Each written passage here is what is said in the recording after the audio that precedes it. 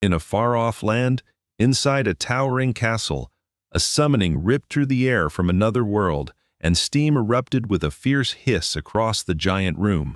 A wall of people suddenly spilled into the middle of the room, and nobody had a clue where they were or how they got there, while a girl in a school uniform trembled in terror, because just a second ago she was headed to school, and now she was trapped in a place she'd never seen. For years, this kingdom has been locked in a brutal war with demons, bleeding losses until it's one step away from a total national collapse. That's why they pulled people from another world hand-picked with real power to throw themselves into the fight against their enemies. And the summoned ones? The rough the call of the king. The 18th generation of arrivals, the ones everyone labeled as the legendary great heroes. A sea of strangers has no clue what's happening, but they don't care about the truth, only one thing: why they're being called heroes, and why heroes is all anyone's saying right now. The kingdom's people can't wait to test their skills, and in the crowd stands a girl with a freakishly rare power, divine scythe. When everyone clocks her as a schoolgirl, pure shock hits the whole crowd because they know this skill is a total game changer. The girl froze when the magician snapped his finger at her, and suddenly everyone else's eyes turned her way. Then she scanned the crowd and realized they all had one rare gift after another, what they call power received after the transition into a new world. Blessings handed out by the gods themselves. The king roars that you can't just hand out skills to the representatives of a world. No, they're a gift from the gods alone, and these summoned outsiders, pulled from another world with divine blessings, are the heroes he's talking about. The crowd's faces are split between pure confusion and wild joy, because heroes with powerful gifts have just been yanked into a brand new World 1 that shouldn't exist. Lady Momoko tries to protest, but right then, a resident of the kingdom cuts her off, claiming she's been blessed with the divine scythe, a weapon that can wipe out higher demons with a single, ruthless swing. The king cracks a proud smile because the group's not just full of mouths, there's real talent among them. And this time the summoned fighters absolutely wow him. Even one of the subordinates hurries forward to praise their master. Calling him my lord, the robed man thrusts the summoned Norio Itanami into the spotlight, then smirks that this hero has zero abilities, and sure enough, the character window shows the boy coming up completely blank. The moment the king noticed Itami, he just went stone still and stayed silent, while the poor young man, stuck in the most ridiculous posture imaginable, waited on his lord to finally react. City life churns, non-stop crowds stream through the streets and plunge into the metro tunnels, while packed, multi-story buildings and offices tower overhead like towering walls lined up one after another. Itanami Norio lets out a heavy sigh, trapped in the grind of another day as a corporate slave, and the subway train is packed to the point of suffocation. He shoves into the crowd and thinks, "This is not where I'm supposed to be right now." The carriage is packed to the brim, so he fumes and juts in anyway, anything to avoid waiting for the next train. And when his desperate squeeze fails, his nose smashes into something soft. A fat man. He jerks his head around, hunting for where he's standing. And then the man steps in and introduces himself. God. All autonomy could think about was his own death until God's word hit. The boy had been summoned to another world, chosen by his father Zeus, the king of the gods. Their administrator is Athena, but the other gods start howling that she's discriminating against men. So these clueless guys get handled by this plump man instead. Norio presses the boy again about the summoning administrator. Meanwhile, the kid has no clue what's coming. Then the god steps in, introduces himself as Festus, and drops a strange new skill into the boy's hands. Hephaestus's first ever gift of a skill, so he came absolutely ready, yet autonomy, trembling with nerves about receiving it, blurted out, "If this is something truly big, I don't know if I can accept it." Hephaestus lifts the masterwork he forged, Asquirsk, master of excellence, then thrusts out his hand and rolls a glittering sphere into Norio's grasp. But it's clear Norio isn't exactly thrilled by this divine gift. The man snaps that the skill is brutally hard to master, but he swears the boy will handle it for sure. Yet those words slam a wave of even worse panic into the room. Hephaestus thrusts the sphere into the young man's chest, boasting that he poured his heart into crafting a skill that's built for excellence. Then the young man eagerly asks to unleash it to the fullest in a brand new world. The boy still remembered that talk with God, the night before he got dragged into another world.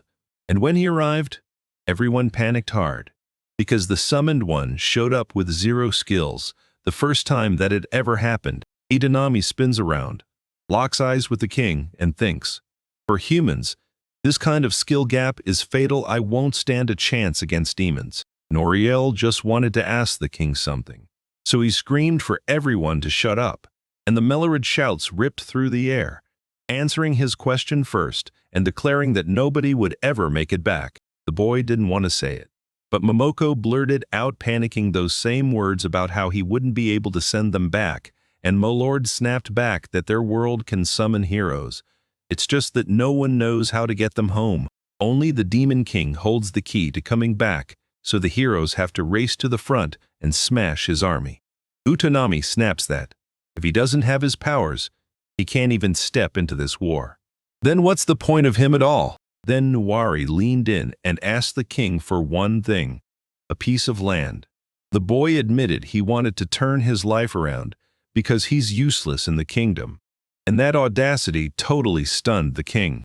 It doesn't matter how far it is from the kingdom, once he grabs that land, he'll disappear and live on his own, out of their reach. With no way back, the boy slams the door on his life as a corporate slave. With pure, unshakable confidence, he's ready to kick off his second life in this world, while the king's men stare in shock at the summoned hero's outrageous brazen attitude. Even though he has zero abilities, Itonami stands with the guide at the edge of a dead, quiet wasteland. And as far as your eyes can reach, the desert spreads out, because from this moment on, it all falls under the boy's control. The man declares that His Highness bought this place for Nuwari and even paid him to, so the young one can live here however he wants. Getting knighted and handed an uncharted land basically meant this place isn't part of the kingdom. And Itami just can't wrap his head around it, because to him, it's normal for a king to go buy land for a hero. The guide practically beams and says, that's the best part, anything beyond the kingdom doesn't belong to it. And since the kingdom never mapped that place, the boy won't owe the king a single coin. Idanami is absolutely thrilled.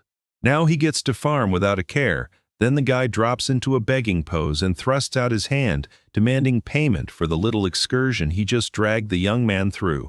As soon as the payment hits, the guide storms out and drops the bombshell: no more demands from the kingdom. Ever. Then he tells the boy to go do whatever he wants, living or dying. It's all on him now. Nori mutters goodbye to the man, but guilt claws at her because they're paying him, even though that young guy doesn't have the skills they desperately need to fight the demons. Staring out over a valley of abandoned fields, I couldn't stop thinking about the fresh new life waiting to start right here, right now. Most folks chase a legendary adventure, team up, smash through every obstacle, and finally beat the deadliest villain to become famous, but this boy? He doesn't want any of that. Utani kicks off his journey, sneering at the king and his people as nothing but desperate fools, and then he trudges past the empty boulders like this could finally be his quiet slice of life, where he just shuts everything out and enjoys peace in this new world. The boy never wants to see them again, so he's hunting for the farthest place he can get, miles beyond the kingdom. He stands at the edge of the sea, savoring the salty breeze like it's the best feeling in the world, certain there's nowhere better to be. He grinned, flung his hands up in joy, felt freedom hit like a wave, and yelled that he'd stay right here and turn this place into his own personal kingdom. First, Nari's desperate to stock up with water now, so he won't hit the same problem later. He plops down on the stones right by the water and tastes it on the spot, convinced it's seawater. He cupped a little water in his palm and tossed it in right away. Then his face lit up because it was fresh lake water, straight from the source. He practically burst with excitement when he spotted a sea creature's tentacles poking out from under the stones in the water. Then the thought hit him hard. Octopuses don't live in shallow water, and they definitely don't live in fresh water. He's not buying it, because right now, The real problem isn't tracking down where that octopus is hiding in the supposed lake. Survival hits first, and they need food fast for the days ahead. He yanked the tentacles, desperate to haul the creature out, but the ground under his feet offered zero grip, so he started slipping, straight toward the water. After going under, Itonami burst back up with his eyes blazing wide open plus that same octopus still chilling on his head. He shot up to his full height, blinked at how insanely salty the water tasted, and couldn't believe it. Then he paused, because when he tried it again, it was totally normal and fresh. Itonami couldn't shake his gut feeling, so he went for his second check and cupped more water in his hands. With an octopus squirming on his head, he guzzled some water and then immediately realized it was still totally drinkable. With pure joy blazing across his face, he yells that the new world is amazing. Then he hauls himself out of the water and realizes there's zero danger here. He rips the octopus off his head and his mind shuts off like a switch, focused on one thing: food. After tossing the sea creature into the container, Itonami snaps to a problem: no seasonings at all, so he decides to cook the octopus right in salted water. Nawari is itching to spark his first fire. He grabs a hunting knife, slices a hole in a dry wooden stick, then carves a neat notch to make it catch. He'll shove the stick into the depression and start grinding until heat sparks into coals. Then he'll scoop those coals straight onto the brushwood he already laid out. Itonami drew in a trembling breath, then poured every last ounce of strength into the very first fire he'd ever dared to ignite. With the moment finally here, the boy ripped into it and spun the stick in his palms at a furious pace, pouring every ounce of effort into it. Then, on the very first try, a flame burst to life, spooking the auto nature right out of him, because he never in a million years expected things to flip like this. Deep under the sea, some poor creature simmered in a pot, perched on a blazing fire. Nori slid out a plate and chopsticks, and as Itonami chewed down an octopus tentacle, all she could think about was how fast that fire caught. With a cocky grin, the boy brags that his survival skills are top tier. Then it hits him. Hephaestus, the god of the hearth, said the young man's talent is pure superiority. Nawari mulled over the man's words, and then she marched straight to a plant-filled field to verify one thing for herself. He whips his sickle arm through the air, screams like a warlord, and triggers his Master of Supremacy ability. A giant blade of light tore along the arc of his swing, smashing everything in its path so violent even autonomy couldn't find the words for it, and it hit him like a shock. He never thought he'd be able to unleash something like that. But the facetist hadn't exactly explained the full power he was handing over, and right after that, it looks like it finally clicks for him. He realizes what a good life really means. He grabs a hoe, and just like he did with the sickle, he goes for it again. He drives the tool into the ground, and the exact same miracle hits. Noir's stunned and absolutely thrilled by what he can do. He crouched to inspect the ground after using the skill, and the land had been ripped and plowed so perfectly that the boy didn't have to lift a finger. His vision of the right bed had basically grown it into existence. Itonami figures out the real secret: Hephaestus didn't just give him skill. It turned that gift into power that multiplies everything the boy grips. He finally figured out that this power could level up his farming big time because it made everything so easy for him, so he didn't waste a second sitting around. He kept working, and in his garden he planted wild, strange seeds he'd scavenged from the city. Nori stands beside his bed and lets out a huge sigh of relief.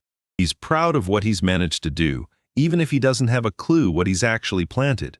If it sprouts and the boy can gather it, food won't be a problem anymore, because the soil even has worms crawling through it.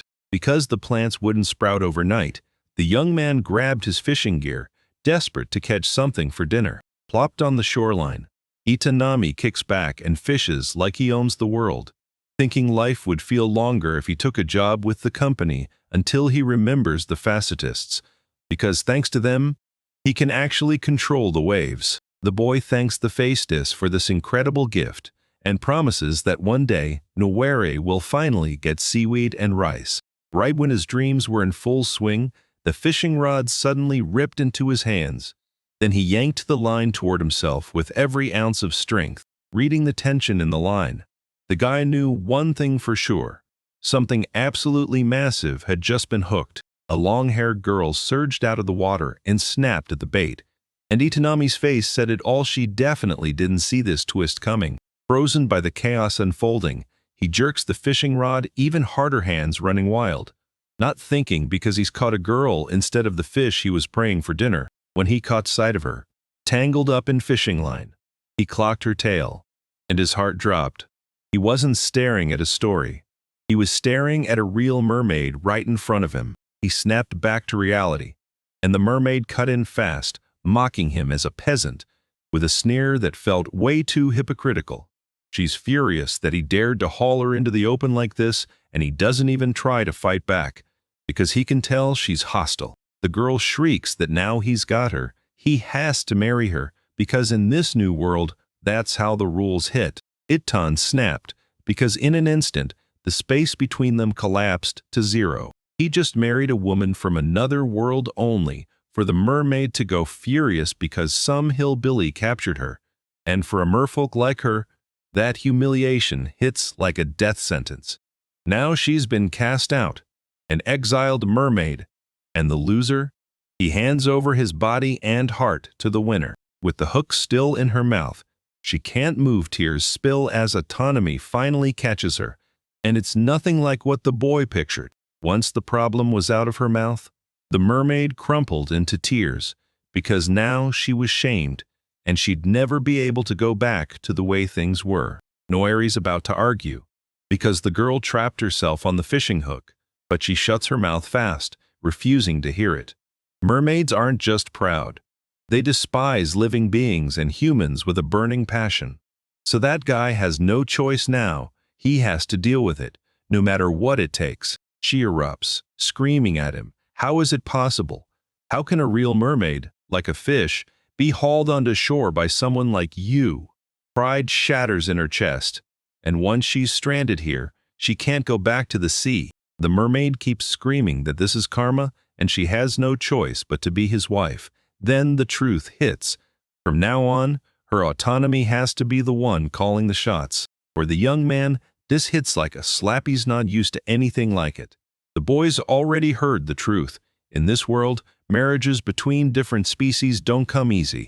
Staring at the girl's tail, he figured marriage was a long shot because he couldn't shake the feeling her wild thoughts would never come true. She pulled out a bottle brimming with some strange liquid and started taking sip after sip like it was about to change everything. After he drank the elixir, a brutal burst of bright light flashed from the girl's side and slammed him into instant blindness. The mermaid's tail slowly transforms into human legs, and the guy freezes in shock, then whips his gaze away in pure embarrassment, because once she gains legs instead of her tail, she's standing there with her lower half completely uncovered. The mermaid flashes a proud grin and swears she won't ever be happy living on Earth until a new chance comes up to have a child.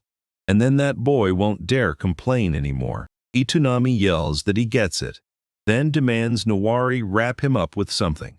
Because the truth is, the young man panicked too hard and just agreed on the spot, and now all he's got left is an empty field, while the girl grumbles that she hates the clothes Noiri handed her. Near the flower beds, Itanami snaps that he can only sew the clothes the girl wants, but he doesn't have a home right now, and he's furious enough to say he won't marry her unless she's willing to wear pants. Even though she's offended, a young man stormed in to plow the field.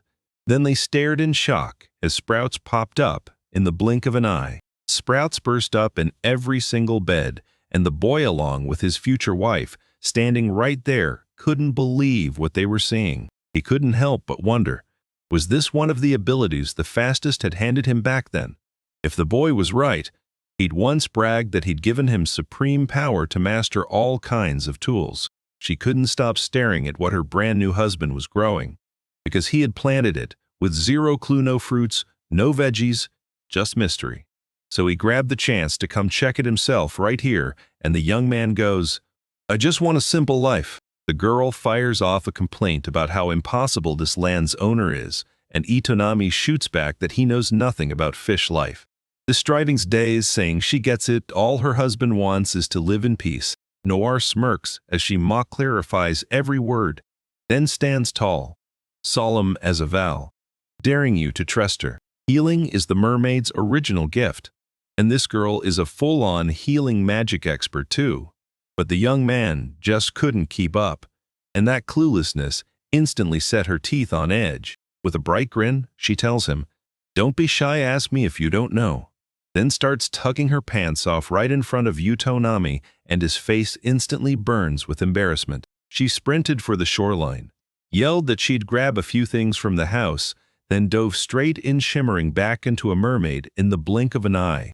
He had no choice but to stare, heart pounding, begging to know what the heck happened. He stormed into the forest, convinced that this mermaid wasn't playing and genuinely wanted him as her husband, while all he really craved was one clean escape from the non-stop chaos of life. Gripping a small hatchet, he realized she might not come back at all, so without a second to waste, Itonami started hacking a tree down, determined to build a simple house. After a while, the boy beams with pride at his own creation, admiring how simple it is and savoring the calm quiet of being alone. He's grinning like he just won. He never imagined he'd whip up a whole house in one single hour. Noiri even brags, "I'm the real deal." Now he sprawls on the bed, breathing it out, because Hephaestus gave him crazy power, but it still absolutely wrecks him. After a brutal day, Itani finally slowed down, and a wild thought hit him. Maybe the mermaid tagging along drained him. Poem back. While Noiri was crashed out cold on his brand new bed, the girl came back, and her sudden appearance yanked him awake. The mermaid burst into his arms, grinning like crazy, still bare below the waist, because she'd chugged the exact same elixir again. In a jumbled haze, Autonomy snapped at her to throw the trousers back on, even though the girl hated them and couldn't stand the idea. He demanded to know where she'd been all day, because worry was eating at him. She stared back at him for a beat, then turned away in silence. With her arms crossed tight across her chest, the mermaid snaps that, in the end, this isn't a human problem. And sure as ever, commoners don't care a single bit about what the girl thinks. Right as she stepped out the door, she told him she was struggling to cook, then the word cooking grabbed his attention like a spark, and they stood there staring at a giant shaitan while an aggregate machine churned out the magical medicine. Beaming like she'd just won the lottery, the girl grins and says, "Mix a dash of magic power with the right potions, and you'll get a medicine with different effects." Then she demonstrates it right in front of everyone who can't use magic. Itonami pressed her for the cold medicine, and the girl puffed up with confidence, promising she'd take care of it later once everything was finally set. A mermaid bolted off to grab something she needed, and the young man snapped at her to stay careful because he was ready to threaten her for lying, but he didn't even get the words out before she was back, showing him a massive fish in her hands like proof. That tuna's called ba-ng, and every bite of its meat is packed with mana. Nori has no clue what any of that even means. He's not shocked that it's magical. He's stunned because the fish is absolutely gigantic. With one swift hand, the girl slices the fish into pieces, and Itonami swears her hands are two flaming swords. Then the mermaid starts cooking. She brings the water to a boil, tweaks the heat, keeps the pressure steady, and grinds the next ingredient into fine powder. Right then, the girl whips out the BAANG fish fertilizer, while Wari eye squares it, wary that it might be fishy fertilizer. If the boy spread this fertilizer across his farm, they'd pull off a faster harvest, and the mermaid's grin faded into pure determination as she got to work right away. Itonami couldn't shake the feeling that she wasn't just doing chores. She genuinely wanted to help him grow those fields. Next day, every single plant burst into fruit overnight. They both stared in shock at what the fish fertilizer did, especially the young man, who'd already hammered wooden pegs for the plants, then grabbed a tomato straight from the bush and took the plunge to try it. Iton swears vegetables taste amazing, Then he points at the girl and calls her an unusual mermaid, while San just keeps staring at that young man with tired suspicion. The girl grabbed a tomato from the bush and took one bite, then her whole mood crashed in silence. Nuri quickly soothed her, because that food might be totally wrong for a mermaid's taste. That's what made it unforgivable. His future wife took one bite and acted like it was pure heaven. Completely stunned that Earth people munch stuff like that every single day, the mermaid yanked the carrot from the dirt, ready to bite into it again and savor that same sweet taste, just a different kind. Itanami stepped in and told her, "You know there are different kinds of veggies, right? We've got to cook them before we can eat them." The girl groaned that it was way too much hassle, throwing a tantrum just because she wanted more vegetables. Then Noari kicked off cooking, dropping the food into the seawater as the mermaids lounged on a rock beside the soup vat. He thrust the plate into her hands with the same veggie dish, daring her to taste it and compare the flavors together. Itanami can't stop worrying that she won't like the food he cooked. Then the mermaid takes one sip of his soup and grins, because it's shockingly delicious. The young man ladled himself a steaming bowl of soup, grinning like he'd won something, because he's already daydreaming about having this kind of happiness every single day, still munching like it's the best day of her life. The girl turns to her future husband and asks, "Tell me, do people always get food this delicious?" Then Itanami snaps back, saying it's not that simple, he'd rather they toss some real meat into the soup. And if they can, he wants them to whip up a signature spice that turns the whole dish into something seriously addictive. The mermaid freezes, stunned that something already delicious can get even more delicious. Nuri grins and says it's all possible with the right seasonings. First, you've got to grind up the spices. He's after miso and soy sauce to cook, since the meat's already waiting. With a bright grin, the boy blurts out that he needs the equipment too. Because Itanami loves these veggies so much, he practically dives headfirst into his secret, mouth-watering world. Then it hit him. He had no clue what the girl's name was.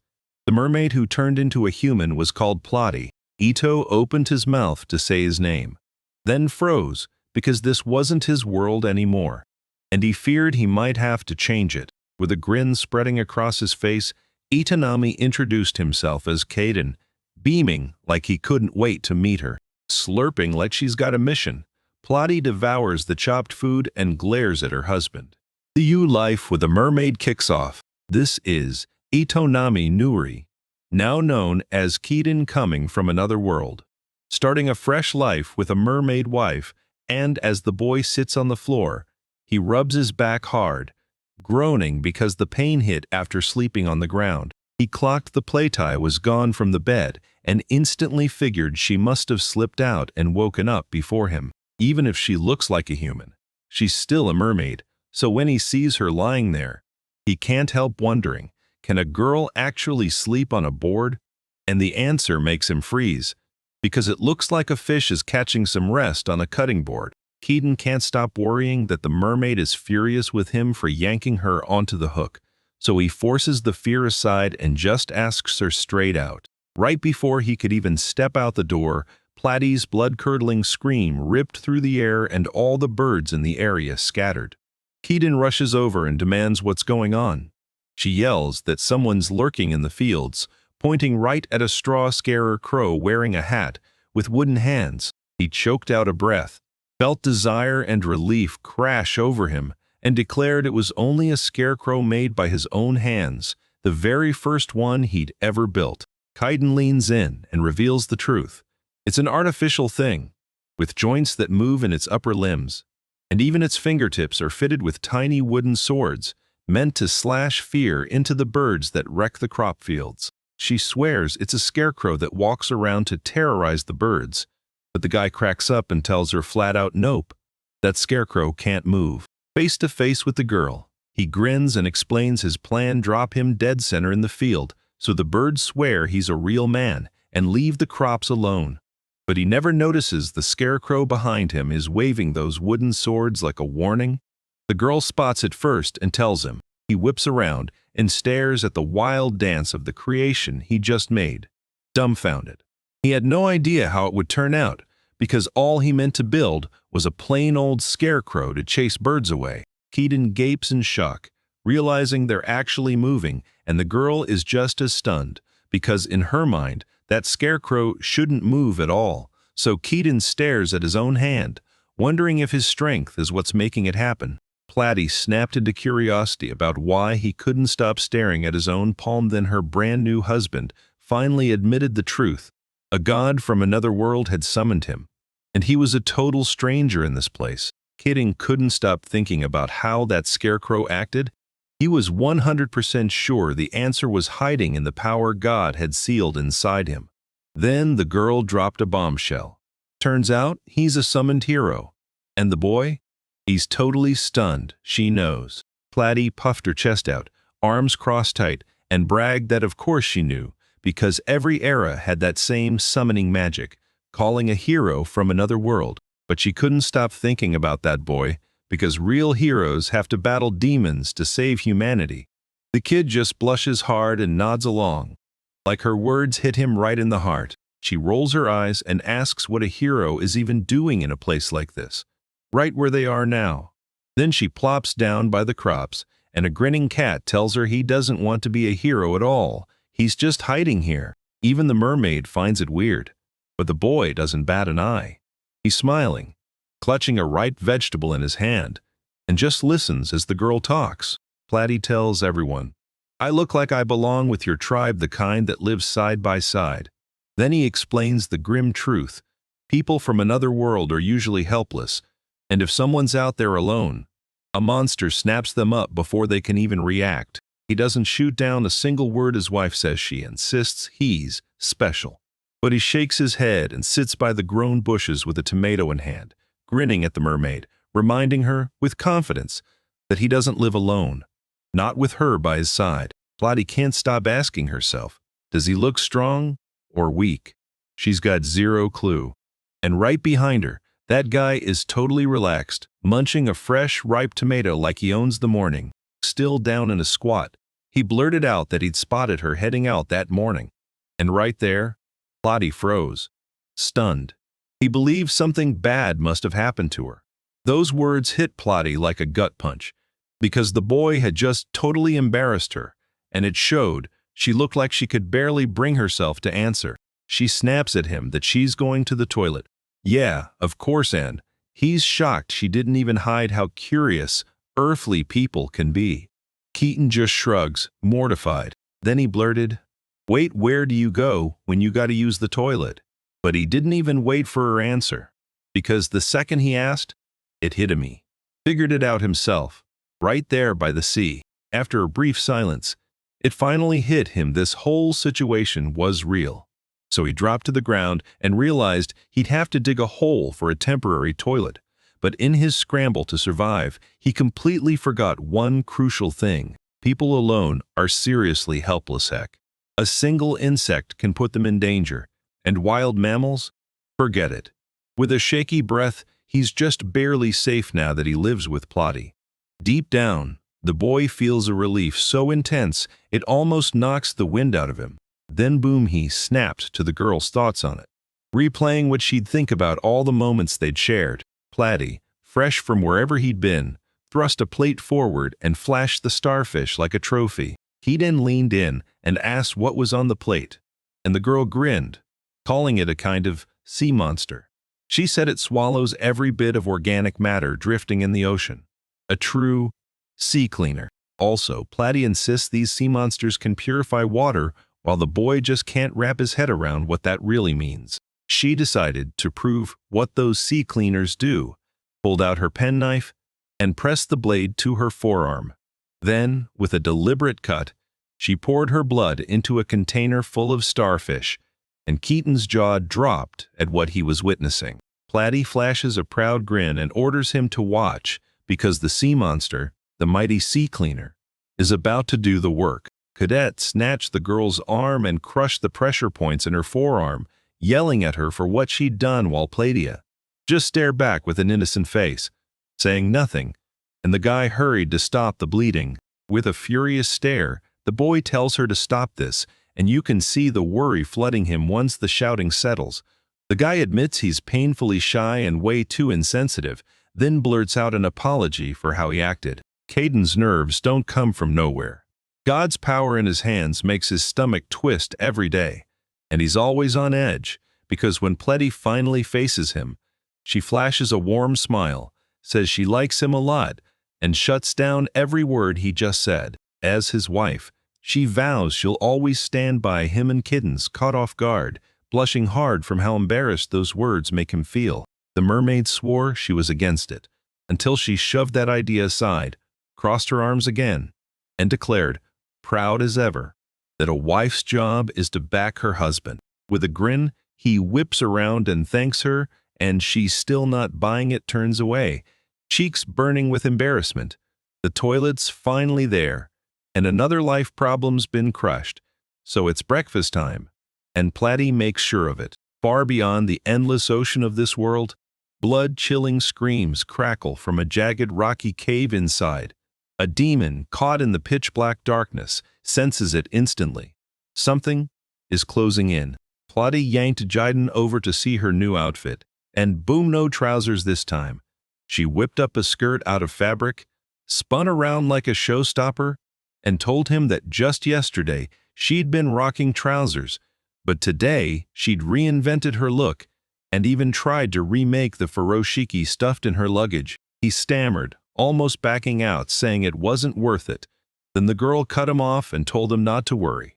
The mermaid breezed right in, declaring that it's the wife's duty to stay beautiful for her husband, like there's nothing weird about it at all. The girl, gripping her work briefcase in both hands, blurted that it feels like ages since she left, and the guy just stared, totally lost on where she went. Then her ears shot up, her bright grin turned wild, and she told Kitten she'd found a dungeon.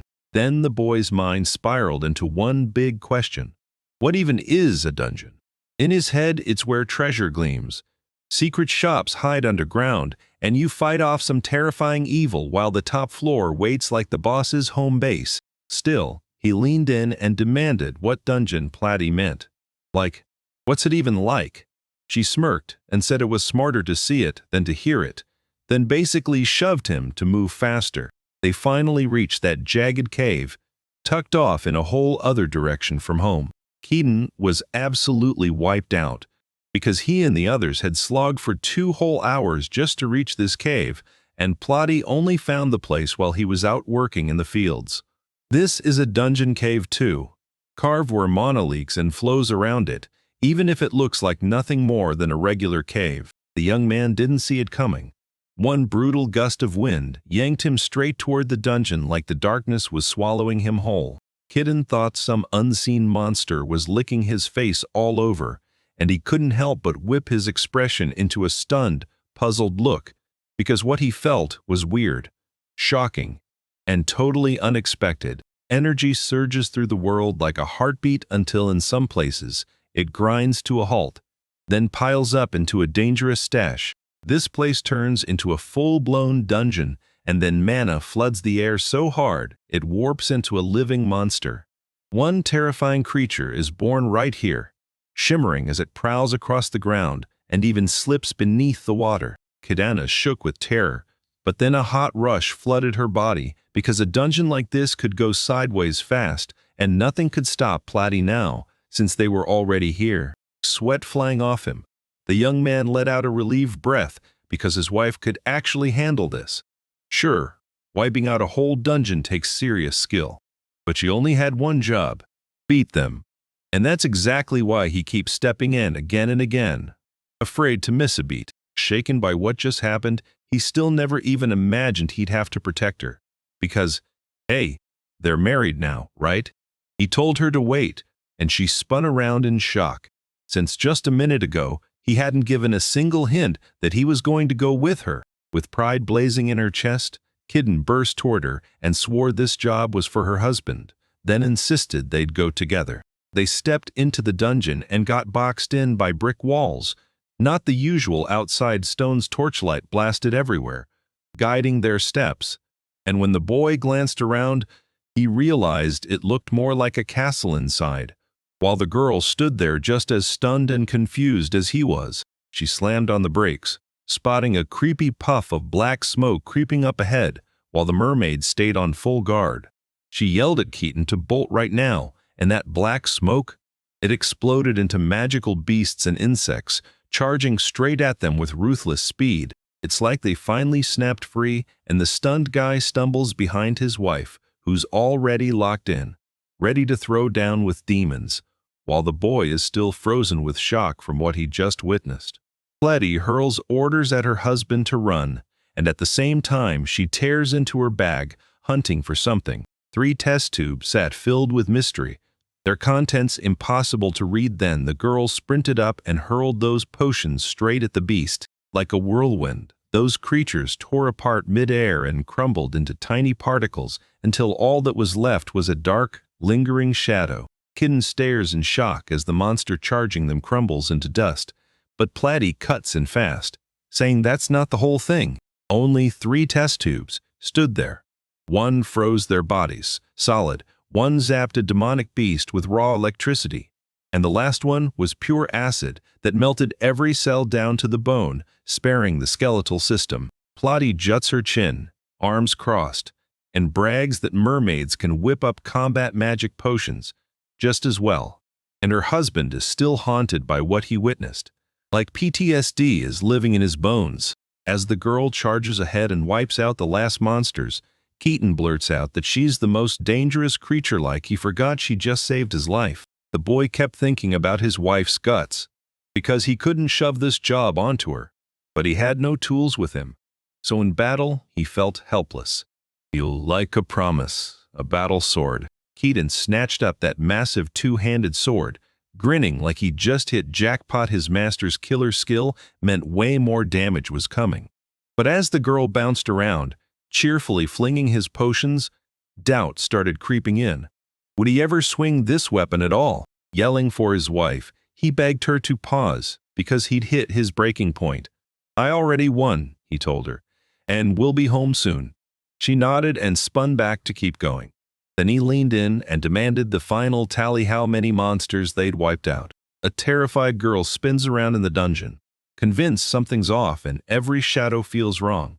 And a young man just keeps his eyes locked on her words, listening hard. As she says it, the dungeon's fine, but that Commander-in-Chief monster is out there somewhere up ahead, maybe deep inside. She wheeled toward Feisky Don and swapped Commander-in-Chief monster for boss, so she could finally explain it to her husband, who didn't get a single thing. She's saying there's a dungeon boss waiting inside, and caves like that are insanely rare, because this dungeon is brutally, dangerously over the top. Point by point, the girl leans in and tells Keaton there are only 2 kinds of bosses for the main dungeons. First, a dragon. Right at the cave entrance, they got slammed again by a brutal blizzard of magical energy so hard the guy actually got blown back a step, but Platy didn't flinch 1 inch. She just stood her ground, fully knowing the terrifying power was pouring straight from where. And right there in the dungeon, the air turns cold. Something sinister is closing in on them, so the young ones rise and brace themselves, waiting for that exact boss to finally show up. Kidding swears he's got a dragon and quizzes Platy about it, so his wife perks up and snaps back, saying it's way worse than any dragon. This is the boss, the Undead King. The king without life, and the darkness of the undead hangs over everyone like the moon glaring in the sky.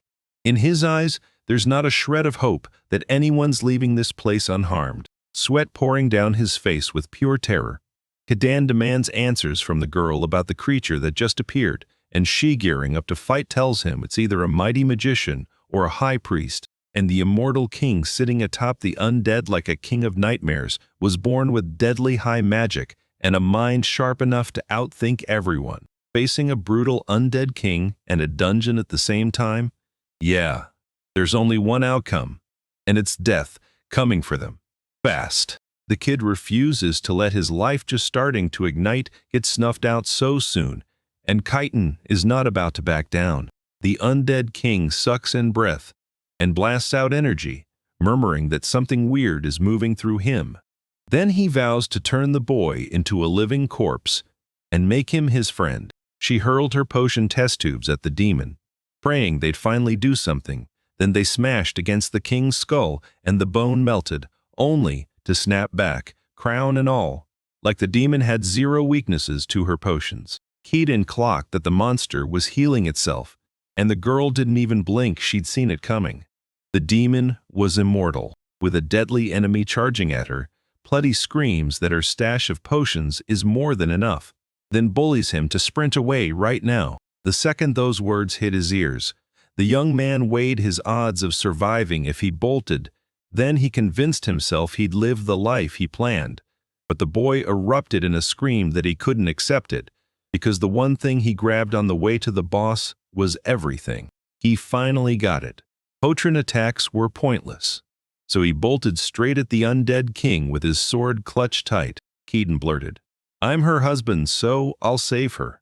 And then he lunged at that magical thing with zero hesitation, because it could turn him into a corpse in the blink of an eye. His words struck the girl right in the chest like gentle hands were stroking her proud heart, and the young man launched toward him like a hawk diving for prey, ready to land a crippling hit, until the king stepped in and demanded he stop. He dropped to the floor and declared he was done for, and Kitten and Plattis just stood there, totally stunned. The king refuses to ever feel pain, and he's shocked when the young man swings open the holy sword, because inside it surges with terrifying power. The dumbfounded boy thrust his holy sword up in front of his face, while Plotty stayed silent, refusing to jump in. Then the monster demanded, "Where'd you get that sword?" Then the monster death wearing a face suddenly remembered the holy sword back in his dungeon, and Kitten panicked, apologized, and reached to hand it over.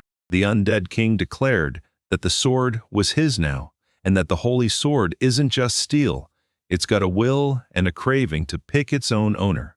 So when it finally chose, it marked that young man as its new master. The undead king has just lost his treasure, and a wave of relief hits his soul as he finally declares that his duty in this world is over. He snaps his sword question. "Did you really come to kill me with this?" Because his body is cursed with immortality, and they swear this blade will cleanse the king. But the boy freezes, hates the idea, and insists he isn't the right person to wield the sword's power. He told them he was from another world, and right then, God handed him power to wield every tool at full power. So, yeah, that's probably how Keaton swung that holy sword. The monster dropped to one knee and bellowed like the sky itself was listening, declaring it was a gift from the gods, the legendary power everyone swore existed, and insisting this exceptional ability wasn't just another skill you could cram into the usual limits. Every single person God blesses earns the right to be called a hero, and they're holy in every sense of the word. The undead king lowered his head to the baffled Kitten, then snapped his gaze toward the people chosen to carry the gods' blessings, begging them to pour a little of their immunity into him. He's left speechless by what he's seeing, and he pleads for her not to push him up to a higher rank, because Plato always figured her husband would be ice cold. The undead king stares in confusion.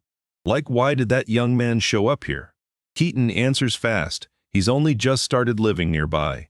Then the girl cuts in, sharp and clear. Their number one job is to smash monsters. Monster fur and bones get baked right into the magical tools, and some of it even tastes delicious. She said it, with pure bliss lighting up her face. Her husband had hit his limit.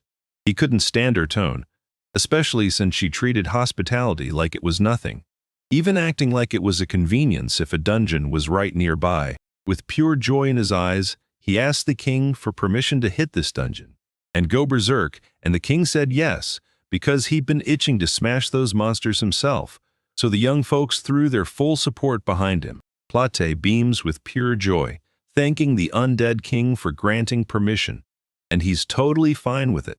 Both of them grin like nothing strange, while behind them, a stunned boy can barely believe his eyes. The moment she realized a real friendship had bloomed between the king and them, the girl stepped forward, introduced herself, and then introduced Kitten, because she was itching to meet those evil spirits. But when Kitten hesitated, he suddenly realized he'd totally forgotten his own name, and Plutty just stared in shock, stunned that the king could forget something like that. If he isn't wrong, he used to be an archbishop in the church before he was ever born. So the mermaid leans in and listens to her new friend like it's everything. Somehow, he got ditched and hunted by the church right as they stormed this place. Inside the dungeon, the entity gulped down all the mana it had gathered, unleashed a brutal spell, and it finally ended him. He's been trapped here for hundreds of years now. The possession is gone, but his mind has erased even his own name, and the king is hit so hard with grief that one tear slips down. The husband and wife feel for the lifeless king, and they're heartbroken that something this brutal happened to him. The entity claimed he was just an old man who'd already strangled his simplest will to live. So everything felt pointless, and ever since the children showed up, the boredom gnawing at him eased just a bit, which the king was more than thrilled about. Kaiden's grin cracked across his face, and Platy instantly caught it. So he leaned in and told his new buddy to come by anytime, promising they'd beam with pride and serve up the veggies Kaiden had cooked. And the boy even called the king Sensei. She perked up and demanded why her husband had named him that, because even in life he'd been an amazing clergyman, and the boy chose that name to honor him. The cursed words landed on the king's lifeless body after he'd rotted in a dungeon for centuries following the spell's hit, yet even so, he still stayed kneeling and thanked them for their mercy. And that's how they earned themselves a good neighbor. Rushing for the exit, Kiddown screamed at the sensei in pure panic, "That sword won't leave me." And the king just erupted in laughter, while the girl's face fell as she finally got it. The holy blade didn't just choose him, it loved him. And that's how he ended up with the holy sword. Keaton burst into joyful cheers, shouting that it was finally done. And the young man couldn't stop grinning, because his creation was everything he dreamed of. Platy fired off a question about her husband's brand new building, and he grinned as he showed her the whole structure, claiming it was a forge furnace. He yanked his holy sword free, stared at its insane power, and realized it could slice through a boulder like butter. Then the girl dropped hints about what the sword was really made to do, so the mermaid leaned in, dying to know why anyone would need a forge furnace. Then he reminded her, right away, that the lifeless king had handed him a gift, sensei. Platy caught it. This guy wasn't rambling at all. He was talking about the manor medal the sensei handed the boy as thanks. The girl practically worships him, calling him a magnanimous sensei, and the dungeon's magic is so thick it turns right into mana metal, then just hands them this absurdly rare treasure. Platy can't wait to see what the boy does next, because once he's got this precious metal in hand, he'll finally be able to make the thing he's wanted for ages come true, and you can bet he's already buzzing with anticipation. As Keaton hammers the forge, the girl keeps staring because the whole blade is pure mana, so maybe this will turn into a legendary magic sword, the kind that usually costs at least 10 gold. He proudly unveils what he's made, a frying pan paired with a knife sharpened to the very edge, blade razor keen. Keaton raced through the shop and snagged kitchen utensils, and he grinned like a kid on Christmas, while the girl stared off in a daze, totally lost in thoughts of a magic sword, desperate to know what it really is. Then the boy started talking, and not just talking. He pointed everything out, naming each one as he went. Like, look, this is it. And the moment he was done explaining, he dove straight into cooking. Keaton slices through veggies with this kitchen knife, then drops them into a freshly forged magical frying pan to sizzle into crispy perfection. Like a Michelin star chef, he confidently shakes in salt and pepper, serving up pure perfection. And the girl can't wait, hanging on every second as she braces for her first bite.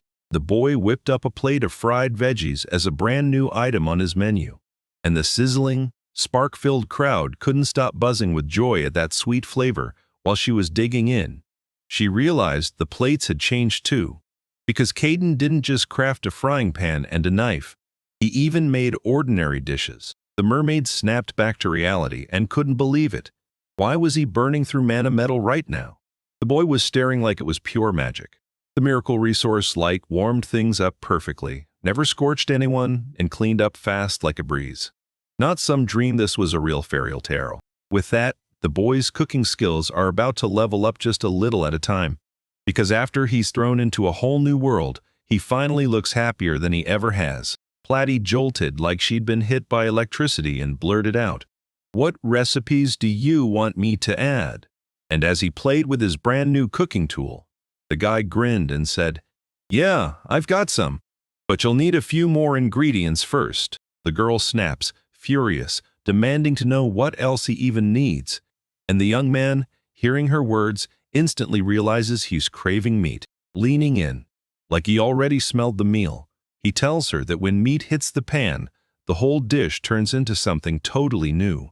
Then the girl can't wait to taste it, and she pulls him along to somewhere else. They push deeper into the forest, and Platy, since she's a mermaid, has never laid eyes on the mountain monsters she's been dying to snack on. He twisted the sword in his hands and figured they'd hunt the old-school way, straight up, human style. The girl nodded too. Sure, there were monster birds and even a boar or deer, but she wanted nothing to do with them. Mountain monsters, though? Those were the only ones she cared to cook. Platy grinned and claimed that, according to everyone, mountain monsters taste insanely good. Then Keaton snapped that this world even uses those creatures as bargaining chips. Then she leans in and asks her husband what he thinks about caves, especially how monsters are said to be born in them. It's a cave dungeon, but the lifeless King Sensei won't let them spill out. He whips his powers and controls every monster inside. If mountain monsters were lurking here, this whole peak would turn into a dungeon. So the girl pushes for a clear, logical answer, making sure the young man gets it all without needing to keep asking questions. They screech to a halt. No way, not here, not nearby. This dungeon was real, and the boy can't wrap his head around it, but the bigger sting hits next. He's furious because there aren't any normal animals around. They can just hunt and eat. As they push into the forest thicket, darkness swallows the path. A headlight flickers off a whole cluster of eyes, staring back like hunters. It's probably animals, but standing in front of them is a terrifying pack of boars, and there's zero chance they're here for peace. Platy lit up at the discovery. Then Keaton started sweating with raw fear, because that kid still couldn't adjust to this new world. He's terrified, because those boars look like they're about to charge, ready to fight them for real. And the girl even recognizes them, saying they're square boars. Bloody was jumping with joy, yelling that this place is incredible because there are 2 dungeons nearby. But Keaton just stood there, stunned and terrified, begging to know why anyone would be happy about something like this. The girl jumps into a ruthless fight, yanking out her potions, and she yells at her terrified husband to hold them back as long as he can.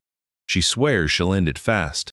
Boars came at him one after another, charging with teeth bared as he clutched his holy sword. Ready or not, he had to fight, because there was no backing out now. Swinging that beast of a blade, he cut the boars down one after another, never even letting a single one land a hit on him. Behind him, a mountain of carcasses sat in the dust. Keaton thrust his weapon forward, wheezing from pure exhaustion, while Platy sprang up in joy, bragging that he handled everything perfectly.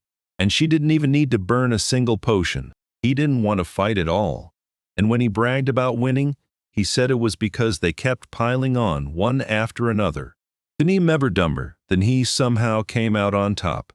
At least now, they can finally eat something besides vegetables, because the mermaid is already itching to start cooking. With all that meat stacked up, she told her to chop it into cooking-sized chunks and freeze it with a potion, while Caden mulled over building a wheelbarrow and a fridge just to keep the food safe. After a quick run at it, the boy crafted exactly what he'd planned, then packed his fridge and a wheelbarrow overflowing with supplies. The young man demanded answers from his wife about those freezing potions. She crossed her arms and smirked like, "You don't trust me?" While the girl already had the full stash. With tears streaming down his face, Keaton whispers, "Really? It's getting better." Their everyday life keeps leveling up, and for her, that's the only thing that matters. She snaps to attention, leans in, and tells him this is exactly how he'll level up his dishes. Then she demands he cook faster. The boy can't help it. He just bursts out laughing at her reaction. Even if it's wild boar, it's still pork. And if a young guy wants the tastiest meal possible, he's going straight for tonkatsu. He wipes the drool off his imagination and only dreams of that crispy tonkatsu crust, while the girl is furious that her husband's out here fantasizing and actually enjoying it. But his dreams got crushed by sour thoughts, because they're going to be short on ingredients again. The real nightmare hits when they try to make bread. And the snag is the eggs Plenty is furious about it. Then he leaned in and asked the girl, "Do eggs exist in this world like the ones from another world?" And she snapped, crushed by the rumor that land lovers here do something similar. Because in the mermaid's realm, you'll never find anything like that. Pletty jabs a finger at a crow sitting in their field, and Kidden shakes his head like, "Yeah, this one's not going to make the cut for the pot." Then the girl pitches a wild plan back up to the mountains to hunt the monster bird again, while the young man absolutely refuses to go. As he steels himself for the monsters he's going to have to kill, a colossal creature rockets through the sky behind him. And with every heartbeat, it closes the distance. A wave of pressure slammed into the boy from behind, leaving him totally confused, so he spun around to find the cause, and right there the girl, locked on the creature, stared. Then the moment she opened her mouth, it stunned him. Platty swore it was a bird or a plane. But Kiddem's gut screamed meteor because it was blasting toward them at full, breakneck speed. The second the creature slid right up to them, tearing the air into a swirling vortex, they knew exactly who it was, because this wasn't some monster at all. And while the girl stayed way less shaken than Kid N, the truth hit hard. That winged beast was a real dragon. They've invaded the dungeon he rules. So this is all about their souls. She points at the mountain they just climbed, and Plotty snaps into recognition. It's the dragon's dungeon. Cadance doesn't even speak. He just stands there, terrified, mouth hanging open, caught in the dragon's roaring wing whirl. The girl instantly realized this dungeon's ruler wasn't a myth. It was him. With tears on the verge of falling, the boy blurts out to the mermaid that he's terrified, remembering what she told him about the dungeon. Having no ruler and admitting her meaning made perfect sense. She'd been drawn to the young man's power. Grinsel Dragon Shroud, yes. That's her name keeps hurling the same question. Who dared invade her royal mountain dungeon without permission and slaughter her minions? And deep down, she knows it was that young man.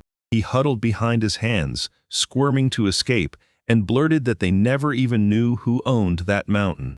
That winged powerhouse still hangs over them like Doom. Keaton blurts out for forgiveness and swears he'll never step back there again.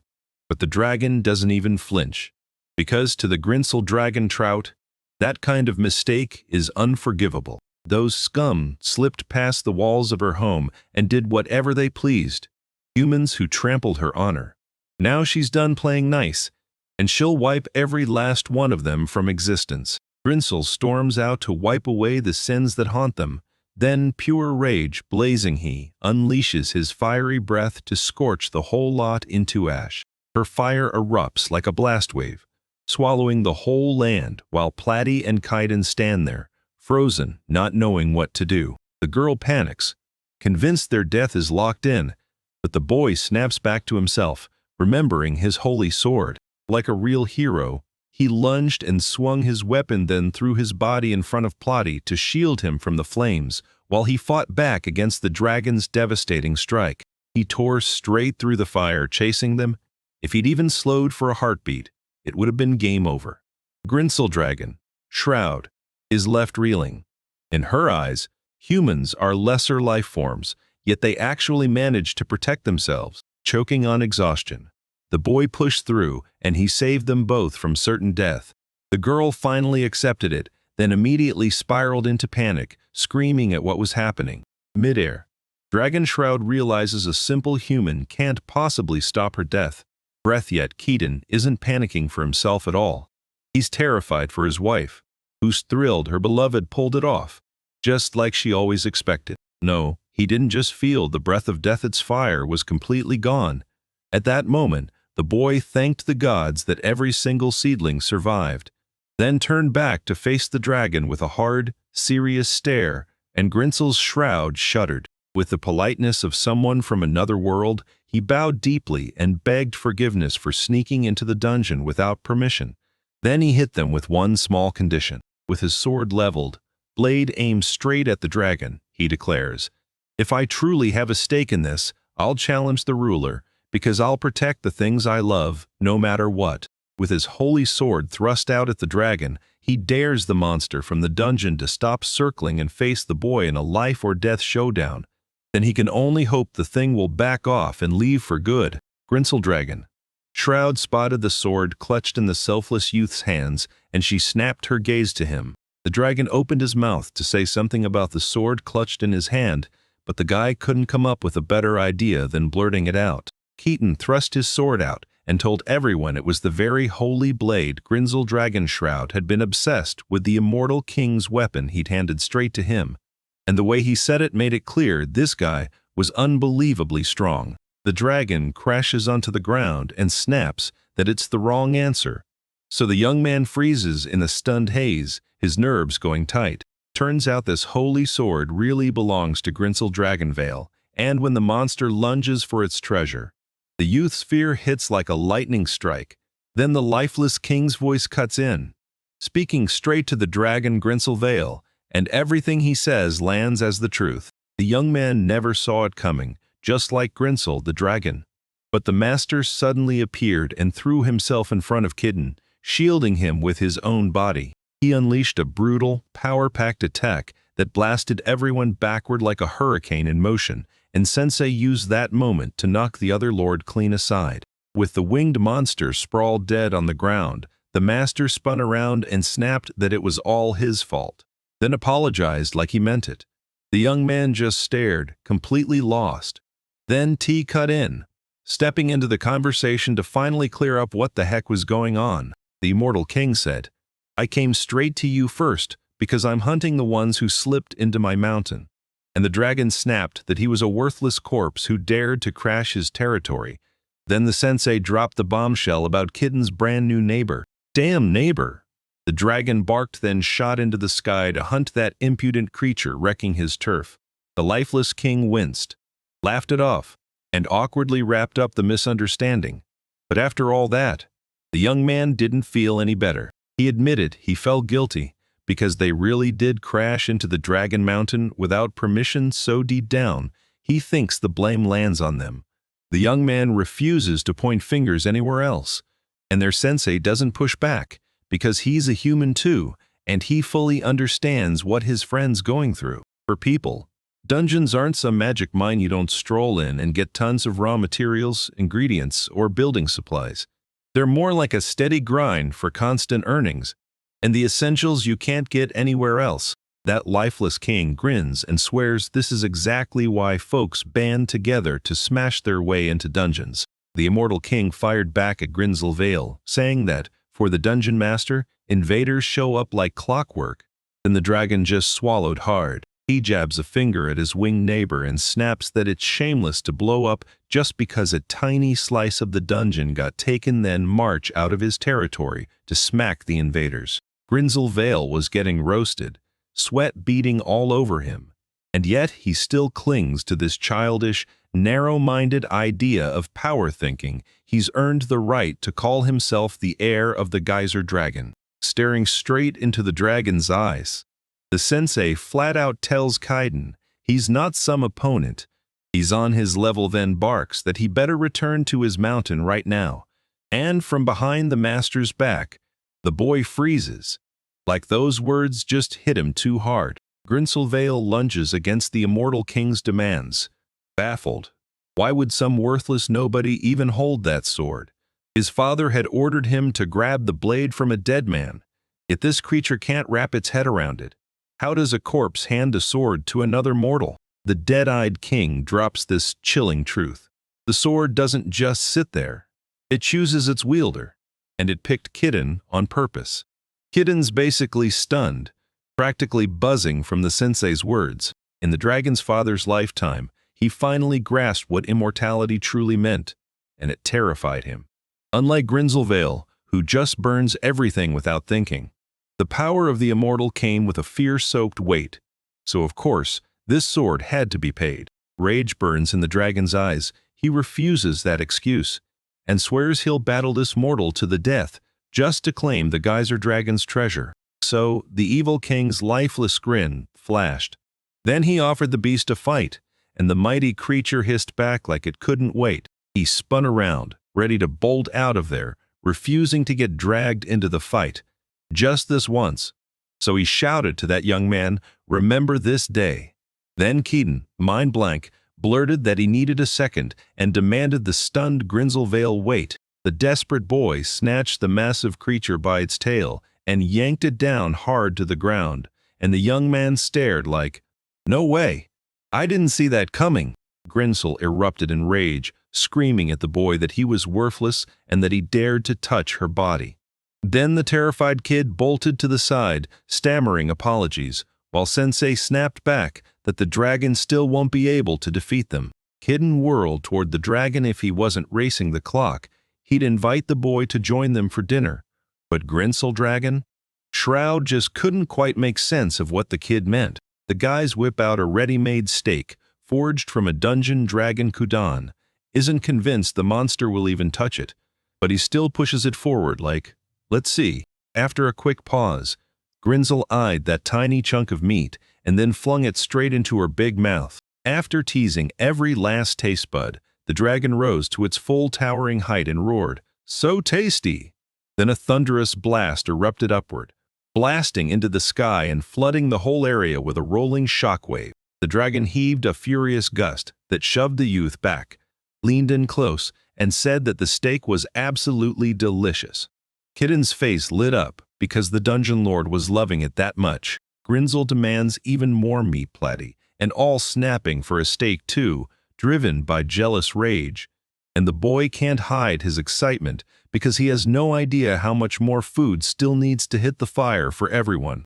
A blinding light flared up behind the kids, and when they spun around, they saw Grinzel glowing like a freaking light bulb. Keaton and Plotty were completely stunned. They spot the dragon's glow blazing bright, then slowly fading as it shrinks right before their eyes, and the young crowd can't look away, watching that gigantic, terrifying silhouette get smaller and smaller with every single second. Meet Grinzel dragon shroud, this tiny girl in a dress with a fluffy skirt, her two tail puffs strapped on with bows, appearing in full, stunning grace. The newlyweds, still reeling, finally accepted the terrifying truth.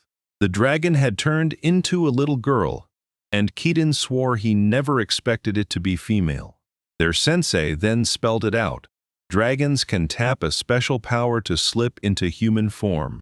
Grinzel, practically drooling with pure excitement, yells at the boy that the steak he cooked is incredible, and then straight up confesses that she'll always love him. The girl sprang up from the table, barking for meat, and right now. Plotty's fuming at the dragon's stunt, because she's next in line and thinks she should be standing there and waiting instead.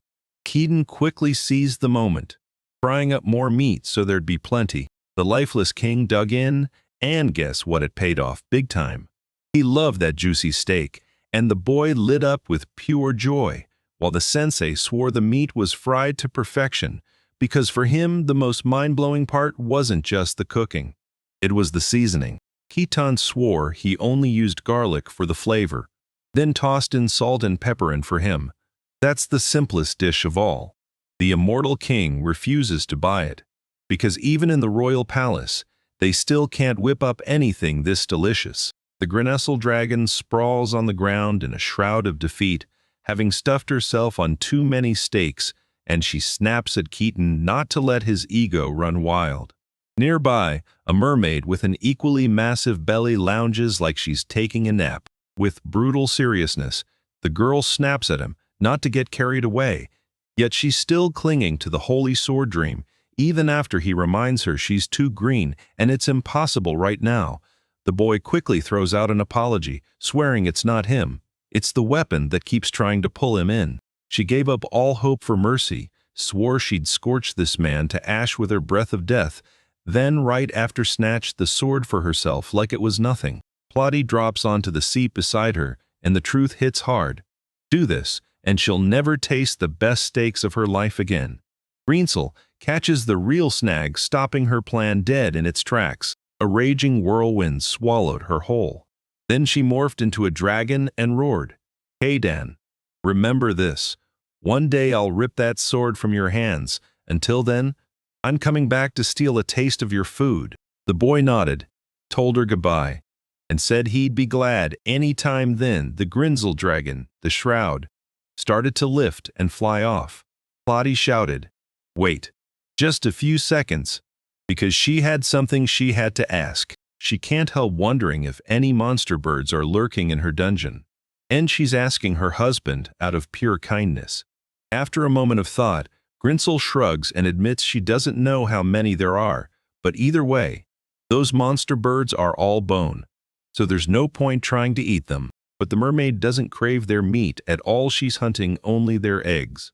And Dragon Shroud can't wrap his head around why they're even after the bird's eggs. Then Plutty blurts out, buzzing with excitement, "If you've got eggs, Keaton's gonna make the meat even more delicious than today." And Grinsel gets struck by lightning.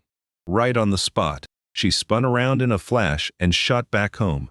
And the mermaid again demanded that the powerful beast with wind-blasting wings stop right now. With her ears snapping upright, Plady beams and braggingly says she's got the monster ecology down, then asks if she can fly with him.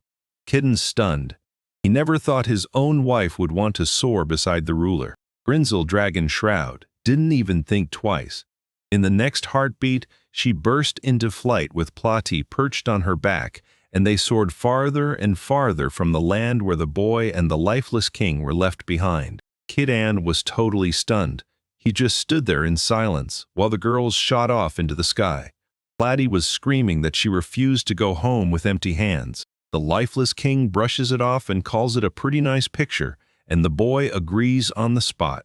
Zero hesitation. Staring up at the endless sky, he grins and says it's way better to be out here breathing in life than stuck doing nothing and getting bored. Keaton steps up and unveils his creation to his wife, and she freezes, stammering in total disbelief, until the boy nods and confirms it himself. He transformed the sword from man into metal. With glowing eyes, Plotty stares at the weapon and declares that this monometal sword will be the strongest in the world.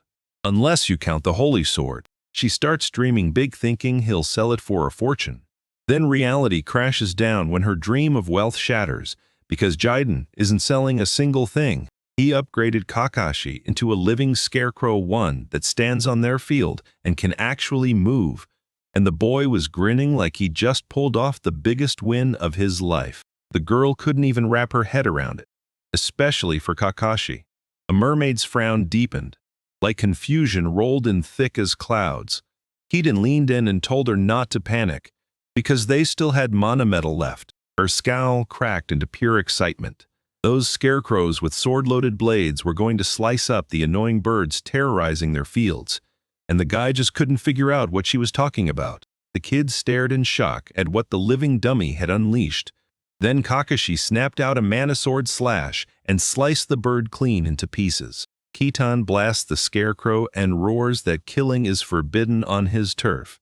And the mermaid's like, "No way, this can't be true." So she looks pretty bothered.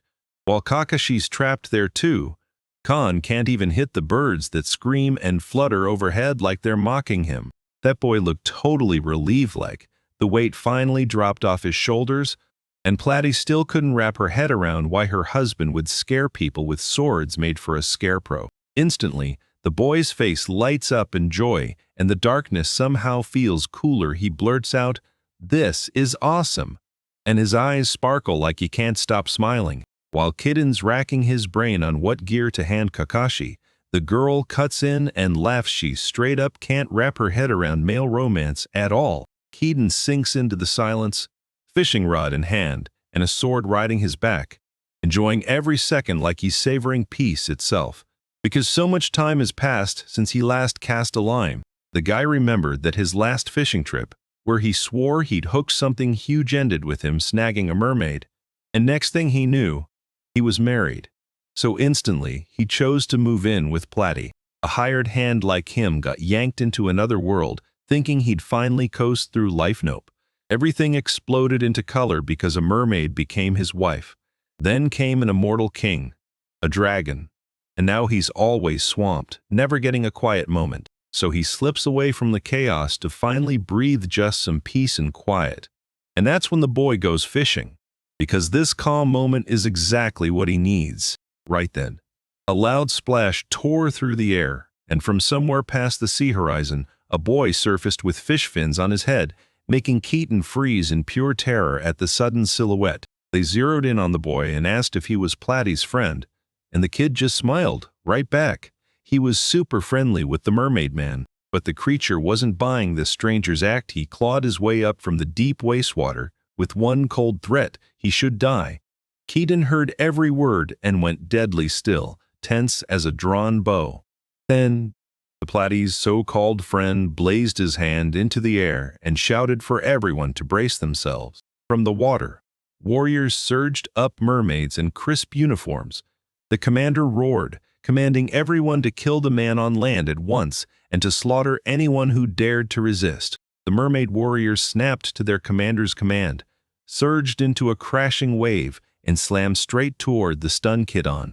They crept closer and closer, leveling their tritons at the boy, and he froze in pure shock, mouth hanging open. Keaton snapped back to reality, yanked his holy sword in hand, and swung it before the Hilton time ran out. With one snap of his hand, the boy whipped a full-blown tornado into existence, and every warrior inside got spun around, trapped, and desperately trying to strike him. With horror dawning on him, Keaton froze, clueless about his next move, while the battered warriors, drained and choking, gurgled in the sea. A frantic Platy bolted toward the commotion, alarmed by the loud chaos even though she was miles from her husband. Then the boy opened his mouth to explain, but something cut him off mid-sentence. A possible friend of the Platy's burst out of the water and shouted her name. Then he got yanked into a tornado formed by the holy sword, right on cue. The girl froze, stunned to see someone she recognized, only for it to hit her. He wasn't a friend at all. He was the brother of the mermaid's wife. They're just a few meters apart, and the air is so silent, it feels lethal, yet Keaton is completely clueless, because Platy never told him she has a brother. The mermaid warriors surged toward the girl in an instant, chanting that she was a princess, while Keaton stood there, completely dumbfounded by what was happening to him. The upset girl stared out at the sea, where mermaids were splashing and shouting for their Princess Highness, asking if she was okay, and then Platy decided, no more hiding, and introduced herself properly. Turns out the one who tried to kill her husband? That's her older brother, Prince Arowana, the next heir to the throne. He stared in shock. Before him stood a princess, and right beside her, the prince himself, so wide his mouth just fell open. Platy proudly crosses her arms over her chest and reminds him she already told him she's a princess. Then she spins toward her older brother and decides to introduce the boy to him. The prince is totally lost, like he has no clue what's happening. The princess suddenly screams that this boy is her husband and that his name is Keaton. The girl doesn't flinch at what it could cost, but Keaton is terrified out of his mind, trying to physically stop her from saying it. Every single mermaid prince included heard those words and froze on the spot, jaws hanging open in pure disbelief. Platy stood her ground and told them straight up, her older brother may have come to drag her back, but she's not budging. She refuses to return to the mermaid kingdom. Then she demanded they carry the message to her mother and father. The prince can't believe it. He calls it unforgivable because the land dweller kidnapped his sister and ruined her. And then he roars at his army, yelling that the battle is back on. Platy's older brother storms in, calls her husband the scoundrel to his face, and vows to erase him and reclaim his little sister. The princess yells for her dear not to panic or feel ashamed. Go ahead and swing back with that counterattack, because the boy clutching the holy sword is terrified to move like that, since he knows her too well to treat her like a stranger. A brutal wind slams in from behind Platy and Keaton, ripping the fish right out of place and flinging them into the sea. Then their second attempt fails too. From the dragon veil, the fiercest wind ripped through the air as the dragon shot toward the roaring sea, and the prince nearly choked when he realized the dungeon master himself had come. A whole army of warrior mermaids shakes in fear because they're convinced this monster is a dragon that'll swallow them whole, and they're terrified it'll wipe them out with a single breath. Grinzeldragan's shroud slammed down beside the humans, and the dragon immediately asked if everyone was okay. Keaton snapped back a big thank you, and the prince just stood there in shock, stunned that these earthly creatures actually made a dragon their friend. The beast cackled that if the boy vanished, there was no way he'd get to taste that delicious meat. So Plenty snapped that he shouldn't let a single thank you go to his head. The girl's older brother tried to speak up to the three creatures, but the dragon clocked it he was completely alone. The prince spun around and saw the sea was totally gone behind him. Then Grinzel's daughter, the geyser dragon, swore that as his reward for not bolting from the dragon, she'd instantly turn him into coal. Kidden drove the mighty beast in the knee, daring it to try again, and the impact made them howl in pain. The boy blurts out that the man lurking in the sea is Pletty's brother, and Fail's jaw drops in shock. Keaton then grabs the prince and invites him to dinner, while the girl's older brother just can't wrap his head around why the boy would do something like that. He shoots out his hand and invites the kid to breathe, talk it out, explain everything, and finally just start getting to know each other. The prince didn't thank him at all. He instantly figured the generosity was a trap, and he refused to hear a single word. Plotty, sharp as a blade, butted into the talk and ordered her brother to rush back to their kingdom right away. The husband blasts his wife with an angry shout, insisting none of this is right, because her brother didn't drag himself all the way here just for nothing. He came only because he's worried sick about his sister. He's convinced he has to listen to every word the prince demands. Then the girl realizes the young man's reaction is way more intense than she ever expected. The elder brother heard that and snapped, "I changed my mind," while Keaton's eyes got swallowed by the prince's blinding light. As a prince, he can't duck out of this fight. His honor is on the line. So he accepts the challenge on the spot, and the boy is left reeling when his brother bursts out of the sea completely naked, wearing zero shame. Kidden snaps at him to grab something to cover up, and the brother fumes that it's rude until the girl smirks, saying she saw it all coming, and shoves a set of clothes at him, including underwear. The boy suddenly understood this nightmare had already hit his wife before, and he wasted no time inviting his brother over. Vale, panic blazing in his eyes, rushes to tell Plotty that Kidden is about to feed him. This could be the perfect shot at a new dish. But the girl just shuts down, silent as doubt, wondering what's even going on. The older brother peered at the home where the newlyweds are living and scoffed at it as pathetic, while the sister, who's tied to the ruling mermaid family, gets to stay in a broken-down shack thanks to Caden. Platty's livid, and the boy's mortified. In his underwear, the prince loses it and roars at the boy, accusing him of slavery and dragging his sister into it. Then Plotty whips his attention toward a whole other building. This is the barn where they stash the meat hauled down from the mountains and the veggies they pull from the fields. And the older brother freezes, stunned not just by how huge it is, but by those strange, secretive walls. Kidnon tells him it's plaster he unearthed in the mountains. And the sister blurts, "Brother, brother!" She jabs a finger at the next building, a brewery where the fermentation happens. Kidden trails off dreamily, saying they're just waiting on the miso and soy sauce now that it's all done. And the older brother looks completely lost at all the foreign words coming out of the boy's mouth. Platty realizes her husband is holding knowledge they don't even have. He cooks like a master and fights like a beast. And Kidden can do literally anything. That warehouse she showed you? It's her magic room, her secret space. And Caden, her husband, always spoils her with nothing but care. While Plotty brags about him, the boy practically ushers the prince over and tells him to sit in a chair. The young man whipped up a brand new dish and just finished a garden table, then called everyone over for tea and lively talk, only to find a girl already sitting there. The older brother was baffled, but Kitten shot back that the kid was Grinzel Vale in human form. Then the girl hustled him along so the boy would cook up a fresh dish. The prince freezes because a dragon is just sitting right in front of him. Platty, furious, spits out that she's always like this the second she asked for food. Kidan unveils his wild new dish, zenzai, and when he plants soybeans for the secret ingredient, the edzuki beans somehow sprout right along with them. Everyone grabbed their utensils and dove into the dish, while the brother moved ultra carefully because this food was totally unfamiliar to him. Everyone dug into the traditional dessert soup at the same time, and the moment it hit their tongues, They all declared it delicious, while brother and sister kept savoring every spoonful.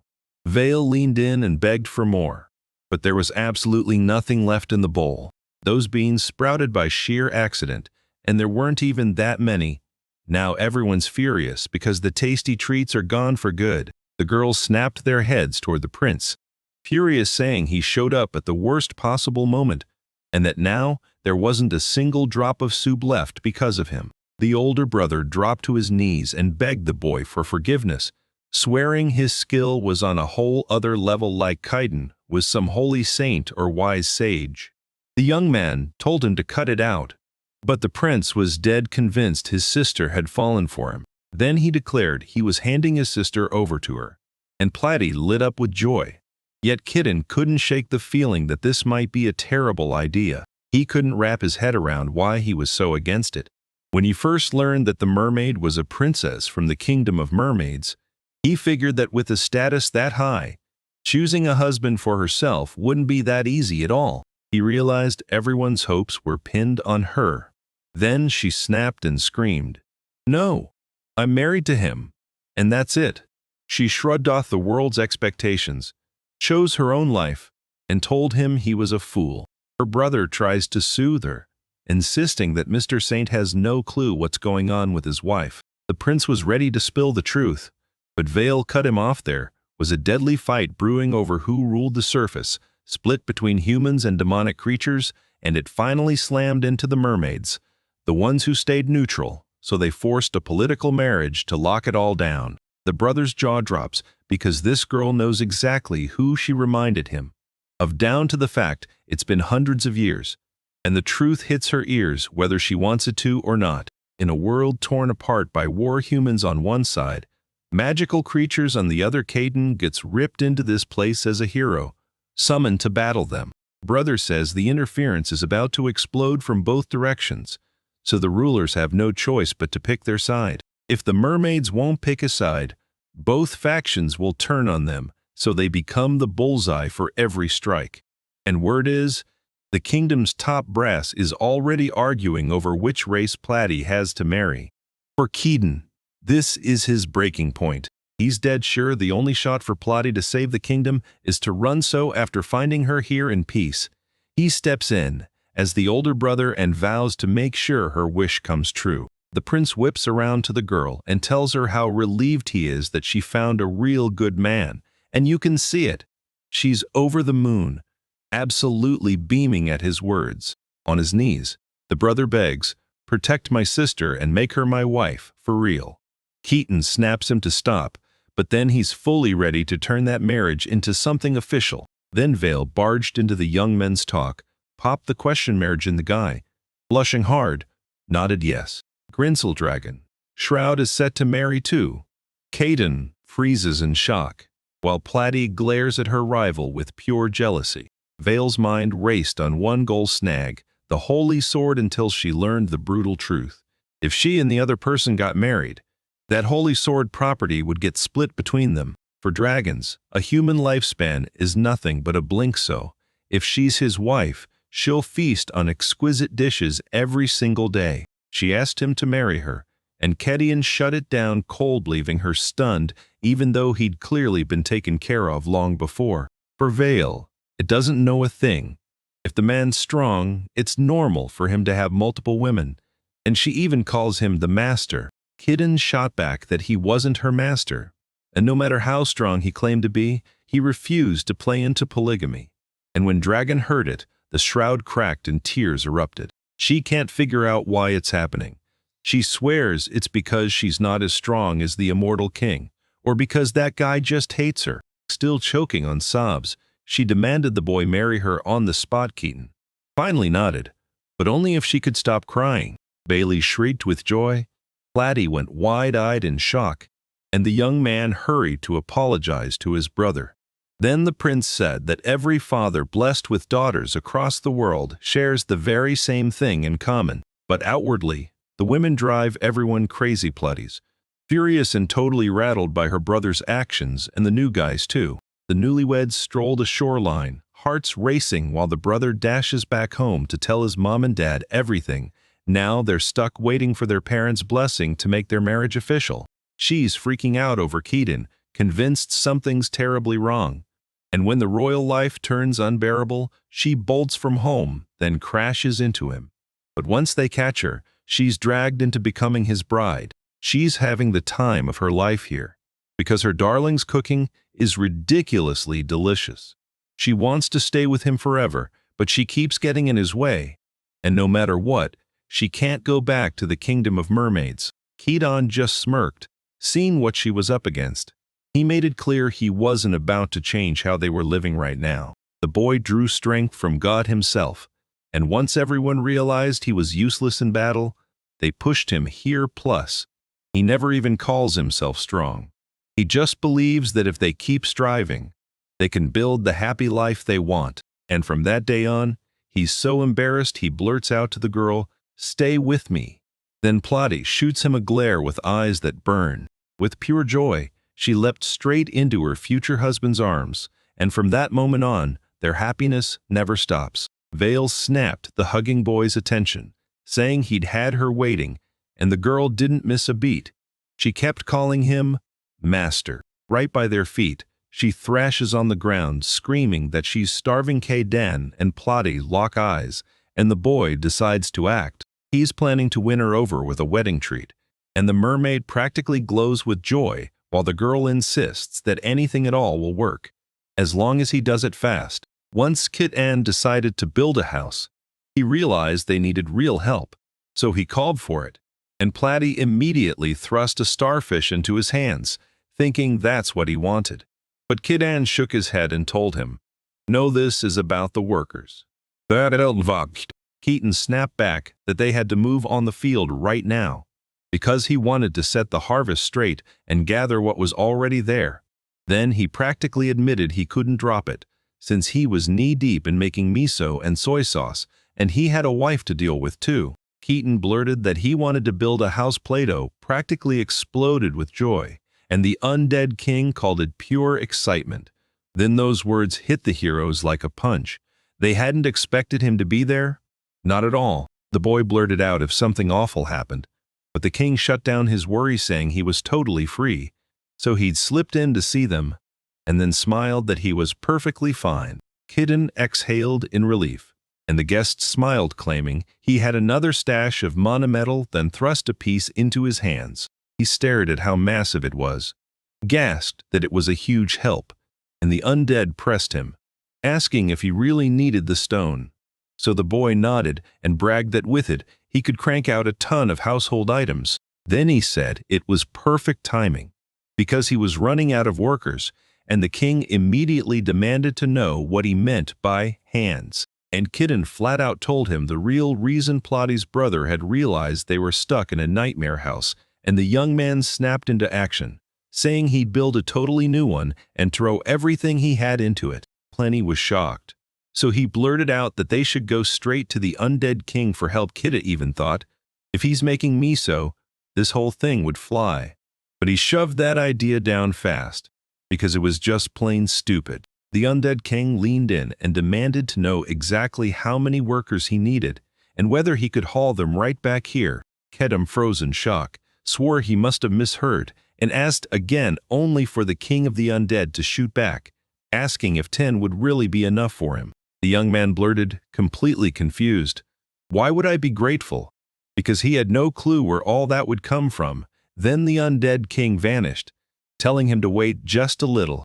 After a while, Keaton and Plotty blinked like they couldn't breathe, because right in front of them stood the king of the undead, and he unleashed humanoid monsters straight from his dungeon, 5 orcs and 5 goblins. He told them the monsters were hatched in his own dungeon, and they listened to every word he said so. He commanded them to obey the saint, letting the young man use them however he needed, and Keaton's jaw dropped in shock. Then he strode up, greeted the monsters, and said, "I'm shyly," but they just stared silent, frozen, and unmoving. Keaton couldn't wrap his head around it until the undead king finally snapped the truth into place. They couldn't speak. Keaton said their brains were only built to obey, not to question themselves or even protect their own lives, and he understood exactly. The king snapped that he didn't have to hand out a reward because they slurped mana straight from the air, so feeding them was pointless.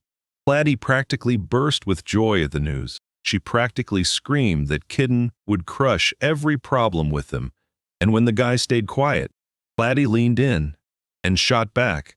"So you really think that?" The young man nodded, admitted she was right, then bowed to the king with real gratitude and thanked him from the bottom of his heart. The undead shrugged and said it was totally fine, then vanished like a bad dream and left him to build the house. So the guy clenched his fist, ready to prove them right. Then he burst out with pure joy, proposing they team up and build an epic house yet. The monsters just stood there, stone still, like he was screaming into nothing at all.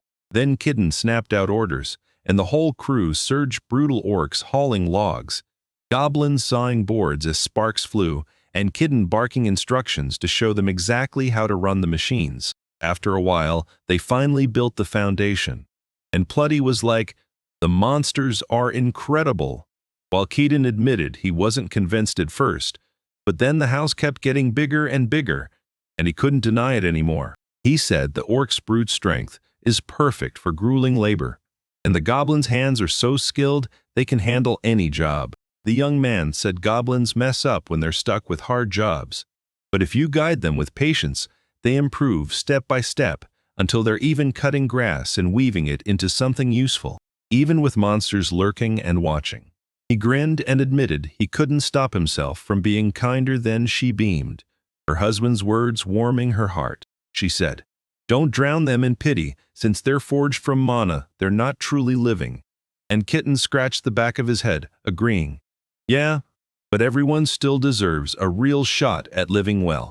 Platy then laid it out. Magical creatures love using these to crush humans, because they'll unleash huge armies expecting the monsters to get wiped out anyway, then just swap in new ones from the dungeon. Keenan was shocked, but he still couldn't ignore it. From food to waste processing, everything was getting handled by monsters. Then he let out a heavy sigh, accepting that this was the world only this. The next second, the goblin stumbled, crashed, and scattered everything he was hauling. Keaton snapped around. He sprinted straight at him, blurting, "Are you okay?" The young man hauled the goblin back up and kept pressing. "Tell me, are you hurt?" The goblin stayed stone cold and silent. Keaton knew they weren't going to respond, but that didn't stop the question from clawing at him. Did he really want to start talking to them? Right then, the goblin snapped back and yanked the boy out of his daze, saying plain as day, "I'm fine." Then swiveling to Kadan to repeat it again, and the boy and Platy were left totally stunned. Then he dropped to one knee again, staring right at him, and begged, "Are you okay?" The goblin nodded. "Yeah, I'm fine." Then he leaned in and called Kitten, "My lord," saying he wanted to work even more, and the goblin beside him chimed in, "Yeah, me too." Keaton's jaw dropped when the other one started talking too. Then goblins and orcs poured in from every side, shouting that they wanted to work for them. Allured, Plotty couldn't believe it. She swore the monsters were acting self-aware now, and the boy shot back, screaming that self-awareness doesn't just pop into existence that fast. Then he stared at his own hands, and it hit him. Maybe this was happening because of the overwhelming power he had in his grip. His skill and that brutal edge made him realize something terrifying. It was too incredible to ignore, so he better learn to handle it with extreme care. The young man clenched his fist and swore that if he poured out every ounce of strength, he could make them listen. So he sprinted straight at the goblins, threw his arms around them, and thanked them with all his heart. Plenty figured they were finally doomed and tried to shut the deal, only for the goblins to explode with cheers and hurl the hero straight into the air. After what felt like forever, that massive house finally stood finished, and the whole crew erupted in joy while Grinzel just stared in stunned awe. She spun around and demanded everyone fill her in on what happened while she was gone. Thuda Dragon snapped for everyone to listen and burst out laughing, before grinning like she'd won and declaring it was her love nest with her husband. Grinzel burst inside, shouting that she had to look around, and Platy lunged to stop her until the dragon in human form stared in awe, marveling that she'd never laid eyes on a building like this. Keaton leaned in, asked her to kick off her shoes, and told her exactly where to leave them. Then Vale looked confused, so he quickly explained that this way she'd never ruin the tatami. She thought it over, kicked off her shoes, and flopped onto the tatami, rolling around as she went. So what kind of bed is this? Then she leaned in, stunned at how good it felt, and Plotty asked, "Are you planning to stay?" The young man said it was totally fine. He built the big house for exactly that. So Plotty's nerves spiked, and he demanded to know if humanoid monsters would be living there too.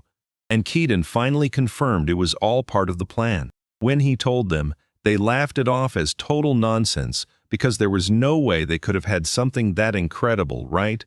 Then they admitted their home was once a dungeon, and Keaton immediately knew this would spell trouble for the undead king. Then he leaned in and demanded they build a massive house for them packed with rooms and apartment building.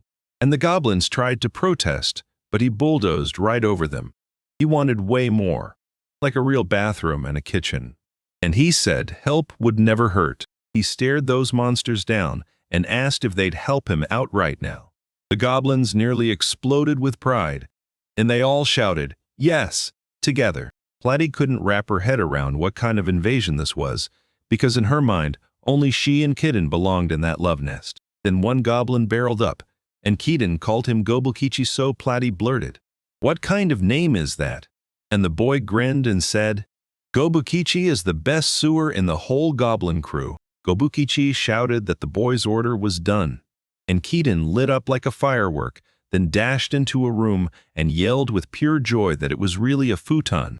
Plotty blurted out what a futon even was, and Keaton leaned in, saying it was the gift he'd made for his wife. Then he bragged that he'd grow cotton right next to the grass so they could make tatami, and he was determined to get a futon in their new home. When he told her to lie on it, she didn't get it at first, but she went for it, plopped down on him, and asked if she was doing it right. After sprawling there for a moment, she gasped and screamed that it felt so freaking comfortable she couldn't even find the words.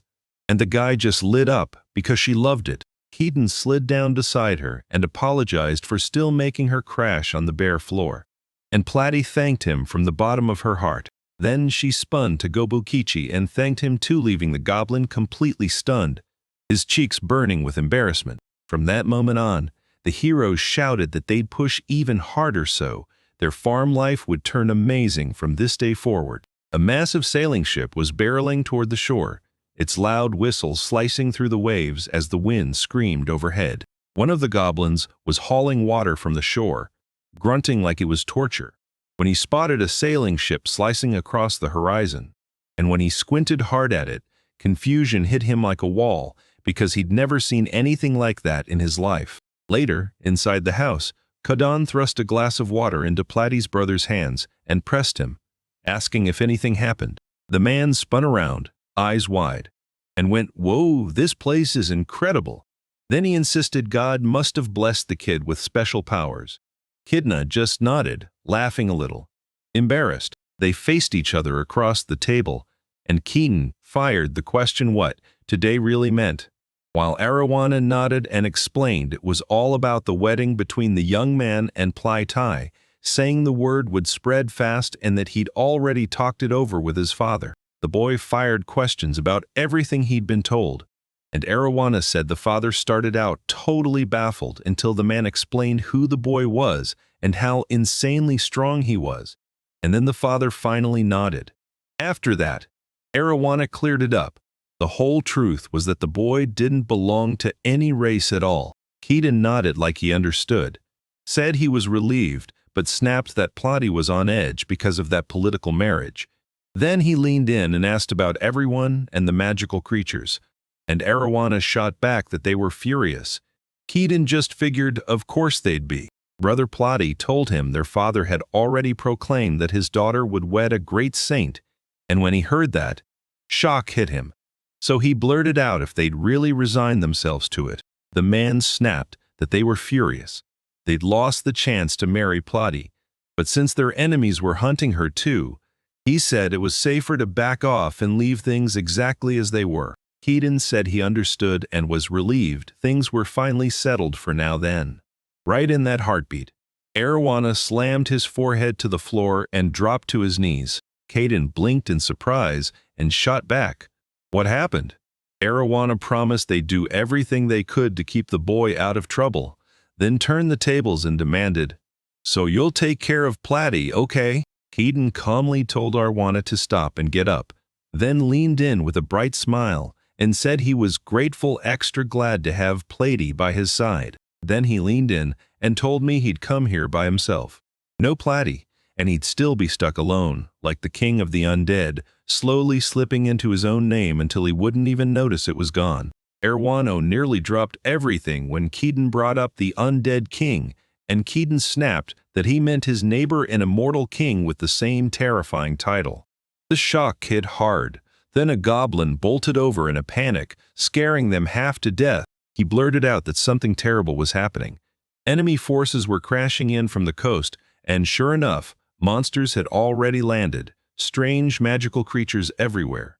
The goblin snapped that orcs and the other goblins were fighting them right this minute, and Caden and Arowana were left reeling, stunned by the news. Keaton blurted out, "Did magical creatures really show up here?" Arowana snapped that it couldn't be possible, this place was a top-level secret. And Keaton? He went completely slack, stunned by the answer. Then, out on the horizon, they finally spotted a ship, and Brother Platy swore it was packed with magical creatures. Keaton turned to the orc in front of him and demanded to know if Orkubo, who was right there at the scene, was okay. The orc slid aside, and Keenan's eyes locked on a demonic woman kneeling in front of him.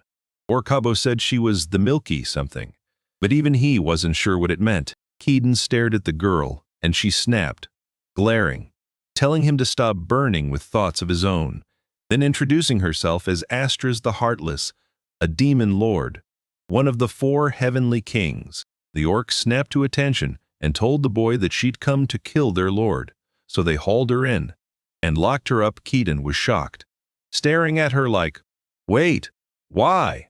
Then his eyes drifted to the pile of bones on the ground, and he demanded what they were. The goblin grinned and said those bones belonged to skeleton warriors, all of them guided by powerful magical creatures. He also said there were about 100 of them, and they wiped them all out. Kidhan was stunned, because 100 versus 10 shouldn't lose. The young man charged up to the monsters, admitted he knew exactly how dangerous they were, then begged them, "Don't take any more risks, because if they died, he'd be crushed." The monsters swore they'd die for him. Keaton snapped with outrage because just moments ago he'd said it was impossible. Asteris fumed because everyone was ignoring her. Then Arowana showed up and demanded how she'd heard of this place only for the demon lord to go wide-eyed when the prince of the mermaid kingdom walked in. She snapped at him that their easy life had made them stupid and warned them not to underestimate a demon's mind. Then she dug her nails into the rope, cut it clean, and declared, "Even if an eternity drags on, you'll never get it, so I'm getting out." Astri shot to her full height, yanked her sword free, and declared she'd snatch Princess Platy and cut down that thief, the great saint. Then she snapped the blade toward Keaton and said she meant him, and the whole crowd instantly went on edge. Arowana said there's a demon lord atop the demon ranks 1 that hungers for blood, and when it storms the battlefield, even its own allies shake with terror. The man bolted ahead, insisting he'd figure it out, but Keaton snapped, "Stop," and the undead king demanded the same thing. Keaton spun back with a grin, while Arowana stiffened, and the undead fired off, "Why is it so noisy?" Then the man spun around the moment he spotted the king, bursting into a cry, and Keaton grinned as he stepped in to introduce them. Astra and Arowana screamed in terror, blurting that he was the world's scourge. Then they froze when the boy actually knew his name. The dead-eyed king claimed he'd heard the demon was coming for Keaton, and the boy nodded, confirming it. Astras's nerves snapped tight as she stared, trying to understand what was unfolding. Then she caught a strange sound hanging in the air and whipped her head up. She spotted a massive dragon overhead, and it swooped down just to demand what was going on. Then Keaton stepped up to Grizzle and greeted her, while Grizzle's partner Astras nearly froze at the sight of him. Lady leapt off the dragon and bolted straight for the hero. She fired off, "Are you okay?" And the boy nodded, saying yeah. Then Arowana pressed, "Where'd you go?" And Grizzle spilled that they'd been trekking through the mountains, hunting for tonkatsu eggs. Ashtrays hit the ground, and the dragon admitted that afterward they spotted a demon ship out on the ocean and couldn't stop their curiosity. So they came back, and then the dragon demanded, "So this lower demon is really here to kill Kadan?" She warned that hurting her master would turn her into your enemy, and then she went even darker. She said demons were nothing but worms, and their whole race would be wiped out. Keaton lunged to stop Vale and the dragon, stunned, and he apologized on the spot. Then the boy stepped up to the demon sprawled on the ground. Then he threw out a deal: if she promised to stop being their enemy, they'd let her go home, and everybody stood right behind the hero. Estra cut him off on the spot and warned him not to insult her because she was one of the 4 heavenly kings. But her whole body trembled with terror, and she forced herself to steady her nerves, terrified that losing control would dishonor the demon lord's power. She clenched her fist, rose up onto her feet, and shouted. She had a counteroffer. She leveled her sword at Kitten and demanded a one-on-one duel, and if he won, she'd actually listen to him. Grinsel erupted at the demon's nerve and vowed she'd roast her right now. But Kitten snapped in and said nobody was going to block him from living in this world. Plotty's cheeks flared as she blushed hard and felt completely flattered. The boy yanked his sword up and shouted that he'd accept the demon lord's challenge, while the woman's eyes narrowed at how reckless he was, and she snapped into a battle stance too. She stared at him and decided that even with strong allies behind him, he was still just one easy target, so she went for the grab. Then she stared closer at the blade and bam, she realized it was the legendary dark sword. Dr. Schwartz, Herr's rips. Her grit vanished, the sword slipped away, and she instantly blacked out. Everyone gasped at that, and Keaton snapped, "Why'd you faint?" Grinsel grinned and proposed burying her so she'd turn into fertilizer for their fields, until Keaton slammed down and stopped the dragon. After a while, Grinsel tore through the sky, gripping Astra in his paw as she shook with terror high above the ground. Keaton demanded she go back home, and she hated every second of it. Meanwhile, the sailors went wide-eyed at Vale, ditched Astris on the spot, and bolted back. The girl snapped back to herself, whipped around toward the dragon, and demanded, "Why are you serving him?" Grinsel let out a contemptuous sigh, then shot back with an ominous stare like, "I'm not going to explain a thing." Then she flashed a smile and told herself nobody was allowed to know just how insanely exquisite the master's dishes were, while Astros kept on flying in her paw, buzzing over this mystery guy who had just shut down 2 disasters. After everything that just went down, Keaton, Platy, and Griesel finally caught their breath and still stared in shock at what they were seeing. Right in front of them stood Astras the Heartless, flanked by 2 demons. The boy blurted out, "Why are you here?" And the goblin who brought them said they had one thing in mind. They wanted to talk to him. Platy bolted toward Astra, screaming at her to get out, and Caden grabbed the moment, telling her to breathe and spill exactly what happened. Right beside her, the 2 demon girls leaned in and asked respectfully, with shaking urgency, to let them talk, because the Demon King's army had tossed them out. The heroes were stunned, and they fired back, insisting it wasn't true, because she was the only one kicked out of the army, so she had no right to tell the demons to go back. They demanded to know how she could say something like that, especially since they'd sworn to serve her for the rest of their lives. Then Grinsel in human form visibly didn't take it well, so she transformed into a dragon, roared for silence, and warned she'd torch them to Ash Kitten, snapped in, and threatened to ground her and leave her without dinner. The dragon wheeled around, and the demons cringed behind Astra as the boy snapped, "So why are you left out of the Demon King's army?" She dropped her head and admitted she'd blown the mission to capture the princess, then revealed how her monster squad got wiped out, and that wasn't even the worst of it. She said letting a dragon loose and wreck the battlefield was a grave crime. So Keaton pressed her for details. What kind of dragon was even tearing through the fight between humans and demons? Then he stared at Vale. She folded her hands behind her head and told him flat out that someone had ordered her back. Asterisk realized that's exactly why they tore the title of Sky King away from her and kicked her out of the country. The demon girl beside her hissed that the war meeting felt dead. Wrong. Because the order was slammed through in a panic, like they were rushing to erase her the moment the demon lord stepped out. And then another girl snapped. It's Mr. Riverian, he's behind all of this, always scheming. And now it's finally his move. Aster stepped in and snapped that blaming anyone was pointless inside the demon army. Strength was everything, so the failure was on her alone, because her helplessness doomed the mission. Keaton finally saw the truth: this exile wasn't random at all.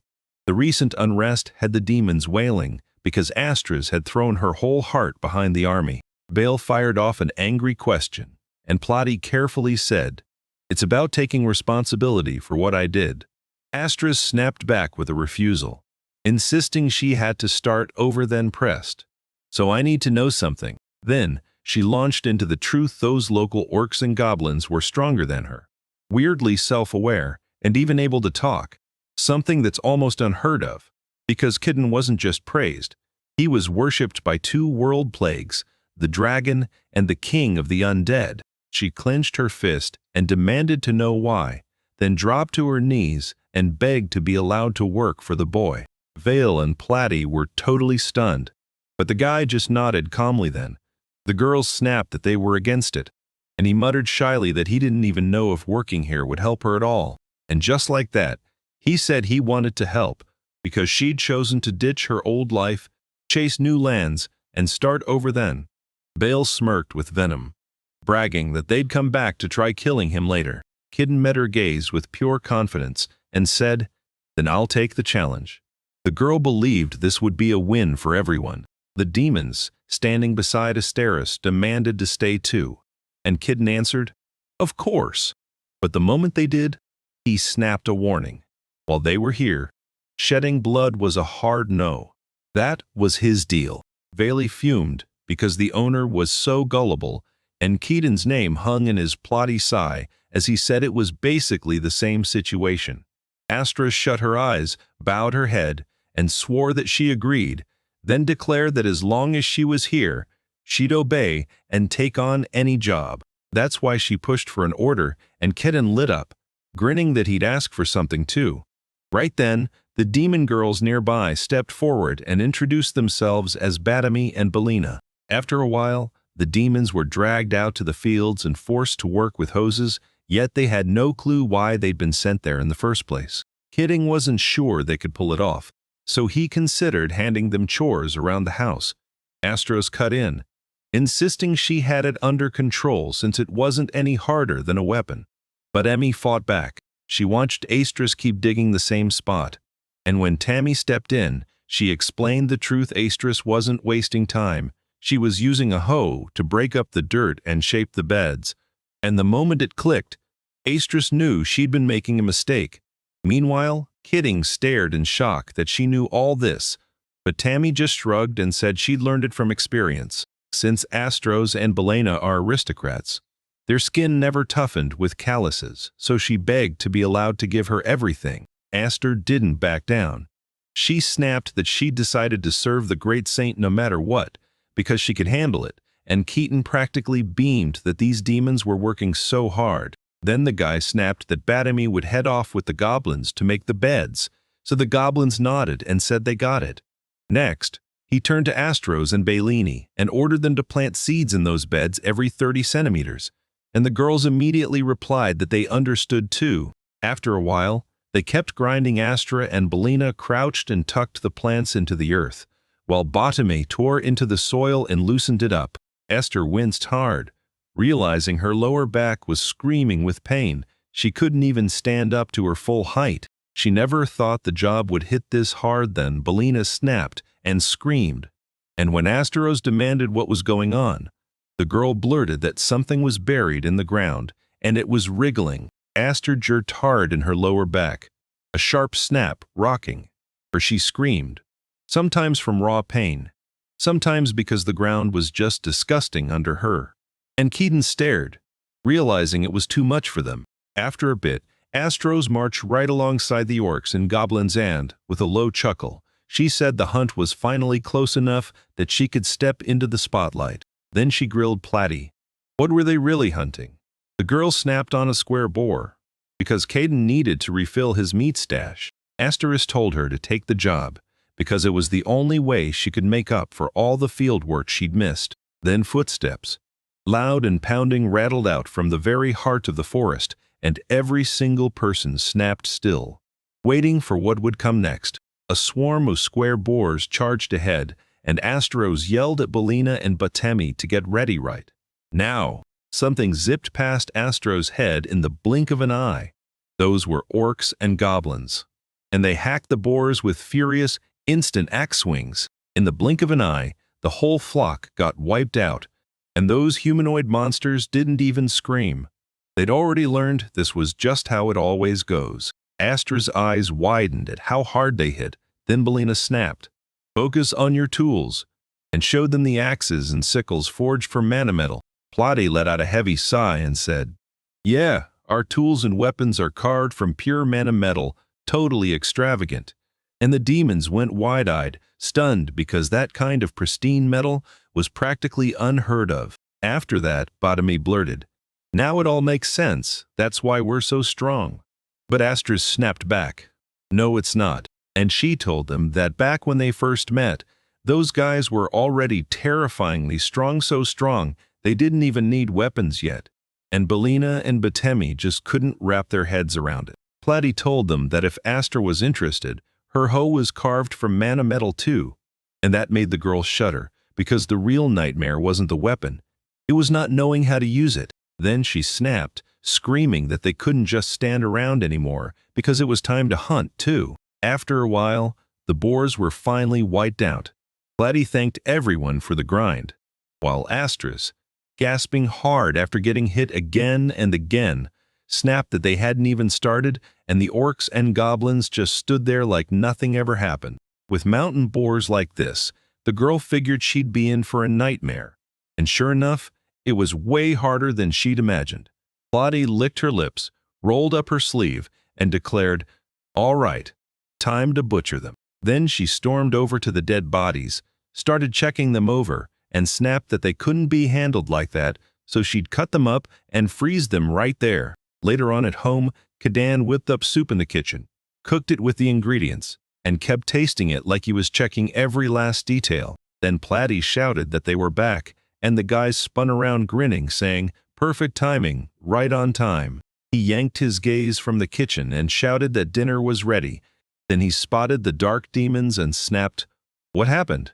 Platy swallowed hard and told him the whole day went nothing like they planned. Asters kept her head down and admitted she used to be one of the 4 heavenly kings, terrifying to both humans and mermaids, until she lost that title and came here to lick her wounds. Everyone around her was brutally strong, and their weapons? Nothing could match them. And that's when she finally understood. She was powerless. Kitten shot back with a confident grin, insisting she wasn't. The woman went wide-eyed in shock, as the young man stepped in and said it wasn't about her strength or influence at all. It was about the people who vowed to stand by her, staring straight at Bottom and Belina. This means her charisma power is real, so she needs to trust herself, and then she'll blaze open brand new paths. The girls lit up, shot looks at each other, clenched their fists hard, and grinned like they couldn't wait to go for it. Then Kitten snapped, "All right, time to eat," and Vale's smile lit up instantly. The guy pitched the idea to dine outside because the weather was perfect, and they set the dishes down in the yard. Everything looked so mouth-watering they all just pulled up a seat and dug in. Aster fired off a question. She'd never seen food like this. Before then, Vale jumped in too, and Keaton finally spilled it. Grilled boar meat served with ginger, alongside tonjiru soup. The girls didn't buy it for a second, but they still swallowed their doubts and took the plates. Then Astrice took one bite, and the shock of how delicious it was made her burst into tears, freaking Keaton out completely. Platy and Vale looked wildly happy as they dug in and ate fast, and Kaiden lit up seeing it, telling him to chow down on whatever they wanted, enjoy the moment, and come back for another round tomorrow. Back in the day, Asters hauled a basket of food and snapped that she couldn't spot Keaton or Platy anywhere, while Belina answered, "They've got business out at sea." Asters nodded, told her she was done picking vegetables, and asked what else she needed to do. Then Belina snapped back that all that was left was weeding and getting the house spotless. Vales snapped at Asterisk to plow and work. Then Asterisk sprawled on the porch and warned, "Anyone who won't plow won't just struggle, they'll starve to death." But Temmie snapped, "So what about me then?"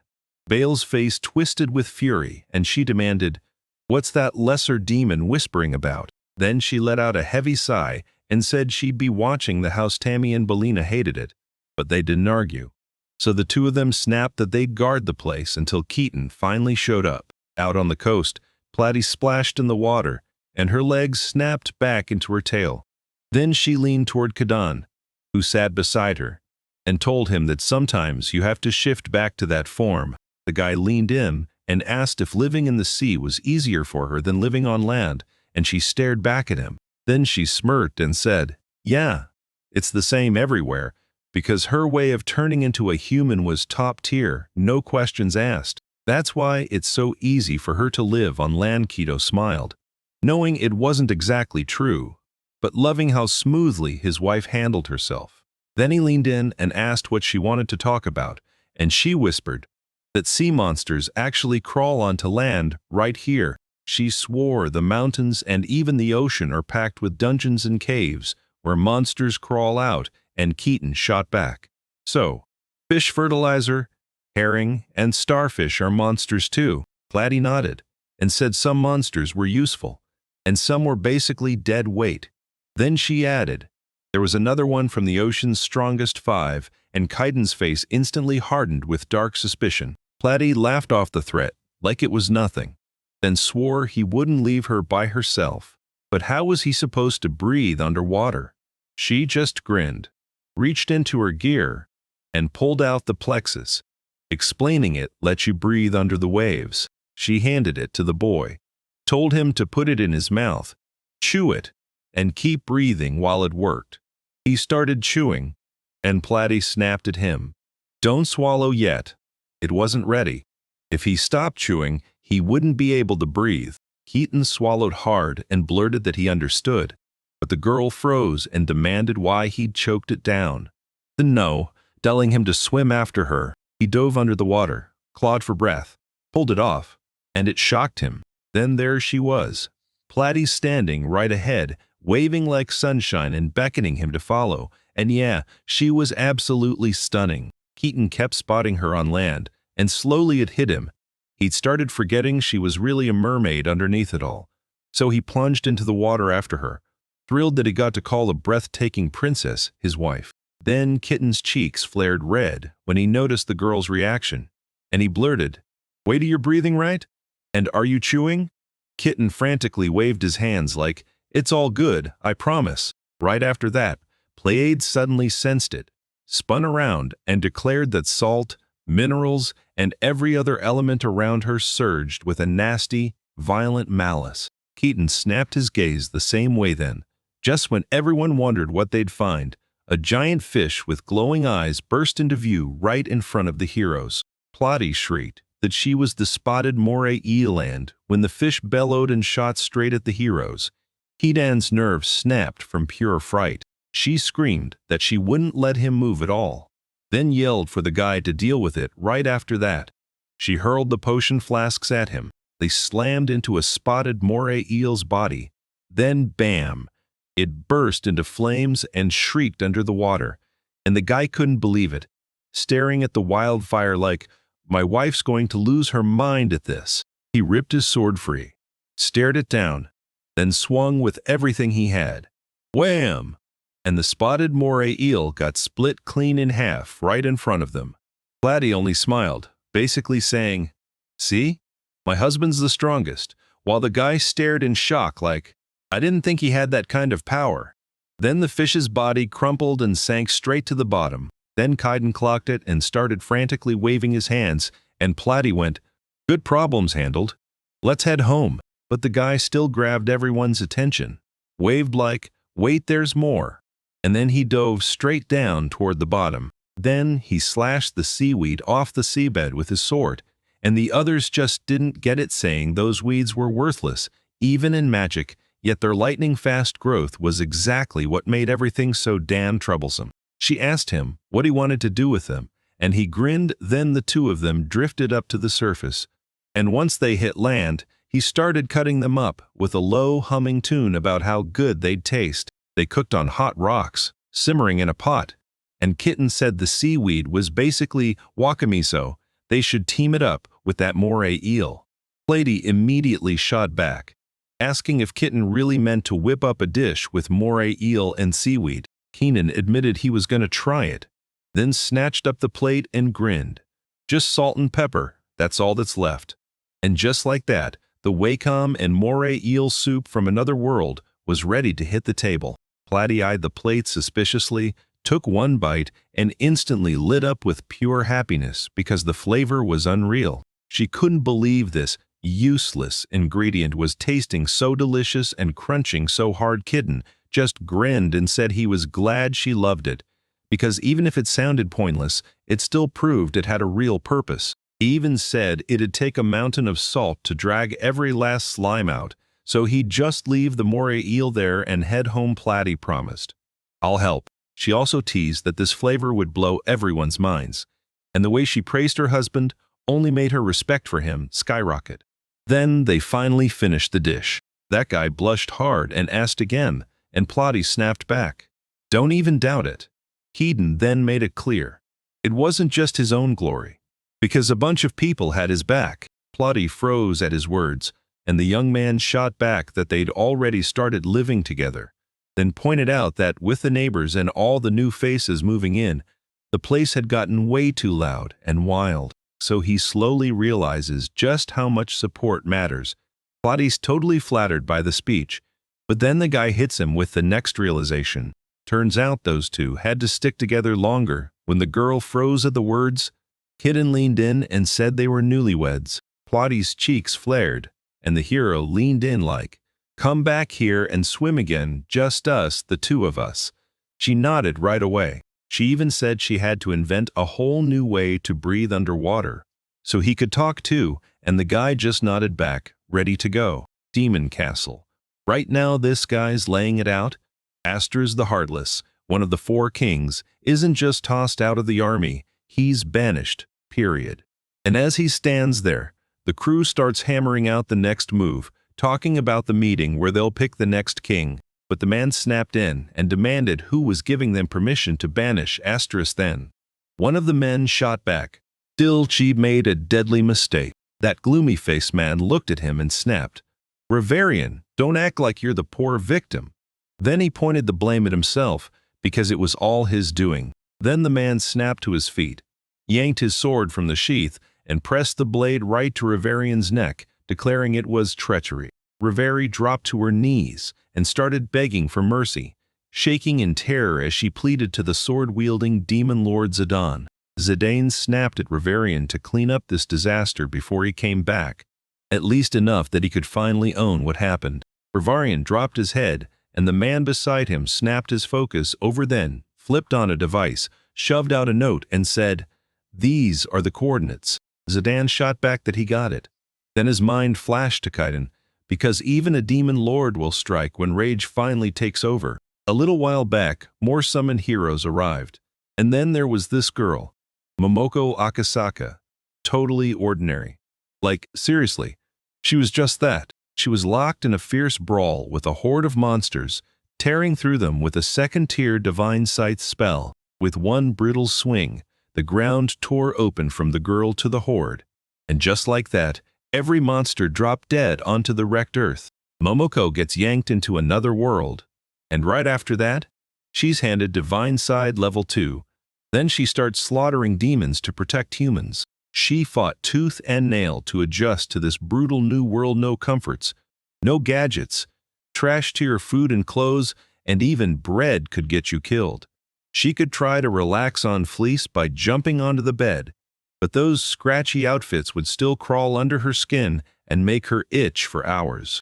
Most of the summoned couldn't keep up, and they got wiped out one by one. So, when Momoko finally got called, There were only around 10 people left, and now she's left wondering how many survived. She feared he might have vanished, for good, the same guy who turned out to have zero skills at all. Because in this ruthless world, you don't make it, you prove you've got skills. No exceptions. But Momoko Akasaka, she's different. She's packing a killer talent. So the king keeps her close and her future bright, and she'd better never forget just how lucky she really is. That's why she fights solo. But armed with one of the deadliest skills in this world, she slices straight through monsters. Demons just keep piling in. Like there's no finish line, and every time you turn your head, monsters are everywhere. She stares them down and declares this is the front line she won't lose. Not ever, because she's going to protect this world with everything she's got. Then, right in the middle of the chaos, a massive dragon tore through the sky above the girl battling the Demon King's army, and everyone beneath it froze in terror. Momoko Akisaka couldn't even take her eyes off the scene and screamed, "It's a dragon!" He was one of the world's living nightmares. People couldn't even stare at him without dying.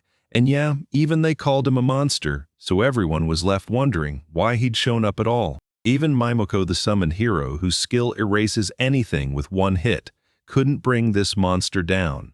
And the crowd all panicked too, yelling that they had to retreat because one breath from him would wipe every last one of them out. Everyone stared at that dragon, terrified it might wipe them all out. Then it slammed down to the ground. Then he spoke and demanded they all listen, barking orders while treating everyone like they were beneath him, and the crowd went wild because nobody expected the dragon to talk. Yet here it was, talking like it owned the world. The dragon snapped, "I'm the daughter of Grazer, the mighty king of dragons, Grinzelvale." Then said the master ordered her to come back and drag that slob he'd tossed from his paw. Astra, the heartless, crumpled to the ground in front of everyone, and the demons instantly clocked who she was, screaming for them to grab her fast. Vale told Astras's fate was sealed from the start until the master snapped that destiny in half. So he blasted a command. "Everyone listen up, and nobody dare miss a single word." She said it didn't matter, demons or humans, if they dared insult her master, she'd torch their cities to the ground and blast fiery breath from her mouth into the sky. And everyone nearby watched that terrifying flash of flame tear through the air. Humans and demons alike could barely stay upright. Most got knocked straight to the ground by the brutal blast of magic, and Momoko was stunned by just how terrifyingly strong it was. Then, Vale blurted out that everyone had to remember her master Saint Coden right now, and she demanded they never let the name fade, because if anyone dared to challenge the saint, they'd be declaring war on her too. And with that, she rocketed into the sky and vanished. People, most of them planted right on the ground, shouted "Saint Quiden," and then froze in shock because even the dragon actually listened. But nobody had a clue who he really was. Right now, Kidden and Platy are back at home, so they've already raised buildings and worked a ton of fields out front. And Kidden's sitting there grinning as he eats and drinks from a glass with chopsticks, thoroughly pleased with every bite. Then he pushed himself up, muttered that he had to hit the fields again today, stared out at the mountains and the long stretch ahead, and stretched his arms when he suddenly heard footsteps coming and snapped around. A deep, male voice demanded, "You're Saint Kidden, right?" The boy snapped his head up in shock, nodded, and shot back, "Who are you?" The man grinned and said, "I'm Demon Lord Zidane." Kidden froze, completely lost. Temmie and Belena burst in, joy exploding from their voices, shouting that they'd finally pulled it off Kidden. They hoisted the animal's body on a stick, shouting that Mrs. Astras finally snagged her prey at last, and that she'd fought tooth and nail to make it happen. But the moment Zidane called her name, the woman's face snapped with surprise, and she jerked her gaze up, shocked to find him standing right there. The demon lord blurted in shock, "You're really here?" And the woman stared at her like she'd lost the plot, asking how he even tracked her down, only for him to smirk and say her own subordinates left a code behind. But Emmy and Belena beamed at the spectacle, while Astros couldn't shake the question of why he'd shown up until the demon lord said he'd come just to visit her. His subordinates leaned in with eager anticipation, but Kidden stood there, totally baffled by the whole vibe. Astra confessed she'd botched the mission, then told him she'd been stripped of her spot as one of the 4 kings, so now she was worthless to him. She said Zidane had always cared for her deeply, but she refused to leave herself open to criticism later, and Zidane the Demon Lord grinned. He said he didn't care, because she was everything to him. The woman turned beet red with embarrassment, and Platy was stunned while Vale snapped that this whole drama had her fuming. After a while, they finally slipped into the house, and Kitten brewed steaming hot tea for everyone. Then Zidane snapped out, apologizing for stirring up trouble just by showing up. Then Zidane stepped up, introduced himself as the supreme ruler of every demon, and Keaton shot back. "So you run the demon country?" Zidane just nodded. Then Keaton asked if leaving the place would cause trouble, and Zidane answered, "No." Then he lays it out. The Demon Lord's job is simple: guard his country from humans. That calling was handed down by the last Demon Lord.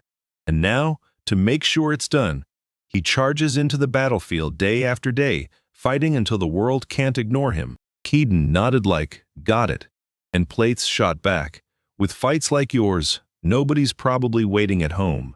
Zidane grinned and said, "That's exactly why I'm glad I've got Astra. She's always there, always sharp, and honestly, she can't be replaced." She blushed hard and snapped that she didn't deserve praise like that, while her subordinates practically cheered at finally seeing their efforts noticed. Kadeen swore he'd never banish Astras, and Zidane backed him up. So when Astras got yanked to a military court and sentenced to banishment right as he was leading the charge on the front lines, it hit like betrayal, because they didn't even bother the Overlord and did it all their own way. Zidane claimed Astra was blamed for a rogue dragon suddenly appearing and wrecking the battlefield, while Vale just hummed like it didn't matter, and Caden stood there, crushed, listening in dead silence. He told everyone that the moment he finally came back, Astras was already gone, and Kitten immediately figured he'd been hunting for her. Zidane clasped Astras's hand and blurted that he was insanely grateful she was there, because he had no clue what he'd do without her, and he'd fully convinced himself he'd lost her forever. Platy told them everything was crystal clear, and their love was written all over them.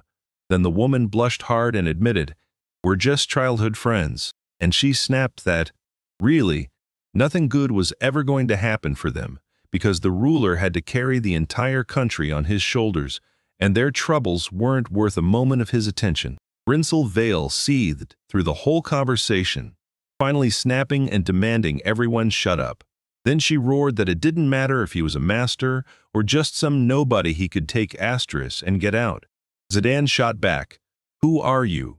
And Astras went rigid with terror. The woman leaned in and named it Grinzel Vale, the dragon that had just crash-landed onto the battlefield. Then she stared down the demons with pure, biting disdain.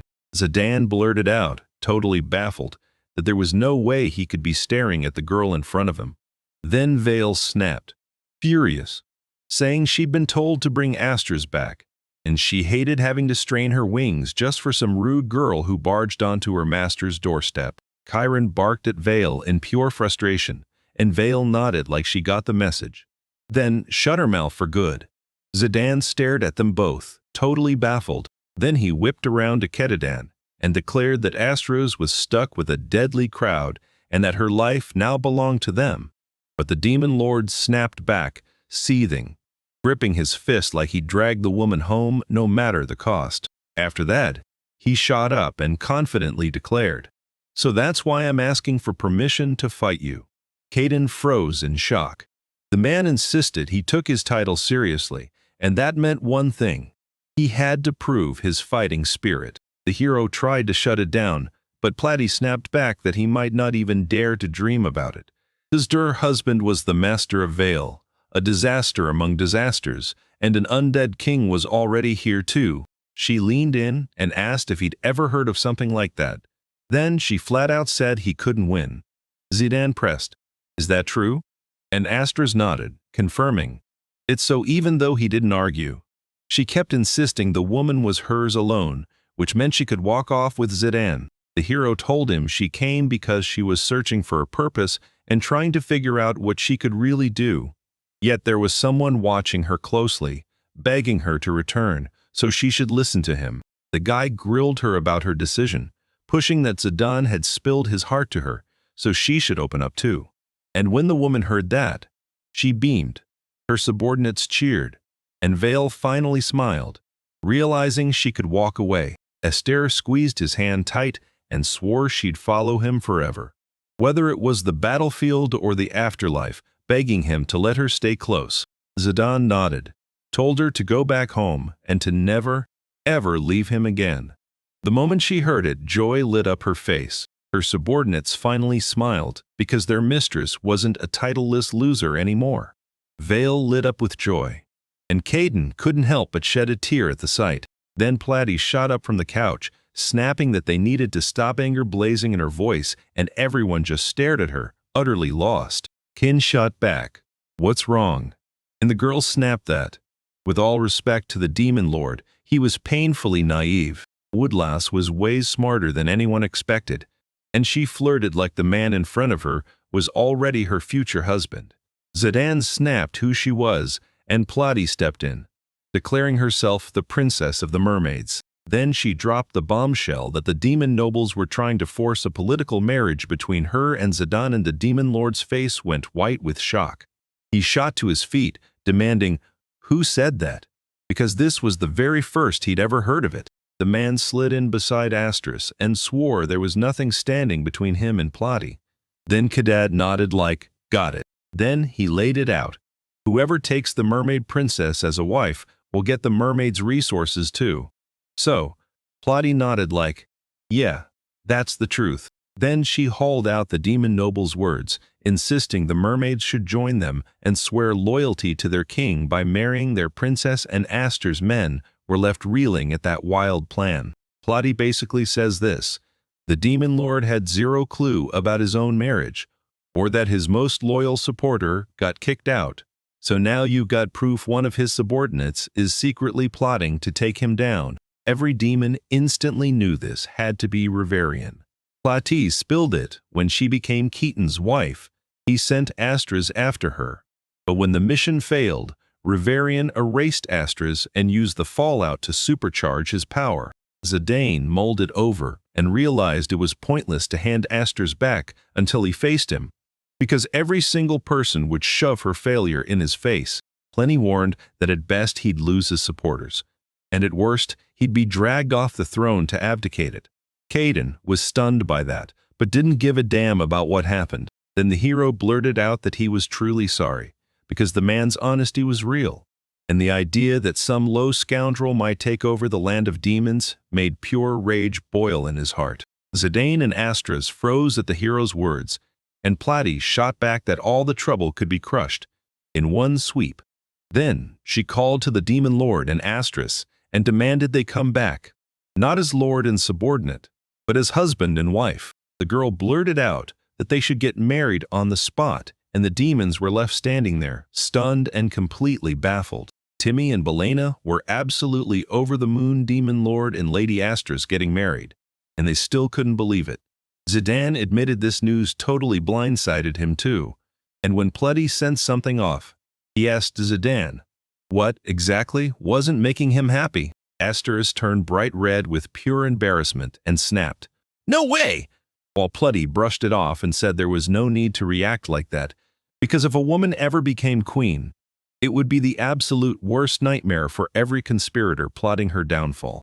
She even said, if any demon wants the closest shot at power, they should marry their daughter or sister to the lord. That's the fastest path.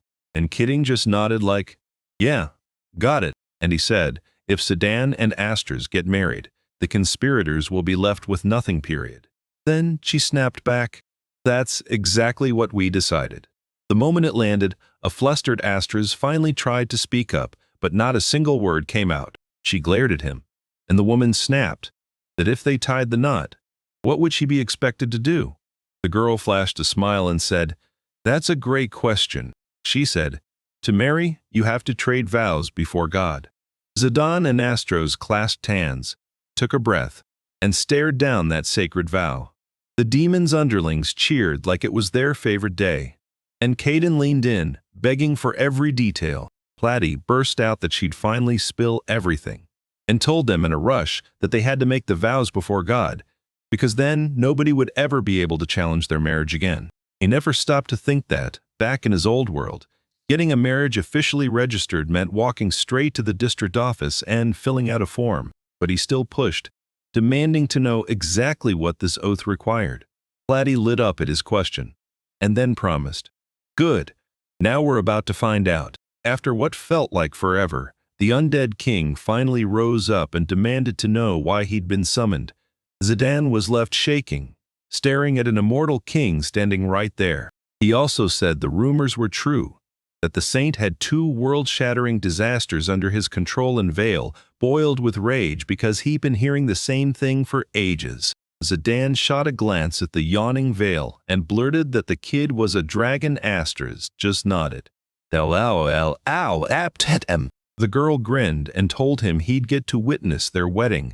Then Zidane and Astra were left completely stunned by the bombshell. Platy told him the undead king used to be a high priest-like. He'd stand there so the god could watch while they traded vows in full ceremony.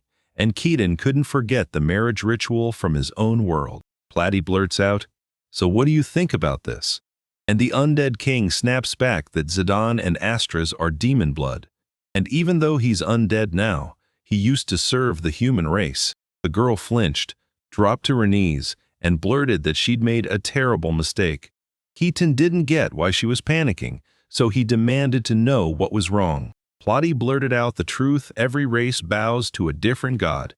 Humans pray to Zeus, mermaids chant Poseidon, and demons swear by Hades.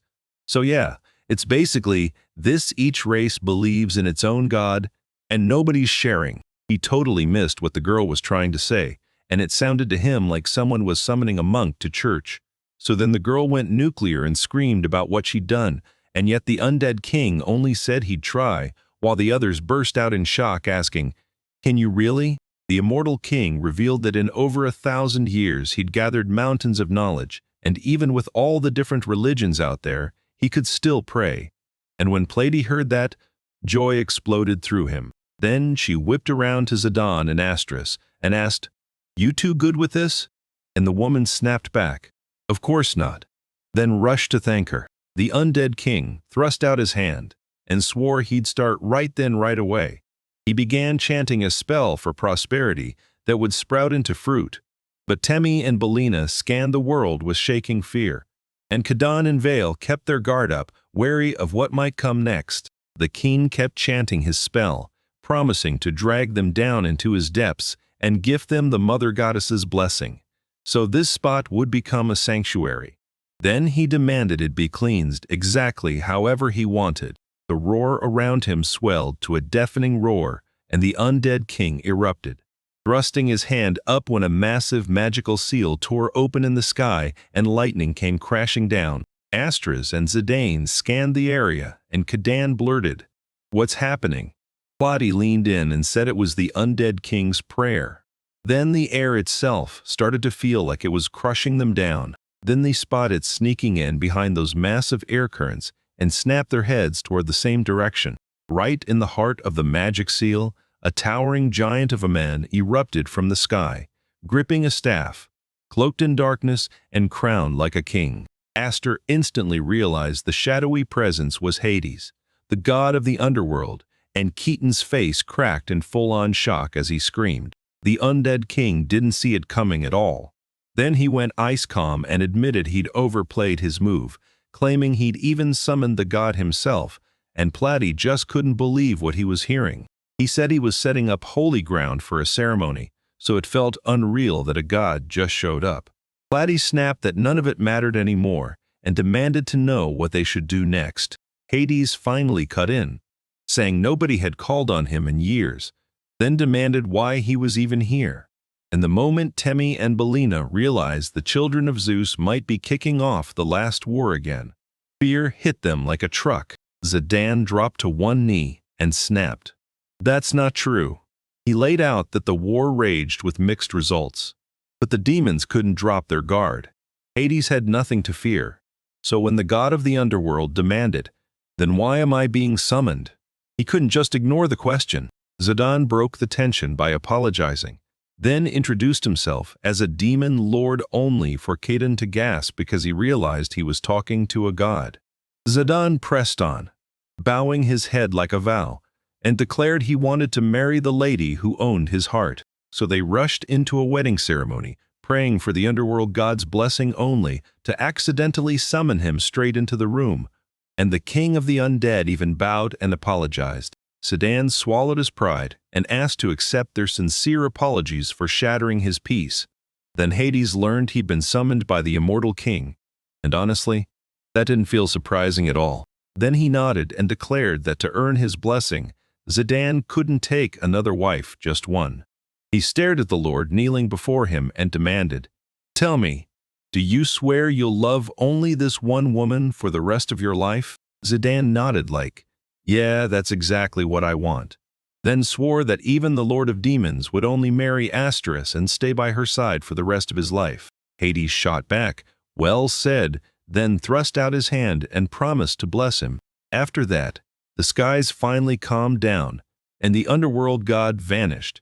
Zidane shot up from his knee and yanked Astros to his feet by the hand. He didn't expect God Hades to be anything but terrible. But the real shock was how loud he kept going. So loud it made their ears ache, and that pissed everyone off. Even the king of the undead snapped and swore that next time he'd be way more careful with his prayers. Joyful Plady burst toward the demons, grinning and saying it was amazing God had granted them a direct blessing, the purest, strongest favor heaven could possibly give. The undead king demanded perfect health, effortless childbirth, and overflowing fertility, then swore that anyone who dared split them would face divine punishment. Temmie and Belena couldn't believe it. They'd actually pulled it off, and Zidane smirked and said this was the strongest proof of his love for Astras to the demons. Kidden, meanwhile, got hung up on one thought. An oath before God sounded way cooler than signing marriage paperwork.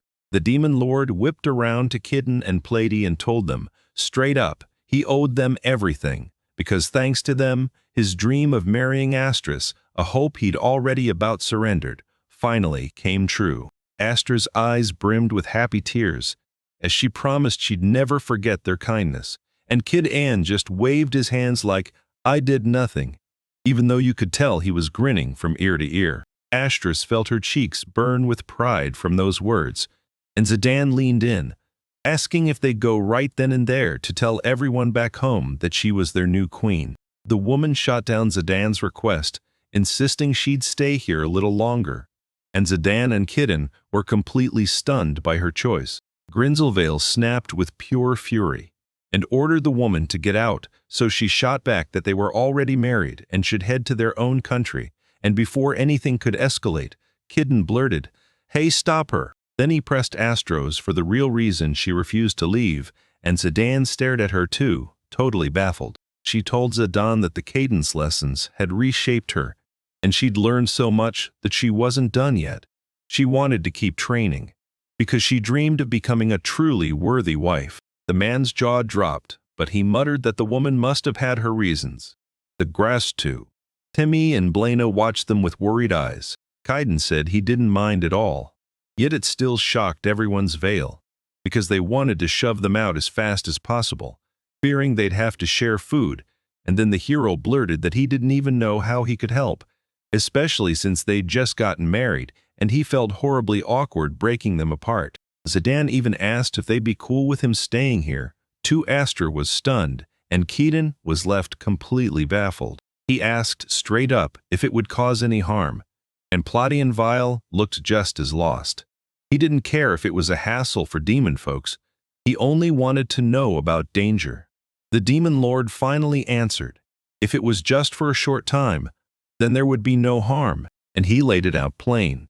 Ever since that dragon struck, both sides crumbled into chaos. So, while they hunted for answers, the troops stayed put. Kidden yelled that he got it, while Vale's fury flared because, in her eyes, the blame landed on her. Zidane shot back, asking if Kidden would mind, and Kidden laughed. No way, make yourselves at home. They'd have to build a real house for themselves too. She snapped. Are you all completely out of your minds? Then warned them. There's a conspirator in your ranks, so if you've got one, drop him and move on. They groaned that if they weren't in the way, he'd keep cooking up his scheme, and demanded to know if they were really willing to let that happen. Astros' crew, Platy and Keaton, fell into thought. But Zidane grinned like he owned the night, and told them not to sweat it, he'd handled everything already.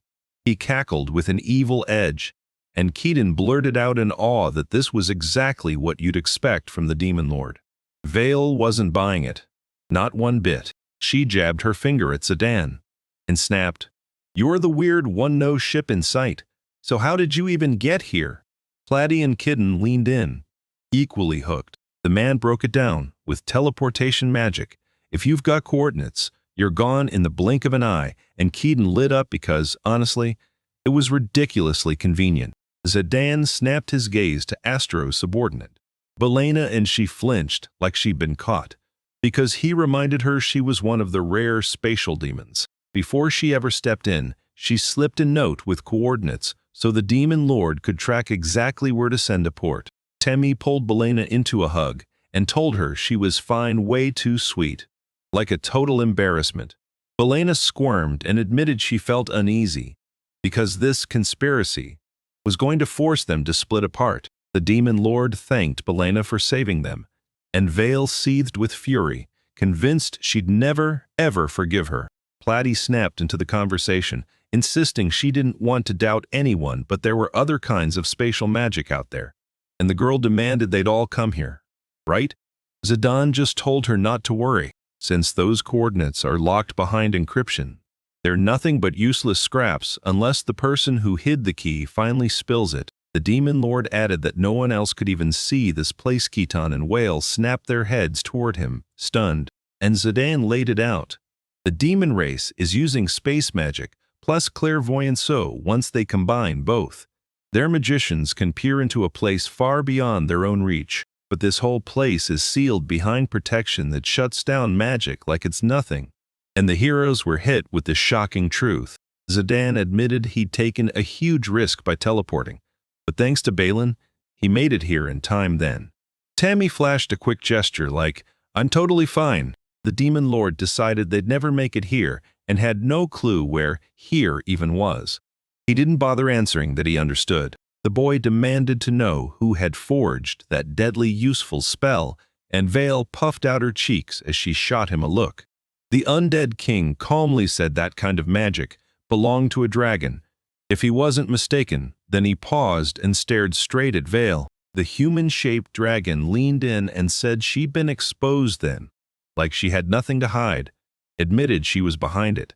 After she abandoned Astros in the middle of the battlefield, she came back, wrapped the whole area in a barrier, and sealed everyone in. Vale was still seething, because if Astros hadn't stopped her, she'd have eaten even more, and Belena was terrified. Kidden stared at Vale, dropped to one knee, and told her she'd been genuinely worried for him, making it impossible not to feel grateful. The dragon snapped that it was crystal clear. She was the only one forced to gulp down the master's dishes, yet the freeloaders just kept rolling in, and if this kept up, she'd be left with nothing at all. Platy and Astro's subordinates were stunned by that warning.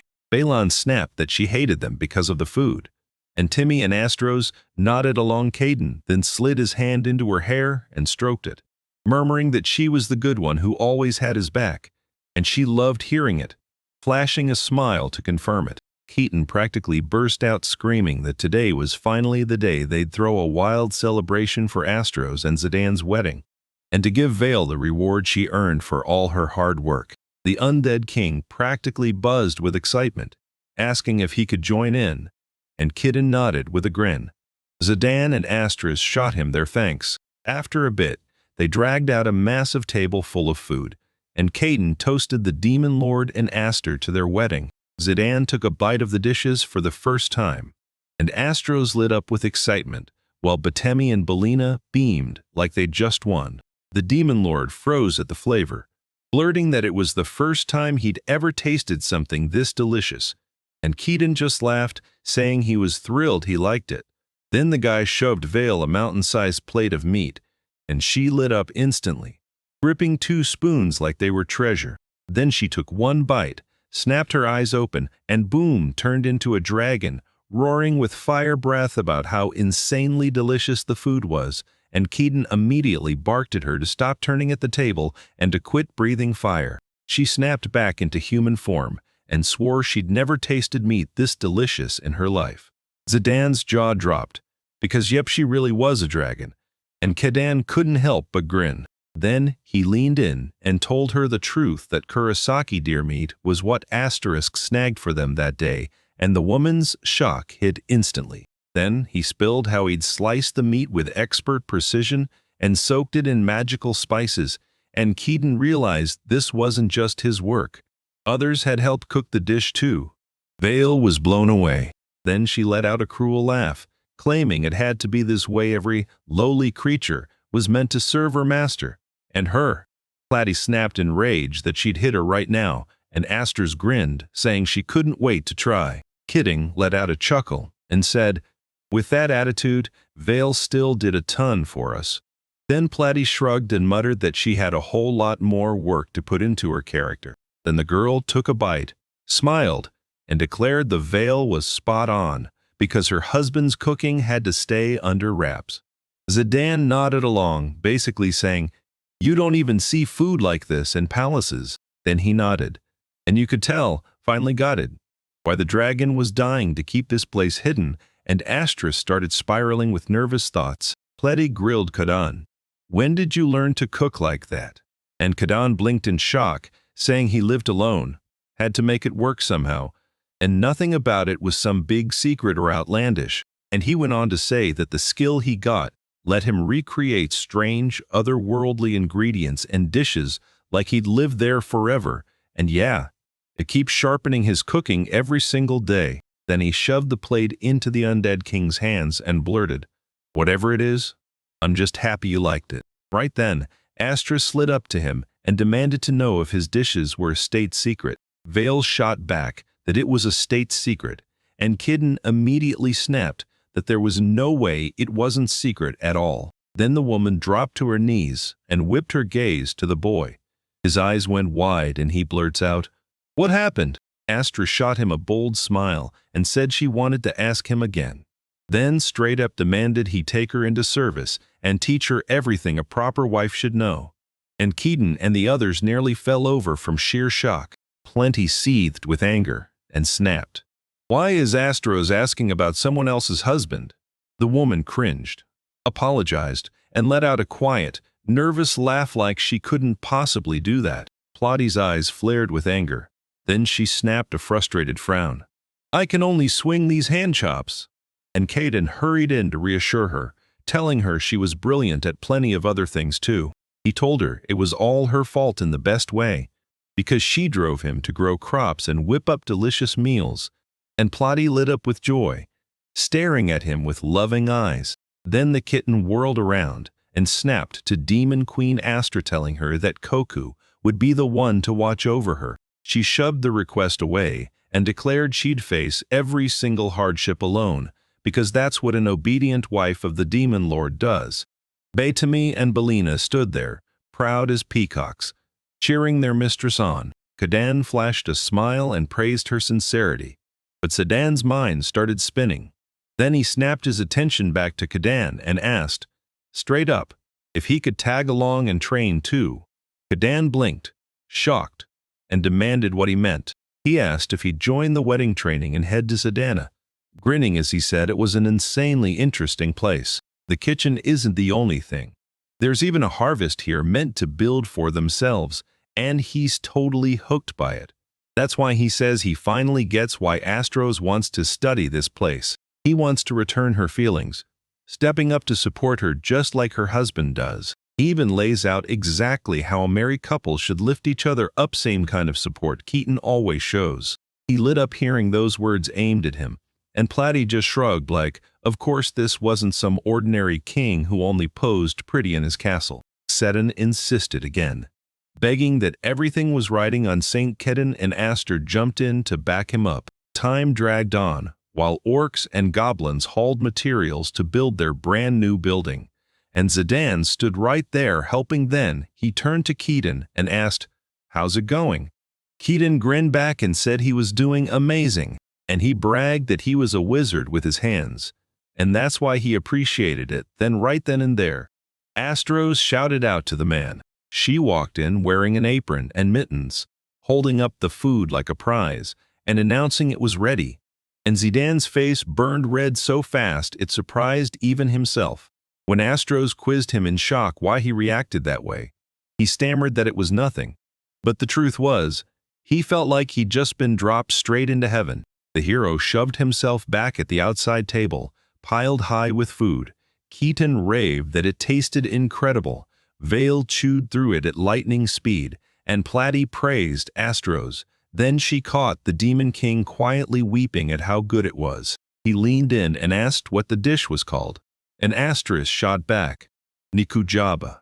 Keaton stared, noticing Asterisk had made most of it herself while Zidane couldn't believe a word of it. He told her, "Since you're already a swordsman, you're used to gripping a blade, so all you need is to learn the cooking steps and study every ingredient and seasoning, or you're out." Batemi and Belena propped her up, and when the woman thanked them, she immediately started thinking about what else the engagement would still need. Amy shot back, "Of course it's clothes," and said they had to learn how to sew, and then she glanced right at the Demon King like it just clicked. "Wait, when did you start wearing a normal shirt?" Zidane grinned and admitted, "I got it from St. Cadane."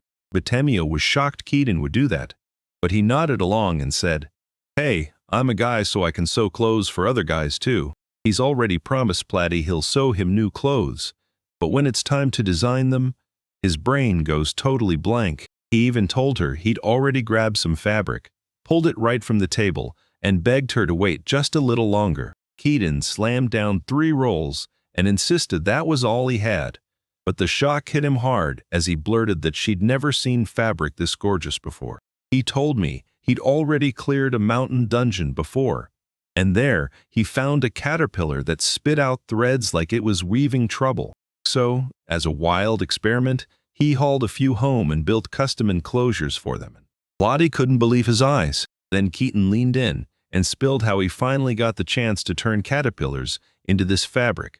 Everyone froze, jaw dropped in pure shock, but Temi gripped fabric in her hands and couldn't believe it was even possible to turn caterpillar excrement into something like that, while Bailina smirked and said his ideas were too wild for this world.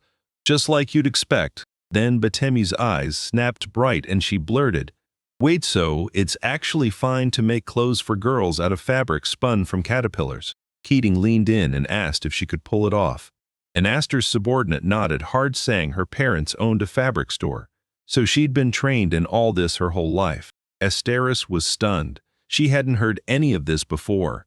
And Belina lit up saying it was wonderful, but Temi just demanded she hand it over. Then Kadan stepped in and called Temi his savior. Asteris didn't hesitate either. Asteris didn't hesitate either. Asteris didn't hesitate either, volunteering to help since it was part of her own training. Then Batemi said, "All right, if that's the plan, I'm starting by making clothes for Miss Plady."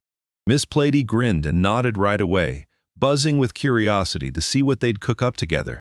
Batemi snatched a rope, grinned like trouble, and told her that once everything was settled, she'd start by measuring the thing's parameters. She yanked the rope with that sinister smile, and Platy just stared while Kidden muttered that he was sure it was impossible for him. She said she'd heard they were starting with Platy, but she'd sew for everyone, too, so she politely asked permission to measure them all. And when Platy came over, she bluntly asked how they should take off their clothes. Then she flicked her hand with this tiny move, and Batemi shot up, screaming and blushing so hard it was obvious. She leaned in and asked if Platy had always gone commando, and the girl just stared like, "Wait, what does commando even mean?" Then it hit her back when she first met her husband. He'd reacted the exact same way, and Astor made it crystal clear. Yes, she was a real mermaid, but she'd never realized she had to cover her lower half with clothes. Platy leaned in and asked if something was wrong. And Batemi snapped back, looking genuinely shocked that Platy even had to ask. Astros told them straight up, among their kind, showing your lower half to the public is a crime, because demons and the people living on the surface aren't supposed to be looked at like that. Plenty snapped. screaming that nobody had warned her about this. And Aster just shrugged back that nobody ever expected she'd walk like that. Then the mermaid princess suddenly remembered seeing her brother slap something onto his body, and she explained to me that it was just what they called underwear. Platy finally blurted out that lingerie was formal wear, the kind you wear for diplomatic addresses. But Tammy just wouldn't buy it, insisting it still counted as formal. She lit up and demanded he give her everything, swearing she'd prove just how amazing those clothes were, while Plenty admitted she didn't fully get it yet, but figured she'd find out soon. The girl began taking measurements, and Batamy leaned in, asking Petty if she could suck in her stomach, making her blush instantly. Petty admitted she'd never been this upset about her husband's food before, and Batamy shrugged it off, saying that was normal. The girl kept measuring the others, blurting that Miss Astros's belly was way fuller than she'd ever guessed, and Belina shot back that it was all the power of love, while Astros turned bright red and practically begged her to shut up. Vela just stared, wondering what in the world these pests were up to. After a while, the work finally clicked into place. Done. Then Bochemi burst out with joy, shouting that the flounces on her dress were born from sea waves and their deep blue color, and that it looked made for Platy, a true mermaid princess. Kitten and Sedan loved it too, and Batamy leaned in, asking the girl if she did. Platy said it was wildly unusual and she was genuinely thrilled, so Kitten thanked her and practically bubbled with joy, but Batamy just blushed at every word. Then Platy strode up, and he told her the outfit suited her perfectly, plus she added that Beatty had even made underwear for her. Kaiden's face went red at the words, and Platy pressed, "So this counts as unacceptable, right?" The guy nodded. The mermaid princess shrugged and said it didn't matter, because it was amazing the way her brother did it. So, Keaton swore that next time he'd definitely close in on his wife's brother. Vale couldn't stop staring at Platy's clothes. Then sparks flared in her hand as she lit a fireball and blasted it straight at Platy. The girl shrieked, gripping the moment and demanding what he was doing while staring at the ball. And Keaton was just as lost. He snapped at her what was wrong, thinking she was jealous. Vale told him to shut up and just watch. The roaring flames died out like they'd been snuffed, and her dress stayed spotless, untouched, unscorched. The mermaid princess stared in pure confusion. She started tracing the cloth, demanding to know why it wasn't even singed. No scorch marks, not a scratch. And then Vale shot back that the fabric was packed with anti-magic. In human form, the dragon smirked and insisted this new power had brutal defense to match, and she was certain that dress absolutely crushed regular armor. Platy demanded to know what Batamy had done to him, but Batamy looked utterly lost and swore she hadn't done a single thing. Belina leaned in, saying if that was true, she wanted the real reason, and Platy guessed it was all the caterpillars doing. They'll corner Kid and ask if he did anything with the caterpillars. He just shrugged and said he handled them super carefully, all while praying Platy would end up with clothes made from them. Vale nodded like she knew it for sure, then told me the orcs and goblins had somehow changed right after they met Keaton, and she figured the same shock had hit this caterpillar too. The boy said he got it, and Vale blinked in shock at the idea that this was the birth of yet another legendary armor. Then Temmie snapped back. No, it wasn't armor. It was just fashion. They all spun toward Batamy and yelled for her to rush and make the same armor for her, while she protested that it wasn't armor at all. The Dom couldn't help but be thankful for clothes that were tough enough to take a beating. He clocked the Demon King's outfit was basically cotton futon stuff in disguise, so he figured they'd want Batamy to remake it too. Zidane realized this was just another day of wild surprises. Then Aster's eyes snapped to him, and that look instantly hooked his attention. She pointed out his clothes had a few tears and insisted they must have snagged on something while he was working. He spotted a tiny cut on the side and went, "No way," shocked that he'd actually ripped a hole in the shirt Kitten had handed him. Astra said she'd fix it, then instantly froze with embarrassment, admitting she'd only learned it recently and wasn't great yet. So the Demon Lord stared, thanked her, and basically handed it over to her. Everyone stared as Adon yanked off his shirt and sewed the tear back together with an asterisk. And Kitten couldn't help thinking the Demon King should keep that shirt on for a little longer. Every bit of action happened inside the human kingdom. Then a voice screamed that it hated the dragon. That voice belonged to the king. Sitting there, sipping his drink, he stared at the situation and admitted the dragon has slammed the war into a dead end. The advisor reports that the generals at the front still don't know why the dragon showed up. So they tell the army to stay put, and the king blows up, furious at what he calls the general's cowardice. Then he demands answers about the dragon's master and claims the name is Saint Kidhanbutt. The advisor shuts him down fast, insisting there's nothing to be found. As His Majesty sips his drink, he spits out that these people are useless. Then the advisor drops to his knees, apologizing without holding a single word back. Then His Majesty hurls the glass onto the floor, shattering it. And the advisor watches every second, frozen. His Majesty barks for another glass of freshly squeezed fish juice, and the advisor snaps to attention and agrees right away. The advisor can't even wrap his head around how His Majesty can stomach that disgusting stuff. And His Majesty snaps back that this situation is absolutely dreadful. He lets out a heavy sigh, convinced they could have crushed the war that's been raging for centuries. Junxus the 18th, His Majesty, has to end the war between humans and demons. And to do it, he blasts the full might of the Mana Country and summons heroes from a parallel world. His Majesty believes that if they crush the demon race, they can seize their power for their own plans, and for the country too. That's all they need. Right then, the advisor slides in with a bowl of fish juice for His Majesty. First they've got to take on that dragon at least. That's what His Majesty believes, so he turns to his advisor and demands whether the dragon's master is real, and the advisor shrugs and says, plenty of people doubt it too. The advisor warns them, one wrong move, and they'll only end up poking the bear, because if that dragon shows up again, total destruction is coming, no doubt. Sipping his juice, the king ignored every word the advisor spat at him until the threat of destruction hit his mind, and he snapped back to his senses in the blink of an eye. His Majesty slams the glass onto the throne, and juice explodes everywhere.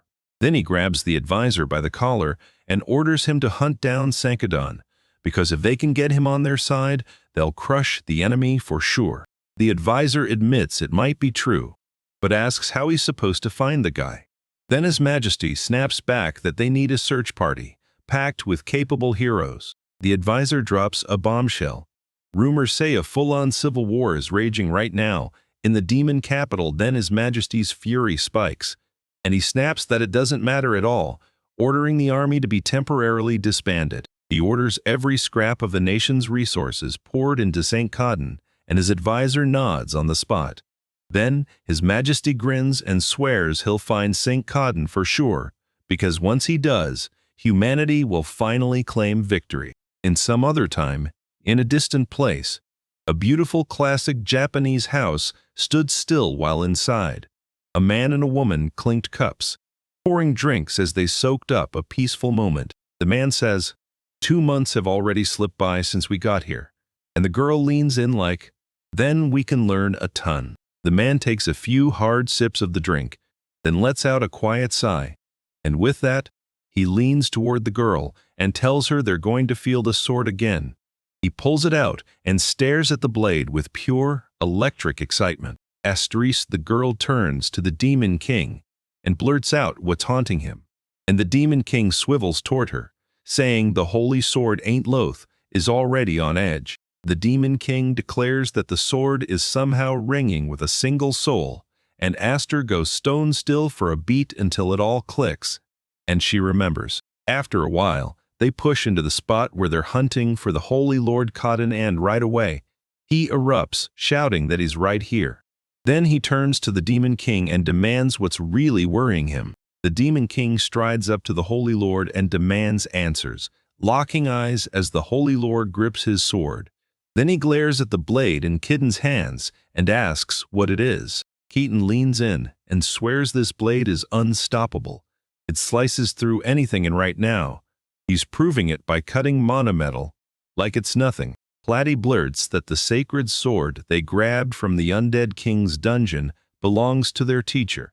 And she snaps that it's being handled all wrong. The Demon King never expected the Holy Lord of the Swindlers to pull out the legendary devil sword Dryshfar's. Norio swears he'll take it back to his teacher, but somehow the blade refuses to be parted from him. The Flesh Princess whirls to Norio and tells him straight up he's the one who shielded her from the undead king, and Norio snaps back that, at that moment there was no other path, because he just didn't yet understand the power the gods had handed him. The Demon King and the girl beside him jerk in surprise at Norio's words. He's claiming that the legend he knows says a saint's power, blessed by the gods, can even rival a hero's strength. Norio remembers the undead king's teacher warning him about the same thing. And now the Demon King leans toward Lord Saint Norio, assuming he could be one of those heroes humanity summoned from a parallel world. Norio leans in, weighs the Demon King's claim, and admits there might be truth to it, while the Demon King immediately distrusts every word. Norio, buzzing with excitement, leans in and confirms what the whole team already suspected. He's from a parallel world, and when he admits he has zero fighting skills, the Demon King's forces kick him out of the war, leaving everyone stunned. That's why Norio ditched his old life and started wandering these lands, miles from anyone who's human, because the Demon King just can't wrap his head around it. The girl spins to face him and fires off. Wasn't this supposed to be hard? Norio shakes his head, drops to one knee, and grabs a handful of earth. He clenches his fist, fires up the proof of his power, and then, right from an ordinary handful of dirt, he makes a tiny flower bloom. The Demon King's jaw drops when he sees this tiny bud sprout. Norio beams and tells him it's a gift from the gods, tailor-made for the peaceful life he wants. The Demon King saw straight through it all and called it a miracle power, but warned Norio it had no place on the battlefield. Yet he still demanded she do what it takes to outmatch the undead king. Norio suddenly blurts out that the power he's been given doesn't just have one use, he can turn it loose for anything, like revealing the hidden potential in whatever he touches. The Demon King and Astros stare in shock at the brutal max power of Dry Schwartz's Devil Ball, and Norio snaps that it doesn't mean a thing just because he's the strongest when his power is that huge. The Demon King stares him down and, with a shaky voice, declares that in this entire world, there isn't a single being who could ever hold Norio's power. The Demon King can't stop thinking about the power the human gods dumped onto Norio, and he keeps circling back asking if Norio wants to prove he's better than the whole human race and march back to his kingdom. Nor basically says, "No way, I'm not doing this," because it'd be plain rude to the Demon King tearing into the human race. But here's the thing, Norio isn't tied to any of them. Norio grabs the spotlight and declares, "I'm nobody's property," so he can marry Princess Plotty. Then Princess Plotty shyly whips around to face her husband, while the Demon King swings his attention to the Holy Lord, Norio. He swears the Light Lord is right, and if he wasn't here, the mermaid race would spiral them into a whole lot of worse trouble while they're still fighting their war. The Demon King whips his gaze to Saint Coden Norio and declares that Norio's very existence matters more than anything in this world. Then he raises a toast, hoping that with this drink, everything will finally go smoothly. Saint Claude and Norio stared at the Demon King, stunned and buzzing with excitement all at once. Then they clasped hands, and Norio immediately vouched for the Demon King's claim. After a little while, the Demon King and Astris finally slipped back to the Lord Saint, and the first thing he did was declare that everyone who dared to have fun while they were gone would be punished. The Demon King coldly orders them to purge the traitors a little more, and somehow that brutality is supposed to win sympathy across the whole nation. Norio is thrilled, like this is exactly what he wanted. Norio blurts out, amazed, "You guys really nailed it, huh? I genuinely thought we were just laying back and enjoying our honeymoon." And then Vale turns to the two girls standing behind her, asking why they've never taken a ride with the Demon King. The girls get flustered by his worried question, then quickly say, "Since we're here, the Demon King can pop back in anytime he wants." Vale snaps into a full-on dragon on the spot, roars that the Migam will take these girls straight to the land of demons, and Norio scrambles to calm him down before everything spirals. The sea dares the Demon King to show up and refill his food stores, and one of the girls, Belina, steps forward, introduces herself, and promises she'll handle everything by bridging the Demon King to this land. The Demon King and his crew thank Belina for jumping in. Then suddenly his eyes lock on another girl, Batemi, while she insists, "I'm staying right here because I'm Belina's friend." Batima rushes to the Demon King and begs for permission, telling him she wants to stay right here and keep sewing clothes because for Norio, that's a dream come true. Then Batima steps up to Miss Astra's with an awkward, embarrassed look at his eyes still think hard about something, and Miss Astra's is completely clueless. Suddenly, she's dressed in a gorgeous, breathtaking gown.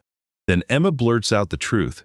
She was the one who sewed that dress for the only disastrous woman the Demon King ever fell for. That girl's smile flickered into a bittersweet sadness, and she shot Bachemi a grateful thank you. Then the Demon King raised an asterisk and told her to move forward, and she agreed at once. A glowing magic circle blooms behind the Demon King and Asterin.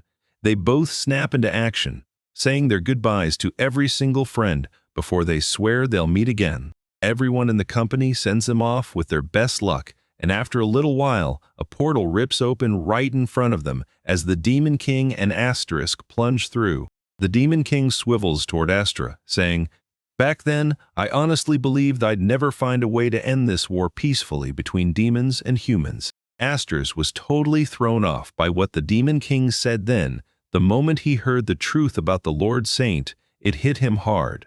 The thing he gave up wasn't some fantasy after all. Astros charges straight at the Demon King, and he steps toward her, begging for her power to chase his dream.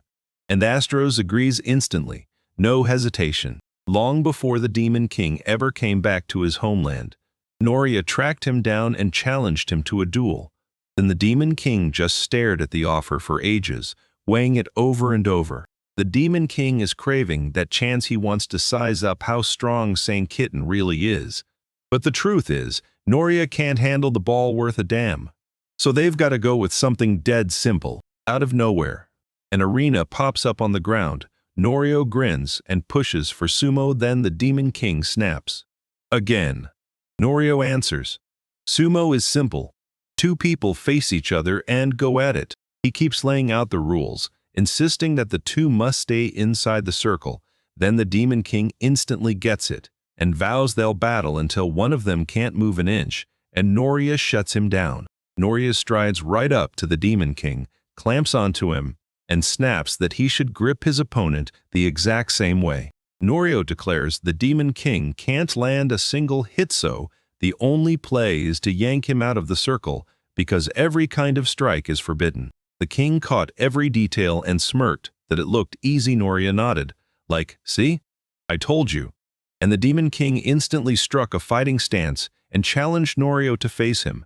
Norio agreed once. Then the king gave the final nod and granted his go-ahead. They take their spots on opposite ends of the ring and explode into battle right away. No hesitation. Norio lunges to shove the Demon King out of the circle, but the Demon King stays right where he is. Suddenly, Norio jolts with a flashback. He remembers he knows a ton of sumo techniques, so he blasts the Demon King with one. And the king never sees it coming, collapsing straight to the ground. The Demon King couldn't make sense of it at all. Then Norio blurted out a shaky apology, swearing it had been completely unexpected. The Demon King snaps at the saint to back out of this fight again. Then the Lord Saint nods and, right on cue, calls out to Akubo, and suddenly a voice screams, "Help! It's the Mermaid Prince!" He whips around to San Kitten, totally stunned, like, "What is going on?" And the Demon King? He's clueless. Then he erupts in shock at the Mermaid Prince suddenly showing up.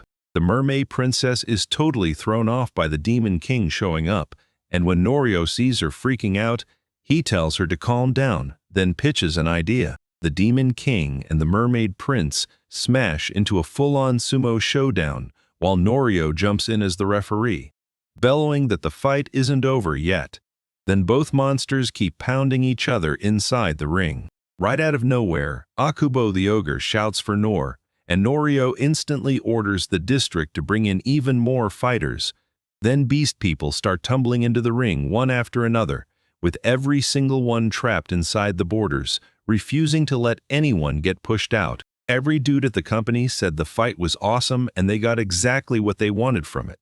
Then, after that day, sumo blew up and became the guys' new obsession. After brutal, back-and-forth battles, Prince Arwana finally seized the title and became the champion, and Norio was stunned because he never once thought mermaids could stand on their own feet like that. After a little while, a voice in Norio's house calls out that the bread's ready, and a girl tears into it with a loud crunch. She's the princess of that dress, and she's thrilled by how soft and gorgeous the bread is, and Vale can't get enough of it either. Even the girls can't help but gush over the bread, because they swear food exists in every world. But the flavor and texture always shift. Like each realm has its own secret bite. The princess leans in and demands what this bread really is, and Norio just nods yep. Her words hit the mark. Then he tells her, bread is a basic food back in his world, and that wheat flour can be turned into all kinds of dishes. Norio boasts that this is just another weapon in his arsenal. Then Vale shows up like a storm, snaps at him to hurry, and demands he crank out even more for her. But before any of that, the Lord Saint leans in and says, I've got one more surprise. A real food from his own world, the next harvest he's going to grow. It's rice, real rice, and every girl freezes in shock. Like, wait, what kind of rice are we even talking about?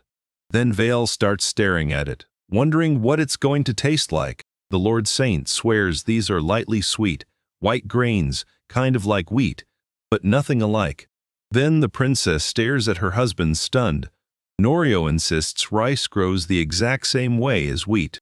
The flesh princess is left completely stunned by her husband's words, and she whips around to him like, we've got to make some changes right now. The princess snaps that the moment the organ crew takes charge of construction, these orcs don't just sit around, they hit the field and start building. After the demon race escaped, a newcomer stepped in and took charge of spreading the group's work. Belina runs the routes, and if someone's running short on hands, they jump in and cover for the others. And yeah, they're also stuck hauling around a downright stupid dragon. Vale claims she guards this place from invaders, carves hidden pathways through the fields, and even shifts buildings out of harm's way.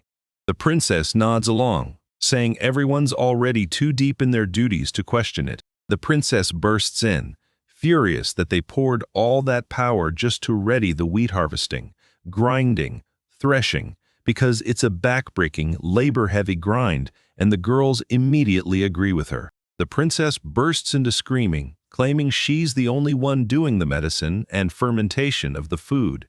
Then everyone else freezes, stunned by what they just heard, and realizes they've royally messed up. The princess starts ticking off her duties, mixing fertilizer for the fields, churning out meat and soy sauce at the brewery, and then grinding up yeast while running the cold storage room like a pro. The princess rises again and says she can't shoulder all these duties alone. Then her husband drops to his knees, bows his head, and begs her for forgiveness. Tears flooded his eyes because he craved to do everything, but he never measured the mountain of work they'd have to handle. Then he snapped that he was a terrible husband.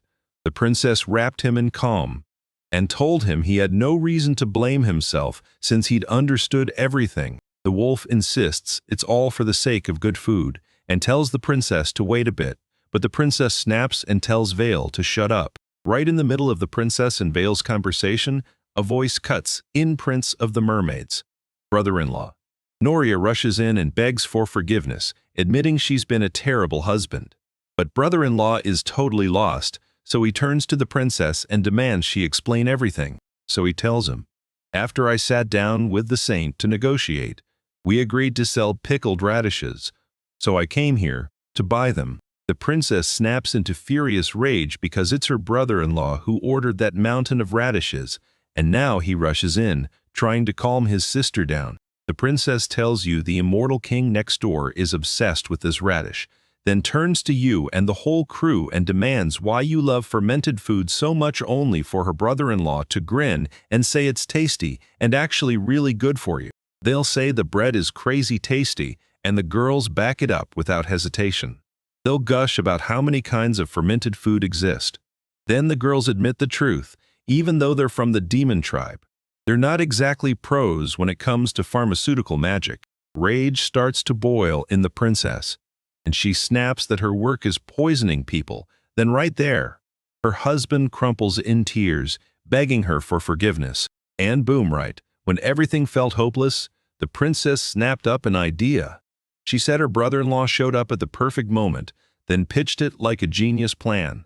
Find people who can share her workload, the kind who specialize in pharmaceutical magic. The princess begs her brother to drag some people from the mermaid kingdom over, but her brother-in-law just doesn't get what she's talking about.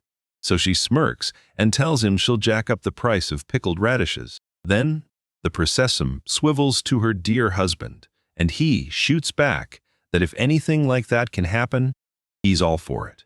Right after that, the Holy Lord turns to his brother-in-law, and the brother-in-law starts thinking. The princess starts pleading with her brother, because even she can't resist tasting the rice her beloved husband adores, and Norio can't help but blush at the words coming from his dear wife. Norio's brother-in-law stares into the mess for a moment, then admits it'll be tough to send the sea inhabitants, and Norio immediately presses him again. Sharina whips around to the Holy Lord and asks straight up whether the mermaids fear the shore. Norio even thinks they hate him at first, but then the dress flips the whole vibe and starts praising it instead, and even though it's hard for Sharina to get the words out, he pushes through and decides. He snaps that the princess of the Pei is a total weirdo, and right then, famous brother-in-law's sister shows up, pushing him over the edge as rage starts to boil. She's stunned. Why would her brother-in-law say something like that out of nowhere? He listens to her and lays it out. To any normal mermaid, land is a nightmare. The girls got it instantly, because every mermaid is basically a fish, right? Then her brother-in-law explained that sea folk can usually live on land just fine, so Platy choosing to stay on dry land forever, that makes her a once-in-a-lifetime freak of nature. The brother-in-law swears that the flesh medicine lets him roam freely between land and water, and Princess Platy soaks up every word like pure victory. She feels amazing. Before any of this, it was all just fiction. Land dwellers had ironclad limits on side effects, like losing their voice, turning into bubbles, or dissolving away completely. Vela bursts in and orders all the mermaids to stay submerged, even as the brother-in-law insists it can't be done and swears the goods are the key resource they need to pull off the same diplomacy. Her brother-in-law warns that until a real cure shows up, most sea creatures won't dare crawl onto land on their own. Shiranj keeps pushing this idea medicine can advance, sure, but a whole new system has to rise too, driving criminals out of society.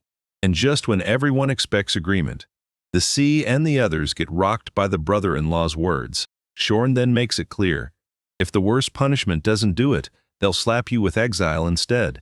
Because without an antidote, there's no way out. You're stuck surviving your whole life out in the wild world. Everyone, including Lord and Saint, is stunned by the brother-in-law's words. For the sea dwellers, the shore will always be hell. And while the brother-in-law won't be the one moving first, the princess can act faster because her brother is the prince of the mermaids. A certain lawmaker can't stop thinking about the flesh assistance they'll need to reach that high level in brewing potions, because even with the royal order in hand, just standing on the ground for that long will wear them down fast. The princess backs up her brother-in-law with a firm nod, then drops the wild idea of sending the exiled criminals straight here, leaving Shorin and the whole company completely stunned. Shirax bursts into screaming rage, yelling that he can't do it because the Kingdom of Mermaids owes the Holy Lord a debt, and they can't use his lands as a prison. But the lore flower insists there's nothing wrong. Norio refuses to risk the board, and Shorin shoots back that the Holy Lord, like always, isn't scared of a thing this time. The criminals are the ones about to get crushed. Suddenly, Vale erupts. She transforms into a dragon and snaps that everything around her drives her crazy. So anyone who dares come here will get burned. Then Platy whips around to her brother and tells him, if you still want your pickled radishes, you'd better bring 3 assistants. The Princess of Flesh doesn't care if her helpers are criminals or not if they've got talent. She lights up every single time they show up. The Princess of Flesh promises that her next move will drag them straight to heaven, and right after, her husband starts blurting out apologies for cornering her. After what felt like forever, Sharon finally showed up with Helpright. In front of Norio stood 3 girls who were barely dressed, and Vale just couldn't wrap his head around why criminals would ever be under his command. So Norio snapped back that this was absolutely not normal. He clears his throat, apologizes to the Lord Saint for the interruption, and then again introduces all those girls, so don't you dare say the one on the right is a pufferfish, the one in the middle is an anglerfish, or the one on the right is Garufa. Norio couldn't figure out why his brother-in-law brought those girls along, because the moment he found out they were criminals, the brother-in-law shoved the task on Norio and ordered him to keep a hawk eye on them. Lord Saint Norio beams and thanks the girls for showing up, then introduces himself as Keaton, telling them he's truly happy to meet them. Pufferfish remembers he needs to put down what he thinks about this man. The angler immediately doubts the landowner's abilities. Shocked, she's even stuck working for him. And meanwhile, Garufa flat out refuses to lift a finger. Just then, bam! A voice slices through the moment. Princess Platy. She tells those girls to get ready, and the whole group freezes, shocked out of their minds that the princess is right there with them. The icy-cold witch Rafa, the hellfire witch Runpai, and the epidemic witch Garufa stared at the company in total shock. Her brother-in-law snaps that, starting today, these girls are criminals. Then they're shipped off to a penal colony, forced to work under the watch of his sister, Princess Platy. Runpai stammers, totally itching to say something, then blurts forward with a smug, satisfied grin and tries to fling herself into Princess Lady's arms, while Norio, her brother-in-law, just stares in pure confusion. Rump drops to one knee at once. She hasn't seen Princess Platy in ages. Her brother-in-law and Norio stare in shock at what's unfolding right in front of them. Rampai can't believe it. She's about to serve the princess again, and her tears flood her eyes before she can stop them. She tries to choke them back, swearing this moment is pure bliss for her. But then she breaks anyway, and just sobs right there in front of her. The girl demands the company verify that Runpai is the criminal.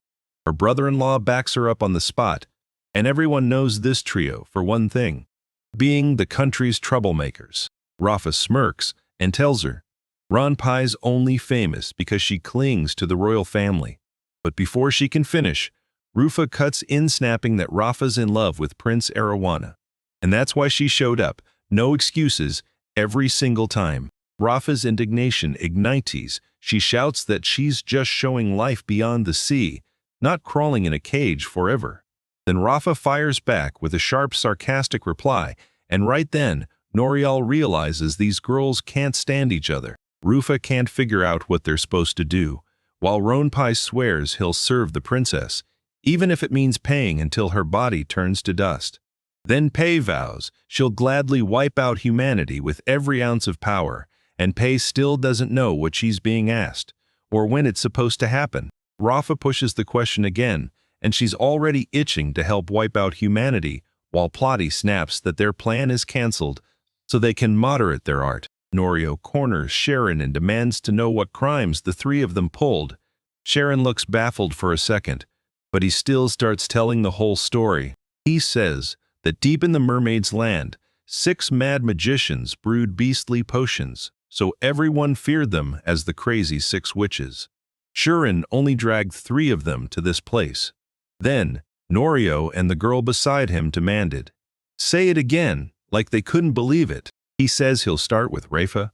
This girl can literally feel the mana flowing beneath the world's oceans, and she even tried to force that power to behave through artificial control, and to her, there's nothing wrong with it. Sharon smirks and says, if Rafa could even control her mana, she'd drain every water source and wipe out every last person and demon. Norio's blood runs cold, and pure terror slams into her. Her brother-in-law blurts that Rafa isn't just some extreme radical. She's a ruthless master of her craft, which is why they tossed her into prison. And Noriel finally realizes what's going on. Then he blurts out, "What about that girl with glasses?" And his brother-in-law shoots back, "That's Gera Rufa, and she's a monster of a criminal." Norio's jaw drops in shock. Rufa started out with real power in the mermaid medical community, and Norio couldn't help but admire her like, wow, she's really out here doing exactly that. Brother-in-law says Rufa once pitched a wild theory, then right in the middle of it, Rufa herself cuts him off, looking genuinely let down as she admits nobody ever gets how magical her experiments really are. Rufa bursts into excited talk, insisting his theory is right. Some diseases are unleashed by tiny, invisible creatures no one can see. Rufa's brother-in-law just won't get it. He'll never feel that kind of fire. And Norio finally realizes what she means. Not monsters, but microbes. Noriel froze for a second, then remembered the princess, Plotty. Because when he explained yeast and fermentation to her, her surprise hit like a thunderclap. Rufa bursts into screaming, begging him to listen close. Then she explains that once the body remembers those tiny creatures, it starts fighting back, and Norio snaps to attention. "You mean it's an immune reaction?" Rufa keeps firing off his wild theory. Grab blood from someone who already beat the disease, inject it into someone who's had it again, and their body will learn to fight back. Then Norio snaps to it. He's talking about a blood transfusion. Shuren leans in and blows it up. If someone's blood gets injected into another, that person can be forced to end their own life. Then Rufa shows up, totally baffled by Shuren's contradiction, while Norio just nods along because he already knows how it works from another world. Then Norio leans in and goes, "Hey, what's the deal with that girl sitting on her knees in front of the princess?" "Pay up." Brother-in-law snaps back, "Yeah, she's a total problem too." Shuren says this girl used to serve in the king's personal guard. Then Norio storms in and demands to know why someone like that ended up behind bars. Your brother-in-law straight up says it all comes down to his sister specifically, whether she's still unmarried. Because once the political marriage proposals started flooding in from demons and humans, the mermaid's opinions split right down the middle. Shuren reveals that one time, an aristocrat from the mermaids on the neutral opposition flat out challenged the very idea of marriage. Then, with that explosive proposal, he aimed it straight at Shuren's father, the king. Her brother-in-law straight up said there's no point taking a risk. If the engagement slips once the time's up, they'll back away themselves. And he said it so calm it was almost unsettling. They spelled it out like the law itself. Then the aristocrat said something he had no right to say, and they just kept quoting him anyway. Meanwhile, the princess has nothing to rely on but her medicine, and no matter who she marries, she still won't be able to handle being a wife. Hearing all that, Ranpai's rage detonated. He charged that aristocrat on the spot and beat him so thoroughly there wasn't a drop of life left in him. Right when Shuren's story is about to take off, Ranpai suddenly pops in out of nowhere, and it scares the life out of her.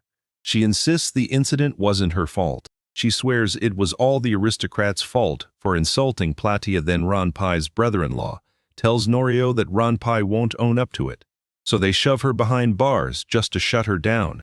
His brother-in-law pleads for forgiveness for dragging these abnormal girls into the mess, only for Plotty to shut him down cold, saying there's nothing anyone can do about it anymore. Norio whirls to Plady and asks if she'll be okay, right as embarrassment, joy, and pure delight flood her face, because he actually cares.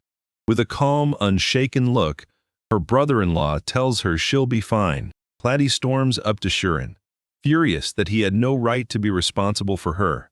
Then Shuren suddenly insists he has to tell Mr. Norio one thing, the truth about the princess. And yeah, Plady, she's one of the crazy 6 witches. Norio starts to panic for her, but she has zero memory of what she did.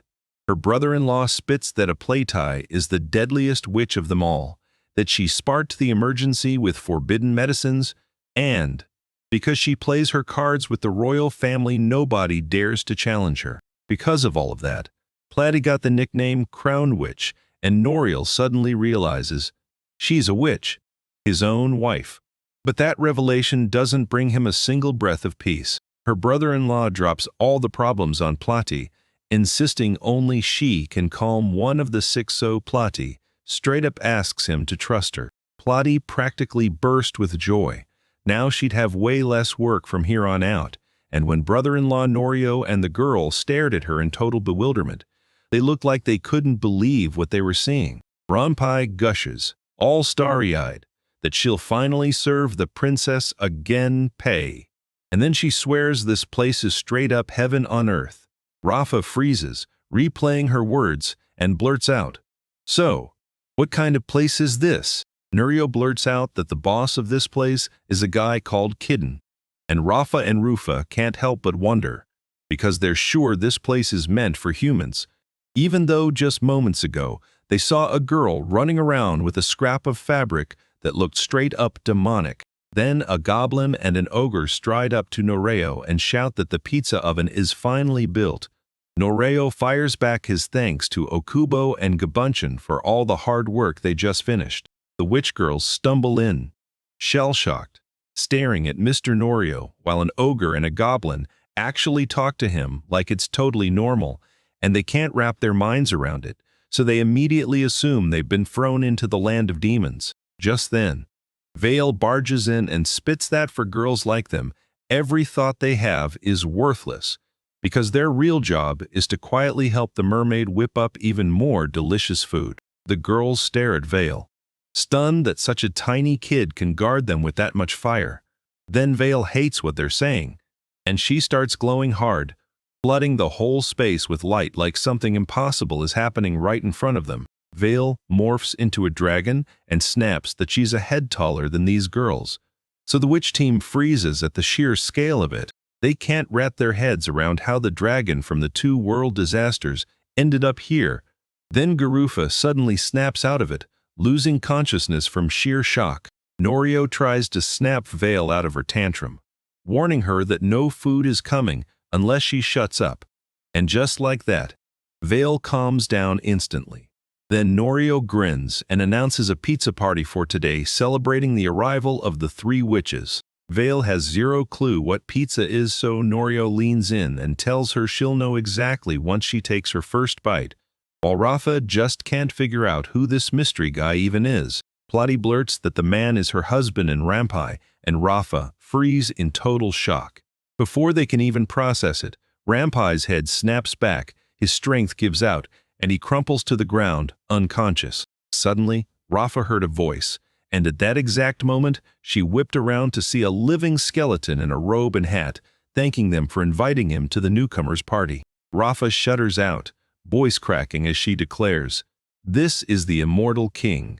And you can see the shock hit her hard. Two world disasters have somehow collided right here in one place. Right after that, Rafa's strength snaps, drops, and passes out on the ground. Plati steps in and tells them straight, until these girls wake up, the party won't start. After a while, the ramp finally jolts her eyes open. She's sprawled on a cozy bed. She shoots upright in a flash, breath-catching, and there her friends are, already waiting. The room goes dead quiet, and the whole building glows with warm, beautiful wooden decor. Ranpai has zero clue where she's ended up, and Rafa swears they're inside a weirdly built house that smells incredible and boasts a bed so soft it feels unreal. Rampai's mind snaps back. Prince Sarawana brought them up just to live out brutal penal servitude. Then, out of nowhere, Belina, one of the maids, barges into their room. The girls stare at her in pure shock, because she's clearly from the demon race. Belina then blurts that Saint Coden has handed them a covenant and orders them to meet at one specific place, and the girls can't even begin to understand what holy throwing is supposed to mean. Suddenly, Rampai snaps back to who they're talking about.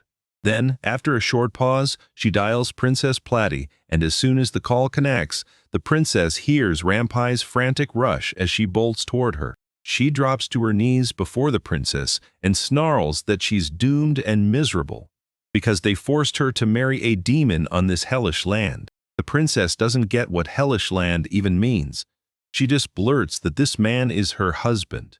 So the mermaid girl pushes her again, and Ranpai snarls that he'll never forgive Kadan, then swears he'll send him straight to the next world. The rest of the mermaids trailed Ranpai and started grilling the princess. What's this about a man ruling demon land?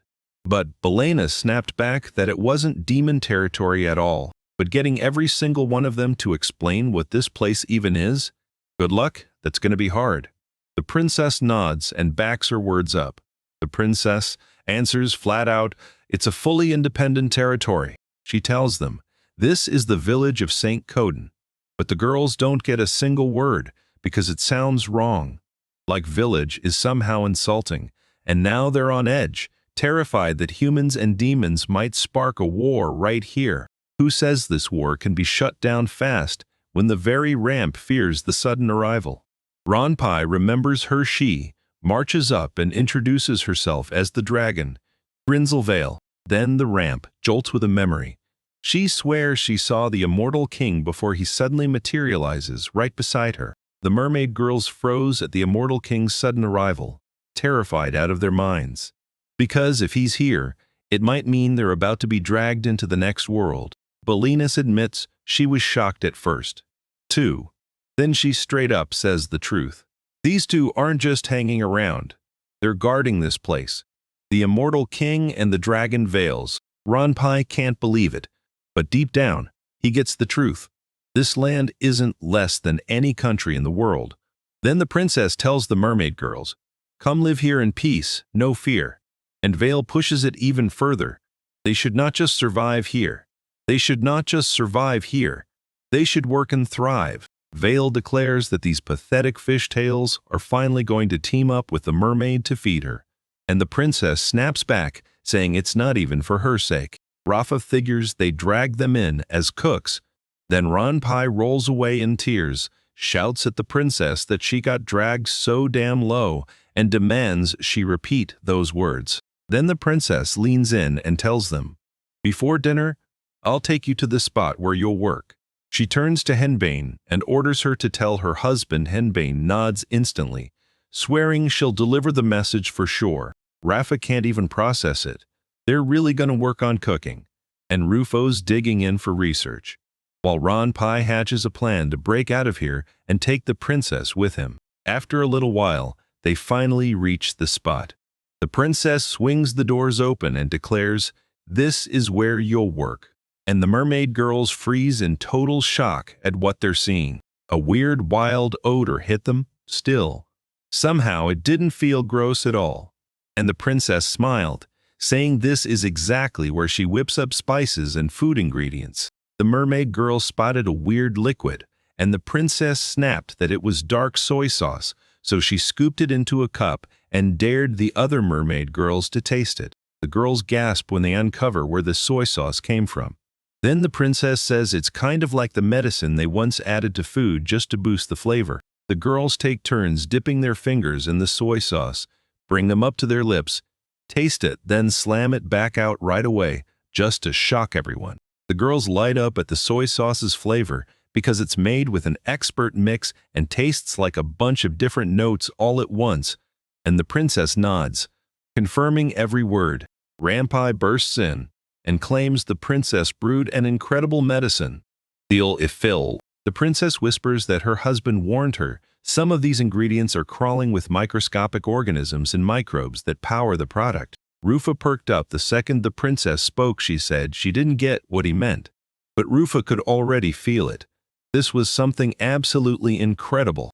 The princess insists it was just the same kind of research. Then Rufa jumps in and backs up every word. Rufa clutched a bowl of soy sauce in her hands and stared at it like it was a whole universe full of the tiny little creatures she'd imagined. And right then, the princess nodded and fully agreed. Rufa broke down in happy tears because every single one of her research hunches was right, and she couldn't believe it.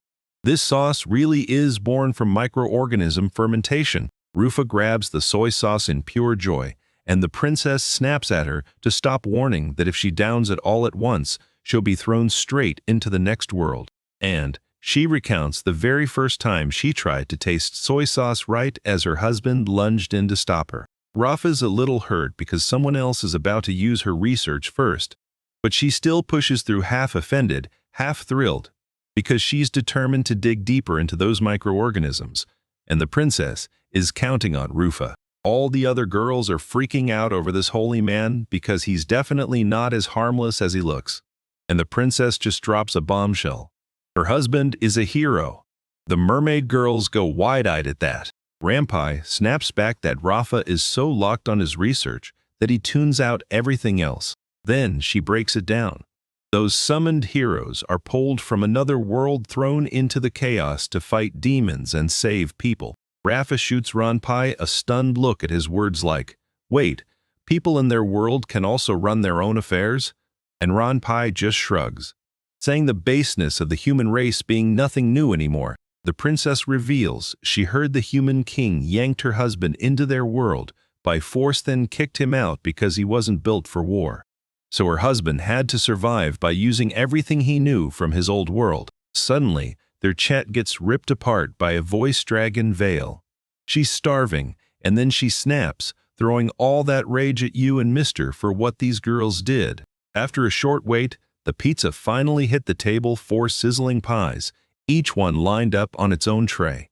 The mermaid girl stared in shock at these brand new dishes from another world, and the Holy Lord raised his hand and declared it was time to split the pizza into slices. Once the pizza's sliced up, he slams down plates of steaming slices for everyone, starting with the dragon veil, who practically bursts with joy the moment she gets her plate. Rampai tells them that the princess's husband, Lord Senkaiden, is seriously resourceful. Then everyone crowds around the dining table, packed to the brim with food, with the Lord, the princess, and their closest friends, and they all trade bon appetit before the feast begins. The mermaid girls snatch the pizza slices and devour them piece by piece, and one bite after another hit them with total taste shock because they'd never, ever tasted food like this before. Rampai blurts that this food is way too delicious, and he and everyone else can't wrap their heads around the fact that it's literally from another world and it tastes unreal. Rufa then admits the explosion of flavor hit so hard her soul felt like it shot straight up to heaven. The Lord Saint lights up because the girls love the food, while Rampai just stands there in stunned silence. Then bam!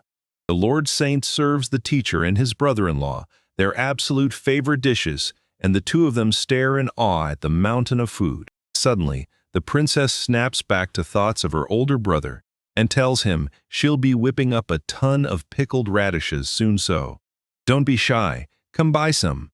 The brother-in-law grins and calls it great news, promising he'll swing by again next week. Rafa is completely stunned. Prince Arowana is set to arrive next week, and she can't believe it, because this is a man so rarely seen that even the merfolk barely ever lay eyes on him. Rufa's thrilled by what's happening, then whirls on Rafa and snaps that she didn't say a word. Norio leans in and asks his wife if there's more, and she just smiles. "You got more."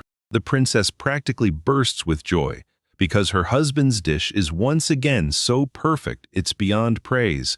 Then the saint leans in and quizzes her about the tomatoes, and when she lights up because she loves them that much, they both crack up laughing, savoring each other's company. Rampai addresses the princess in his mind, baffled by what she sees in this man. Then he watches her grin so wide you can't miss how thrilled she is. After a while, night drops in, and the mermaid girls hurry back to their room, sinking into a warm, comfy bed like it was made for them. Then Rafa grins and says the food was insanely tasty. Rufus swears it's all because of those tiny creatures, and Rampai fires back that the guy Dan turned out to be an absolute workhorse. The girls kick off a chat about yesterday until Batumi makes it impossible to ignore. He lays them into a silky bed, smooth and heavenly to the touch, stitched from rare threads, the kind of luxury that costs a fortune.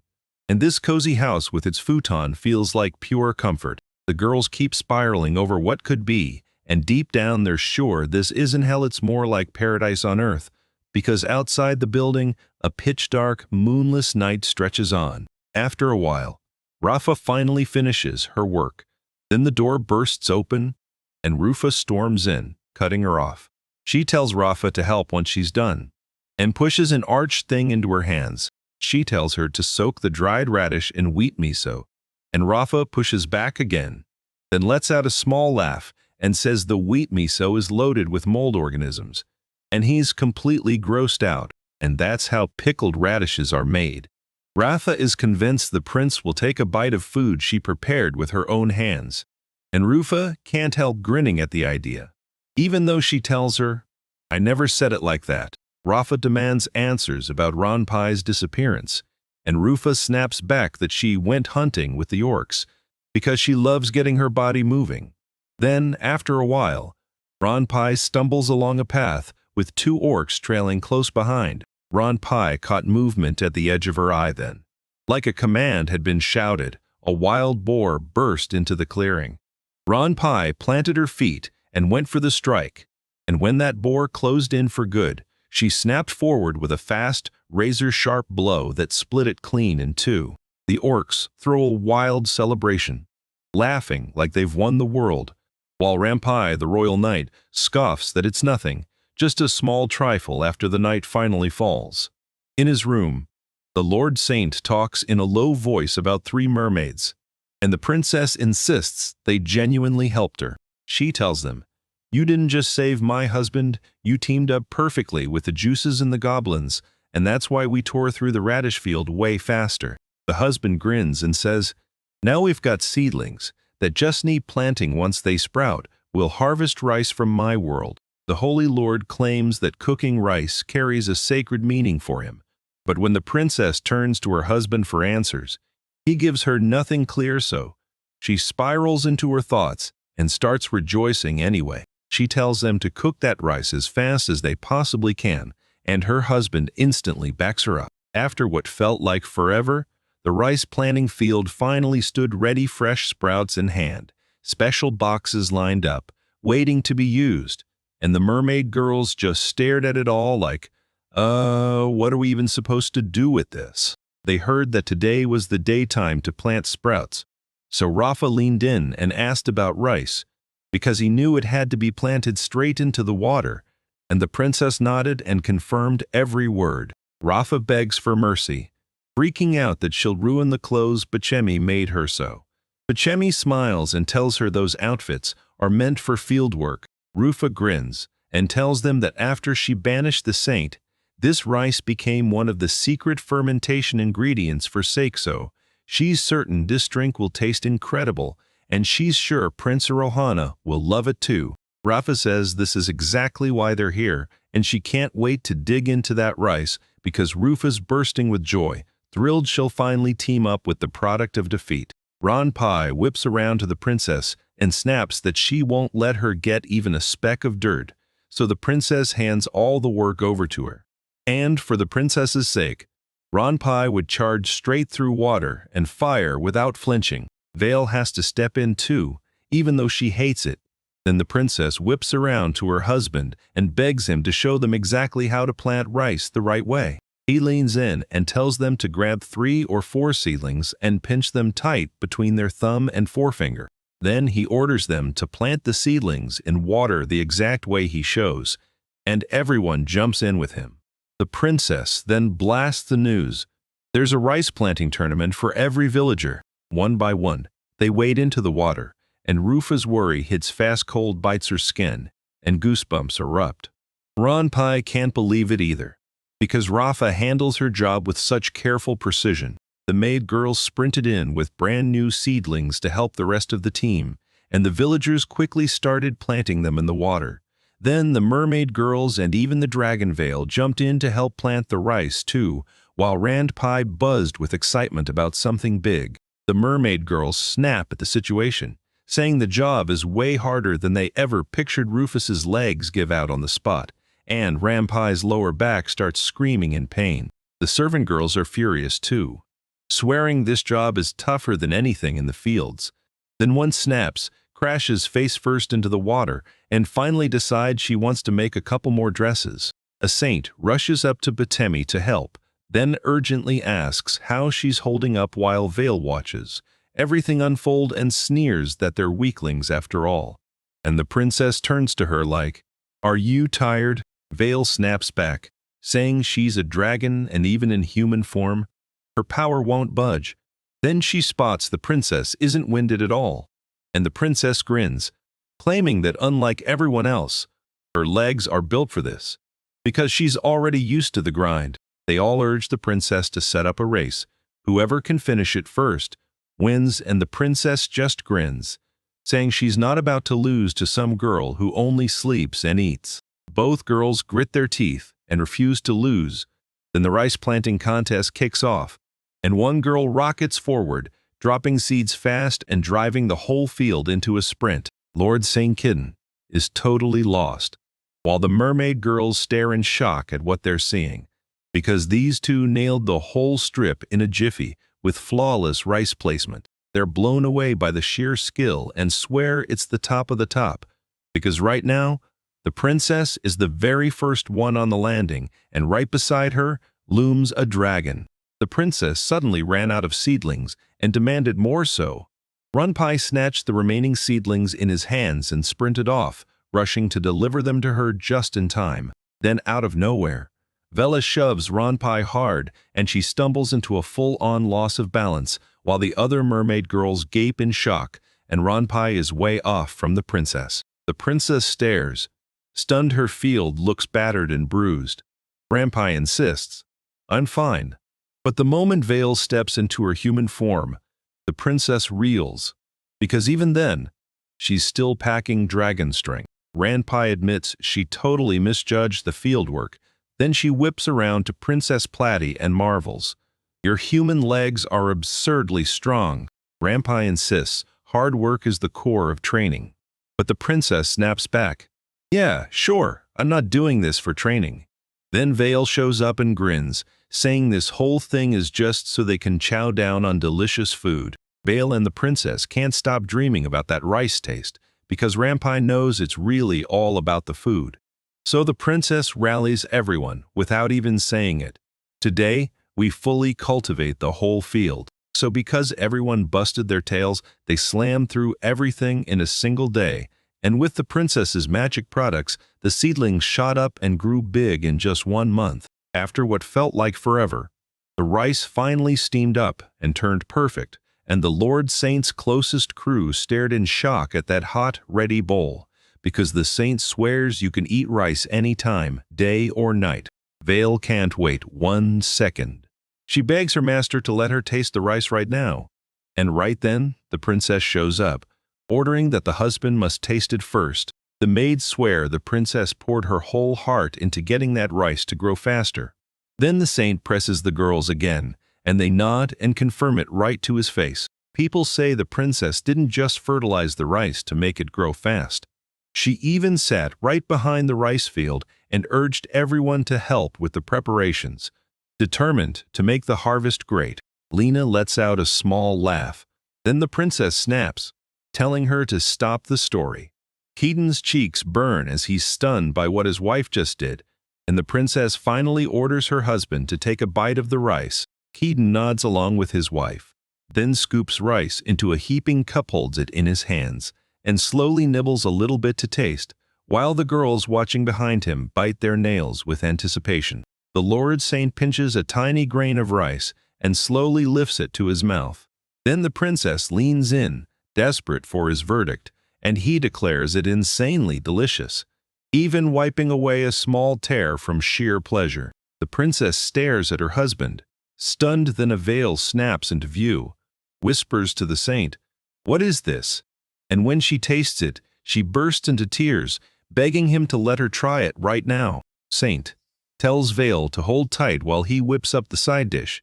Then she'll finally taste the full spectrum of flavor in one glorious hit. Ranpi says the princess fought tooth and nail just to catch this guy's smile, and she's genuinely thrilled she tried her hardest, because Rafa understands her friend perfectly.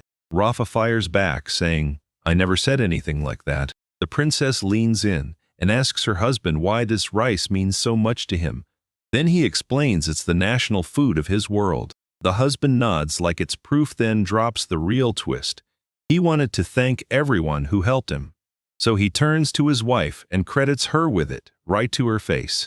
Norio whips around to Hephaestus and asks how she's doing, because it's all her doing that he gets to live here and actually enjoy his life. He shoots an apology for the delay and hands her the onigiri, eyes shining with gratitude, then tells her to drop the shayak and dig into the fruits of their hard work. The princess whips her head to her husband and warns that this food is downright dangerous. And at first, she's clueless. Nothing tastes like anything at all until the rice hits. And suddenly, every bite turns unbelievably delicious alongside the other dishes. The girls nod along and say they feel the same. No way they're going back to a place with no food like that. Vale then turns to her master and begs, "Give me more." The saint swears the girls truly love the rice, and Rafa grins that rice is the scariest thing ever. Vanity then snaps, "Since we've got rice now, I'm cooking up something else." Plotty and Val are left reeling by what they just heard, totally stunned, because they didn't realize they'd soon be getting even more dishes, or that rice could be leveled up with the right mix. Suddenly, Vale springs to her feet and declares she'll head back to her dungeon and crank up the difficulty. Saint's totally stunned, while the princess nods and says it's a brilliant move. Keaton can't wrap his head around why this has anything to do with rice, until the princess snaps that if you raise the dungeon passage, new monsters that weren't there before could suddenly crawl out. Vale nods along, confirming the princess was right. She reveals this can level up the flavor of rice, and even beef up other dishes too. And Kitten's mind is blown because he never thought you could pull off something like that inside a dungeon. Rafa says this world only lets top-ranked creatures like dragons rewrite a dungeon's rules, and the dungeon doesn't play around, with mana overflowing like a storm. Its space starts getting warped and bent. The princess declares that only one of the two world disasters can reshape the dungeon. Vale backs her up on the spot, and Keaton immediately goes on guard. Rafa didn't expect miracles to pile up like this. She's staring at this place like it's unreal. And Rufa recalls how Rafa was obsessed with studying mana flow and what it does to people. While Rampai keeps pushing her to never give up, the princess urges everyone to start prepping the meal ingredients, but Rampai can't resist. He wants to prove his strength in Lady Vale's freshly updated dungeon, and the dragon sneers that someone as weak as her has no business trying to take it on. Everyone's burning with curiosity. This time she'll build a bunch of levels and test how Ron Pycopes handles them. And it looks like the princess is about to open the door to serious trouble. A few days later, the Dragon Veil finally unveils her upgraded dungeon, and she orders the whole team to strike together while Saint grits his teeth at Vale's voice booming down from the top of the mountain. The princess claims she's just here to study new creatures, but something in her gut screams that the final bosses are already waiting for them. So the whole team bands together and charges into the Veil dungeon. Ronpai swears the saint came with them because the king of people yanked him from another world and then threw him out the moment he proved he had no power. She can't help but wonder if that saint can even survive a dungeon this brutal, stacked with one deadly level after another. But no matter what, she'll throw everything she's got between it and the princess. Right then, the team spots movement up ahead, and before they can react, a whole herd of wild boars comes charging in. Ron Pai steps forward and begs for them to be handed to her. Suddenly, the girl freezes in shock. Then the immortal king steps right in front of her, raises a hand, and one heartbeat later, the whole herd gets wiped out. The immortal king admits the adventure hooked him, so he decides to roll with them right then. Vale steps in and speaks up. She tells him, "Don't you dare rearrange my dungeon on your own," and she slams that rule down hard. Next thing you know, the dragon's claws hook the immortal king by the collar and yank him in place. Vale claims the immortal king got disqualified for cheating, and the whole team still thanks him, because if he hadn't, they'd be stuck in a nightmare, fighting wave after wave of monsters with no chance. Ron Pai admits that hanging out with two world-shattering disasters crushes her pride. As a royal knight, then the whole team finally exhales like, "Woo!" Right after that, she snaps back and swears her own words were wrong. She's here to protect the princess. Meanwhile, the husband and wife plot to change the dungeon. But every time they step in, the only things they've run into are the same familiar monsters. Vale waves them off and says, "Don't panic, you're in the old zone now." Then warns that if those old monsters vanish, it'll spell trouble, because the new zone is already waiting for them up ahead. After a while, they burst into a clearing. Then the princess grabs her dear husband and begs him to be careful. They both feel it. Someone's watching nearby. Ranpai's eyes narrow as he says he can sense terrifying monsters closing in. Out of nowhere, something lunges from behind Rampy, leaving them stunned and clueless as it crashes in, springing out of the tall grass like a nightmare because it's firing and spinning pucks. Ketten swore those pucks looked like UFOs, and then they streaked toward them. Spinning so fast they were razor sharp, they sliced the tops off the trees like it was nothing, and the team barely dodged in time. Keaton declares it's a UFO.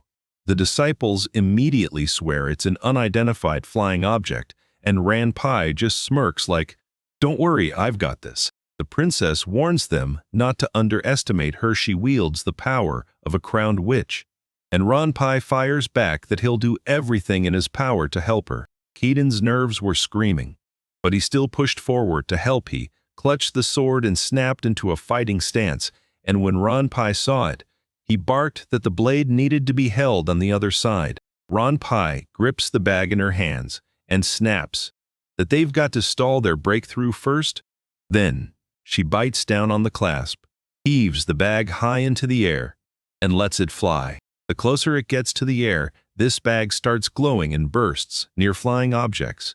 Then boom, an explosion of insane power erupts. The princess remembers the Ranpai uses potions that can explode. Boom! And then it clicks. That's why the saint calls her the Witch of Hellfire. She's bursting with pride that she beat them. Then boom, she goes silent, realizing she never actually hurt those flying objects at all, while Vale keeps bragging about how unstoppable their power is. Vale tells Ranpai these monsters are turtle-shaped, and their shells are the toughest of any monster. Then Ranpai steps closer, smirks, and says you can just flip them over and wipe them out. Suddenly, something zips out of the turtle's head and wraps the girl's hand in ropes that immediately start crawling up, gripping tighter, and spreading until they've covered her completely. The princess is totally baffled by these tentacled turtles, and Gobukichi scrambles to save the girl, yet he can't pull it off. Then the orc winds up and slams a swing, aiming to smash the turtle's very body. He swings his axe at the turtle's shell. Then it hits one brutal truth. The shell is so rock hard the weapon snaps in his hands, and Ranpai can't believe what he just saw. The turtles unleash wave after wave of tentacles from their heads, and they slither straight toward the team. Then the princess snaps at her husband to deal with it, and he agrees instantly. The turtle's tentacles slowly cinch the girl around her neck. Then the saint swings, lands a brutal hit, and smashes those tentacles apart as they whip off in every direction, while the saint himself stares, stunned by what he just did. After the Holy Lord asks Ranpai how she's doing, she insists she's fine. Then a puff of smoke blasts from the turtle's head. The princess grabs one turtle in her hand and instantly spots the real weak point, those shop tentacles. They're totally baffled. How did the team wipe out those turtles so easily? But then it hits them. The monsters she forged are barely the warm-up. Next, the crew has to stomp through opponents that are way stronger, and Anna slams the final call like, "All right, move up. Let's hit the next level." The orc boasts that these skulls can turn into armor and shields for goblins and orcs alike, and Saint immediately backs him up. Then Vale shoots the team a warning to not keep her waiting. The princess shows up and announces they just came to study fresh monsters, and Ranpai fires back that even tougher ones will keep hunting them down. Ahead, while the princess insists everything's totally fine, she swears her husband is tougher than every world-ending calamity, the absolute strongest thing this world has ever seen, and Ranpai is left completely baffled. She totally doubts what the princess says, because there's no way she can believe the princess's husband is the strongest husband in the world. She refuses to lose hope, grabs a new goal that fits her, and the whole team decides to take a quick breather. The team sprinted to one spot deep in the forest, and Ranpai's jaw dropped. She never thought the Holy Lord could outmuscle the immortal king. And even the dragon. There's still one piece she can't wrap her head around. So the human kingdom cast the Holy Lord out. Even though he's got power so insane, it feels unreal. The Holy Lord flat out admits he's got zero real fighting skills. Then a god intervened and handed him a gift that lets him unleash what's inside every single thing he touches. Besides, this lord has a sacred bowl, and when Ronpai hears the saint say that, he's totally stunned. Kitten shuts him down, claiming that means the saint isn't that special after all. Ronpai fires back that the saint's power is exactly what makes everything so useful. Princess Platy tied the knot with a stunning man. And no matter who comes hunting, her demons or soldiers, this is the day the whole mermaid kingdom stays protected. The sun blasted overhead, flooding everything with blinding glare, and it burned straight into their eyes. Then the princess said the scenery hadn't really changed, even though the heat had somehow gotten worse. Right then, the dragon's voice slams into every princess's thoughts. Vale declares the next scene is a scorching hell, and the monsters built for those brutal conditions are coming straight for them. Some creatures burst right in front of the team feral wolves, with glowing eyes like blazing fire, so the whole squad froze in alarm and snapped into fighting stances. Vale warns that these hyena lycans are the deadliest four-legged monsters in the whole place, built to pounce, fast on their feet, and ferocious as hell, and the hotter they get, the more terrifying they become. Vale insists they've got the edge with endurance, like the wolves can't wriggle out. Then she whips around to Lord Saint and demands how he's supposed to fight back right as the wolves lunge in and attack him on the spot. The princess and Ronpire leaned into this question. Then bam! Their faces snapped into shock, pure bewilderment flooding them, while the wolves toppled over and rolled on the ground like obedient dogs. They're totally clueless about what's happening, until the immortal king's voice snaps out that the hyena lycans have sensed the Holy Lord's power. Those wolves stare at the Holy Lord with this sweet, innocent look, and not a single one dares to attack. Lord Saint starts stroking these regiments like they're his own pets, and even though he mutters under his breath like he's annoyed, there's no denying the smile in him. After what felt like forever, the team pushed straight through scorching hell, and all the while, the wolves followed like they owned the road, never lifting a paw to stop them. The immortal king's voice rings out. Wolf monsters build a hard pecking order to form their pack, so the wolves instantly bow to the Lord Saint as their leader. The wolves just stared at the lords of Saint Suatli, and Lord Saint blinked, totally confused yet grinning like he couldn't believe it. He looked right back at them, joy in his face, and said, "I never thought you'd like me this much." Without even using my own gift, Ronpite spots it instantly and realizes, oh wow, this is a high-level dungeon, and the princess warns that this whole situation could get ugly fast. Vale leans in, urges her to praise him, and then drops the truth. Even worse monsters are waiting for them further down. With the wolves at his side, the team pushes deeper into the Vale dungeon, and then boom, they stumble into a spot blanketed in endless snow. The princess can't wrap her head around it. Why is it freezing in here? Vale swears this is the final stop inside her dungeon. Freezing hell when the princess begs to go home. The Lord Saint whips around, and the entire team follows his lead, only to spot a monster lurking right behind them. An enormous bear loomed on all fours, staring at the team with pure fury. Its terrifying presence sent the Holy Lord into fear. The girls burst out, saying this beast has the exact same gigantic power they felt the first time they walked in. And now it towers over them, a whole head taller than every monster they faced earlier. The princess grabs her husband and begs him to flee this place, while the crumpled one snarls that the monster is too strong and he's trying to stop pointless destruction. Even the Lord knows he can't outrun him, so he whips around to his teacher. The immortal king's voice booms that this bear understands the Holy Lord's full power too. And listen, this is a warrior who knows nothing but how to fight. The immortal king's voice declares that the bear's fate is to clash with the strongest fighter.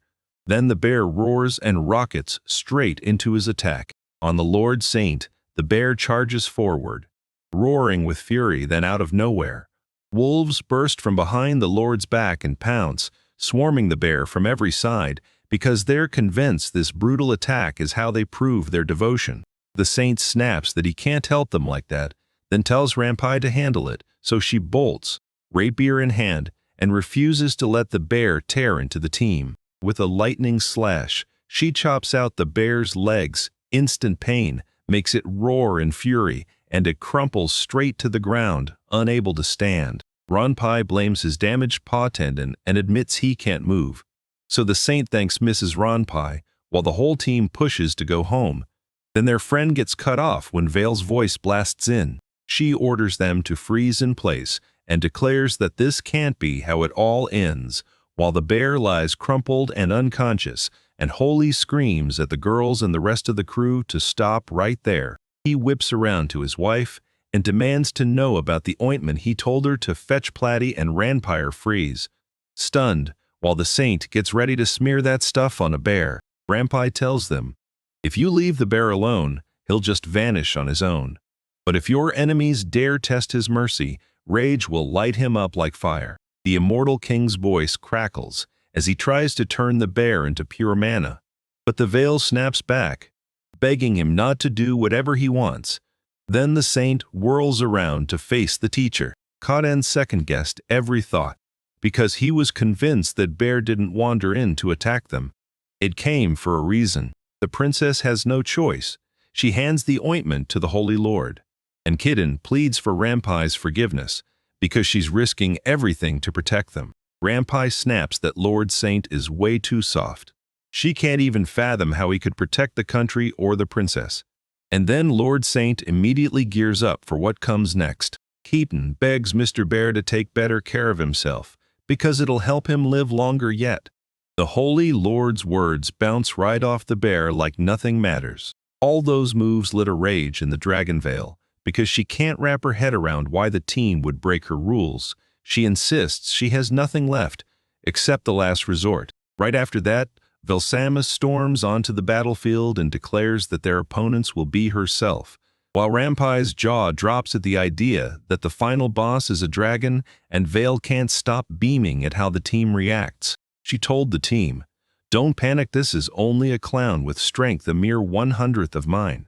But even that sliver's still enough to obliterate a couple of cities. She orders the team to strike, and right then, Lord Saint spots something at the edge of his vision.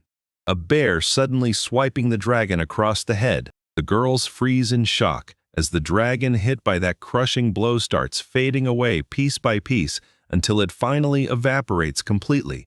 And Kanian can't believe it. The bear just wiped out the Veil clone. Keaton and the bear locked eyes, and Sviato went, "Why is it doing that?" Then the bear snapped around and vanished over the horizon, swallowing itself from view until it was gone for good. The Orking Doblins swear that as a mere monster, I can't possibly get what this bear is feeling, because they insist he's proud to his bones, and this brawl is how he's paying back their master's kindness. Okubo swears the bear ditched the herd to forge itself into a monster so terrifying their master can't ignore it, and the saint just smiles, saying if that's the plan, then him and the bear will cross paths again. All she's done so far is fight tooth and nail to protect whoever she chooses. Her choices didn't make the world any brighter, but the way she still reaches out, whether it's a friend or an enemy.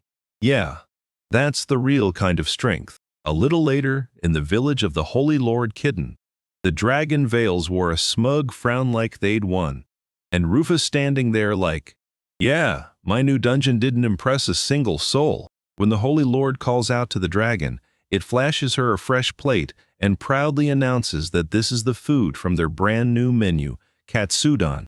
The saint tells it like this. When he and the others finally came down from the mountain, they stumbled on a bird monster that laid eggs, and that's when he was able to cook the dish he'd been craving for ages.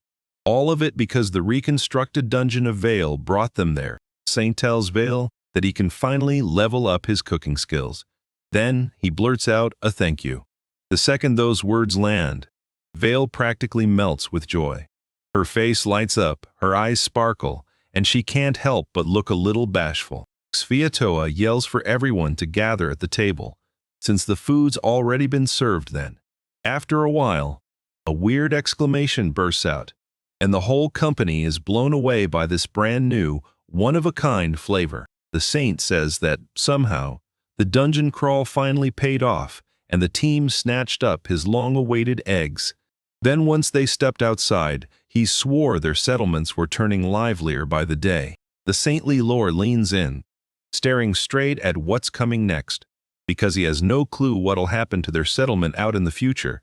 And meanwhile, deep in the forest, things start to go down. Two shadowy hooded strangers are whispering about something, and they're just as lost as everyone else, staring around like, how is there a whole village out here? This whole crew was perched on tree branches, and one of them insisted she had to see everything firsthand, right up close to Aileron, the leader of these thieves. One wolf was Poichi, the second was Pez, the third was Khan, and the fourth was Taro.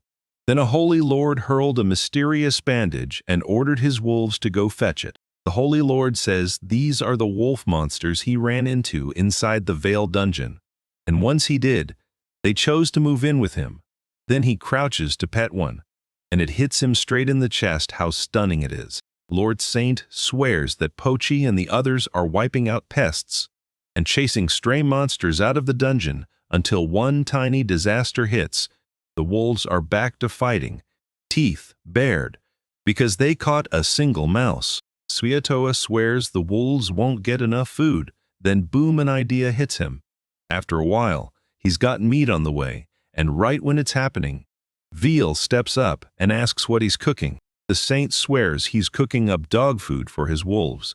But Veal's furious because the wolves are eating it too. Veal insists there's nothing funny about this, exhales a burst of flame from her mouth, and vows she'll handle those wolves alone. Then Saint cuts in, saying she doesn't need to, because those wolves already belong to their family. Veal is still seething. Saint snaps his sword up, and now it's time to chop and grind those ingredients. The saint can't stop staring at his insane, amazing ball, because it slices food down to the microscopic level, while Veal sees, furious that he's being treated so wrong. Wielding her so-called unholy great sword, she refuses to forgive Lord Saint so. Her anger is about to snap as she goes to chow down on that dog thing, and yeah, they even had dog food sitting in a little barrel. Lord Saint says he kept his dog healthy by trimming off the extra fat, and since nutrition is everything, he loaded the meal with fresh vegetables too. Lord Saint had one last question. Would the dogs even go for the food? His worst fears got smashed because they LOV'd it, and just as he relaxed, a voice snapped his attention away. Veal shocked everyone by turning into a dragon and demanding a share of the food, while Svartisveitu had no choice but to beg her back into her original form and stretch out her hands. He scoops out some dog food for her, and Veal beams as she stares at her own palms piled with treats. Then she instantly lunges in and devours the moment. She picks the dog food with laser focus, swearing it might be nutritious, but tastes like plain old pet chow. Then her face suddenly twists with shock. She lets out a small, dangerous smile, whips around to face one of the dogs, and even they flinch from her look, so she calmly tells them, "Eat as much as you want." From that day on, Veal never touched dog food again, because that stuff tasted like cardboard. Some people are already talking about this settlement like they've struck gold, but they can't wrap their heads around what's growing on those bushes. Juicy fruits, berries, and fresh vegetables. And the wild part? Even the estates of rich people and demons don't pull off this kind of miracle. They spot someone sneaking care of these fields, and one of the gang grabs a fruit, takes a bite, and suddenly his cheeks go numb. He rushes to tell his boss, and the boss tastes it too, feeling that same shocking numbness hit his face. These fruits are so ridiculously delicious that even the boss has to taste them. Then it hits her out of nowhere. She can't figure out what secret aroma is hiding inside that perfect bite, and yeah, it's just too tasty for her to handle. One of the boss's servants blurts out that the territory is being watched, and she swears she spotted even more strange houses, twisted architecture, hidden gardens, and the whole village starts to feel less like a home and more like a farm. Confirmed when the mysterious harvest rolls in. The crew figures the aristocrats call this place home, and if that's true, It makes perfect sense why those fields sit out in the middle of nowhere. The guy from the group has no clue what to do with all this, and the boss just smirks. Relax, there's probably treasure buried somewhere in this whole territory. If they blow this golden chance, their names get dragged through the mud as thieves worthless. Then the boss steps in and introduces himself as Thunder Freezers, and suddenly they're about to rip through this mansion, clean it out, and pocket every last valuable. Suddenly, the boss snaps his head. Up one of the Lord Saint's dogs is staring at them from the bushes, while inside the building, the servant girl draws glowing magic circles across the sky. She wasn't just looking, she was scrutinizing the waypoints, because nothing about them is normal. Belena snaps that her job is to keep the waypoints running for His Majesty, the Demon King, and the Demon Queen, Misastress. She rants that the whole job is totally pointless. She only pulled off one single song. So she steps in to help anyone and anything she can. And yeah, before she moved here, she used to work under the Demon King. 3 mermaids now handle part of the work in those areas where labor is scarce, so her workload has been slashed. And lately, the servants have had way too much free time. She clenches her fist and snaps that this is really, really bad. Then she goes quiet, panicking, saying if it keeps going, she'll lose everything and end up with no job at all. She snaps into action and begs Lord Saint for a job, then hunts him through the whole mansion until she finally finds him, right in the middle of making pottery. A servant barrels in mid-action, clueless about what the Holy Lord is up to, and demands answers, because the Holy Lord insists he's not casting spells at all, he's just making a pot, shaping a simple clay bowl. He explains that the dishes they've been using are mana-metal, so he decides it's time to finally hunt down real pottery. Then the servants snap to it, and realize they've been eating off precious metal plates all along. The saint warns that shaping by hand eats up forever, so he decides the pot needs rebuilding, and he starts rotating it. Then the servant suddenly realizes something huge. Belena can't wait to back the Light Lord, and she's fully grateful for the drive in her heart. But she snaps that this work is brutal, time-draining labor. Still, the servant grins and insists the Holy Lord can use her. Belena blurts out that, yep, she can use psychokinesis too, then grins, and says that if she feeds magic into a pebble, that thing will start moving on its own. At least, that's the only trick she can pull off with a single pebble. She slaps it onto a spinning machine, walks it down with clay, and then whispers a prayer. Arms stretched wide, the forward-rotating machine whirs to life and starts spinning. Then the Holy Lord nods with satisfaction at the henbane's work as the rotation builds and the clay finally blasts straight into the Holy Lord's face. The Lore of Color tells henbane to slow down, and she immediately blurts out an apology. Then Lord Saint points out how hard she's working, and henbane snaps back that she's not. She swears she grinds non-stop, but then admits she'll never measure up to his girlfriend or everyone else, because deep down, she's terrified of ending up jobless, so she keeps begging for help. Lord Flower tells her not to worry and thanks her for helping with the pot. But henbane snaps back that it's already turned into a pancake, and she's got nothing else she can do. Then Lord Saint steps in and tells henbane to fix everything together. She beams at his words, and, after a while, their dented cup takes a beating. Belena snaps to smash it, but Lord Saint grabs her back then. Anna laughs and says the first pancake is always lumpy, begging her not to get upset. He's convinced there's still something they can do. Then henbane snaps that he shouldn't throw his support at her so hard. Right then, a friend yells to distract them, and when the wolves barked like maniacs, they bolted straight toward the cries. A gang of thieves got caught, then slammed to the ground, and tied up tight. Lars turned to Okubo and demanded answers, and Okubo told him how they hauled in a pack of elven bandits right on their farm. Elves are basically demons in disguise over history. They evolved on their own track, and Lord Saint swore they were allies to his servants, but she shot that down fast.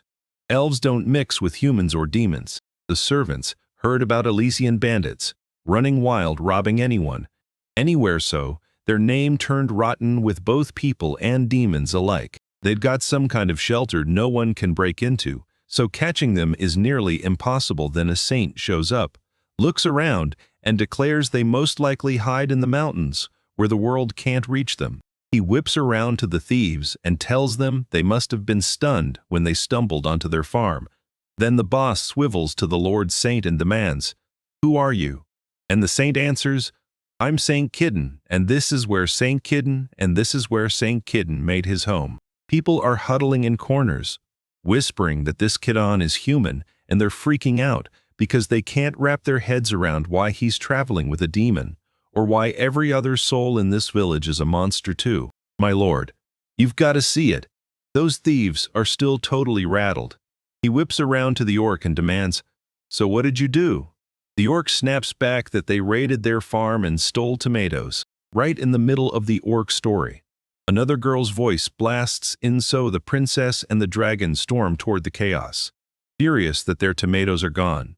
And Vale instantly morphs into a dragon, declaring they should be wiped out. Sveta realizes Vale can't be stopped anymore.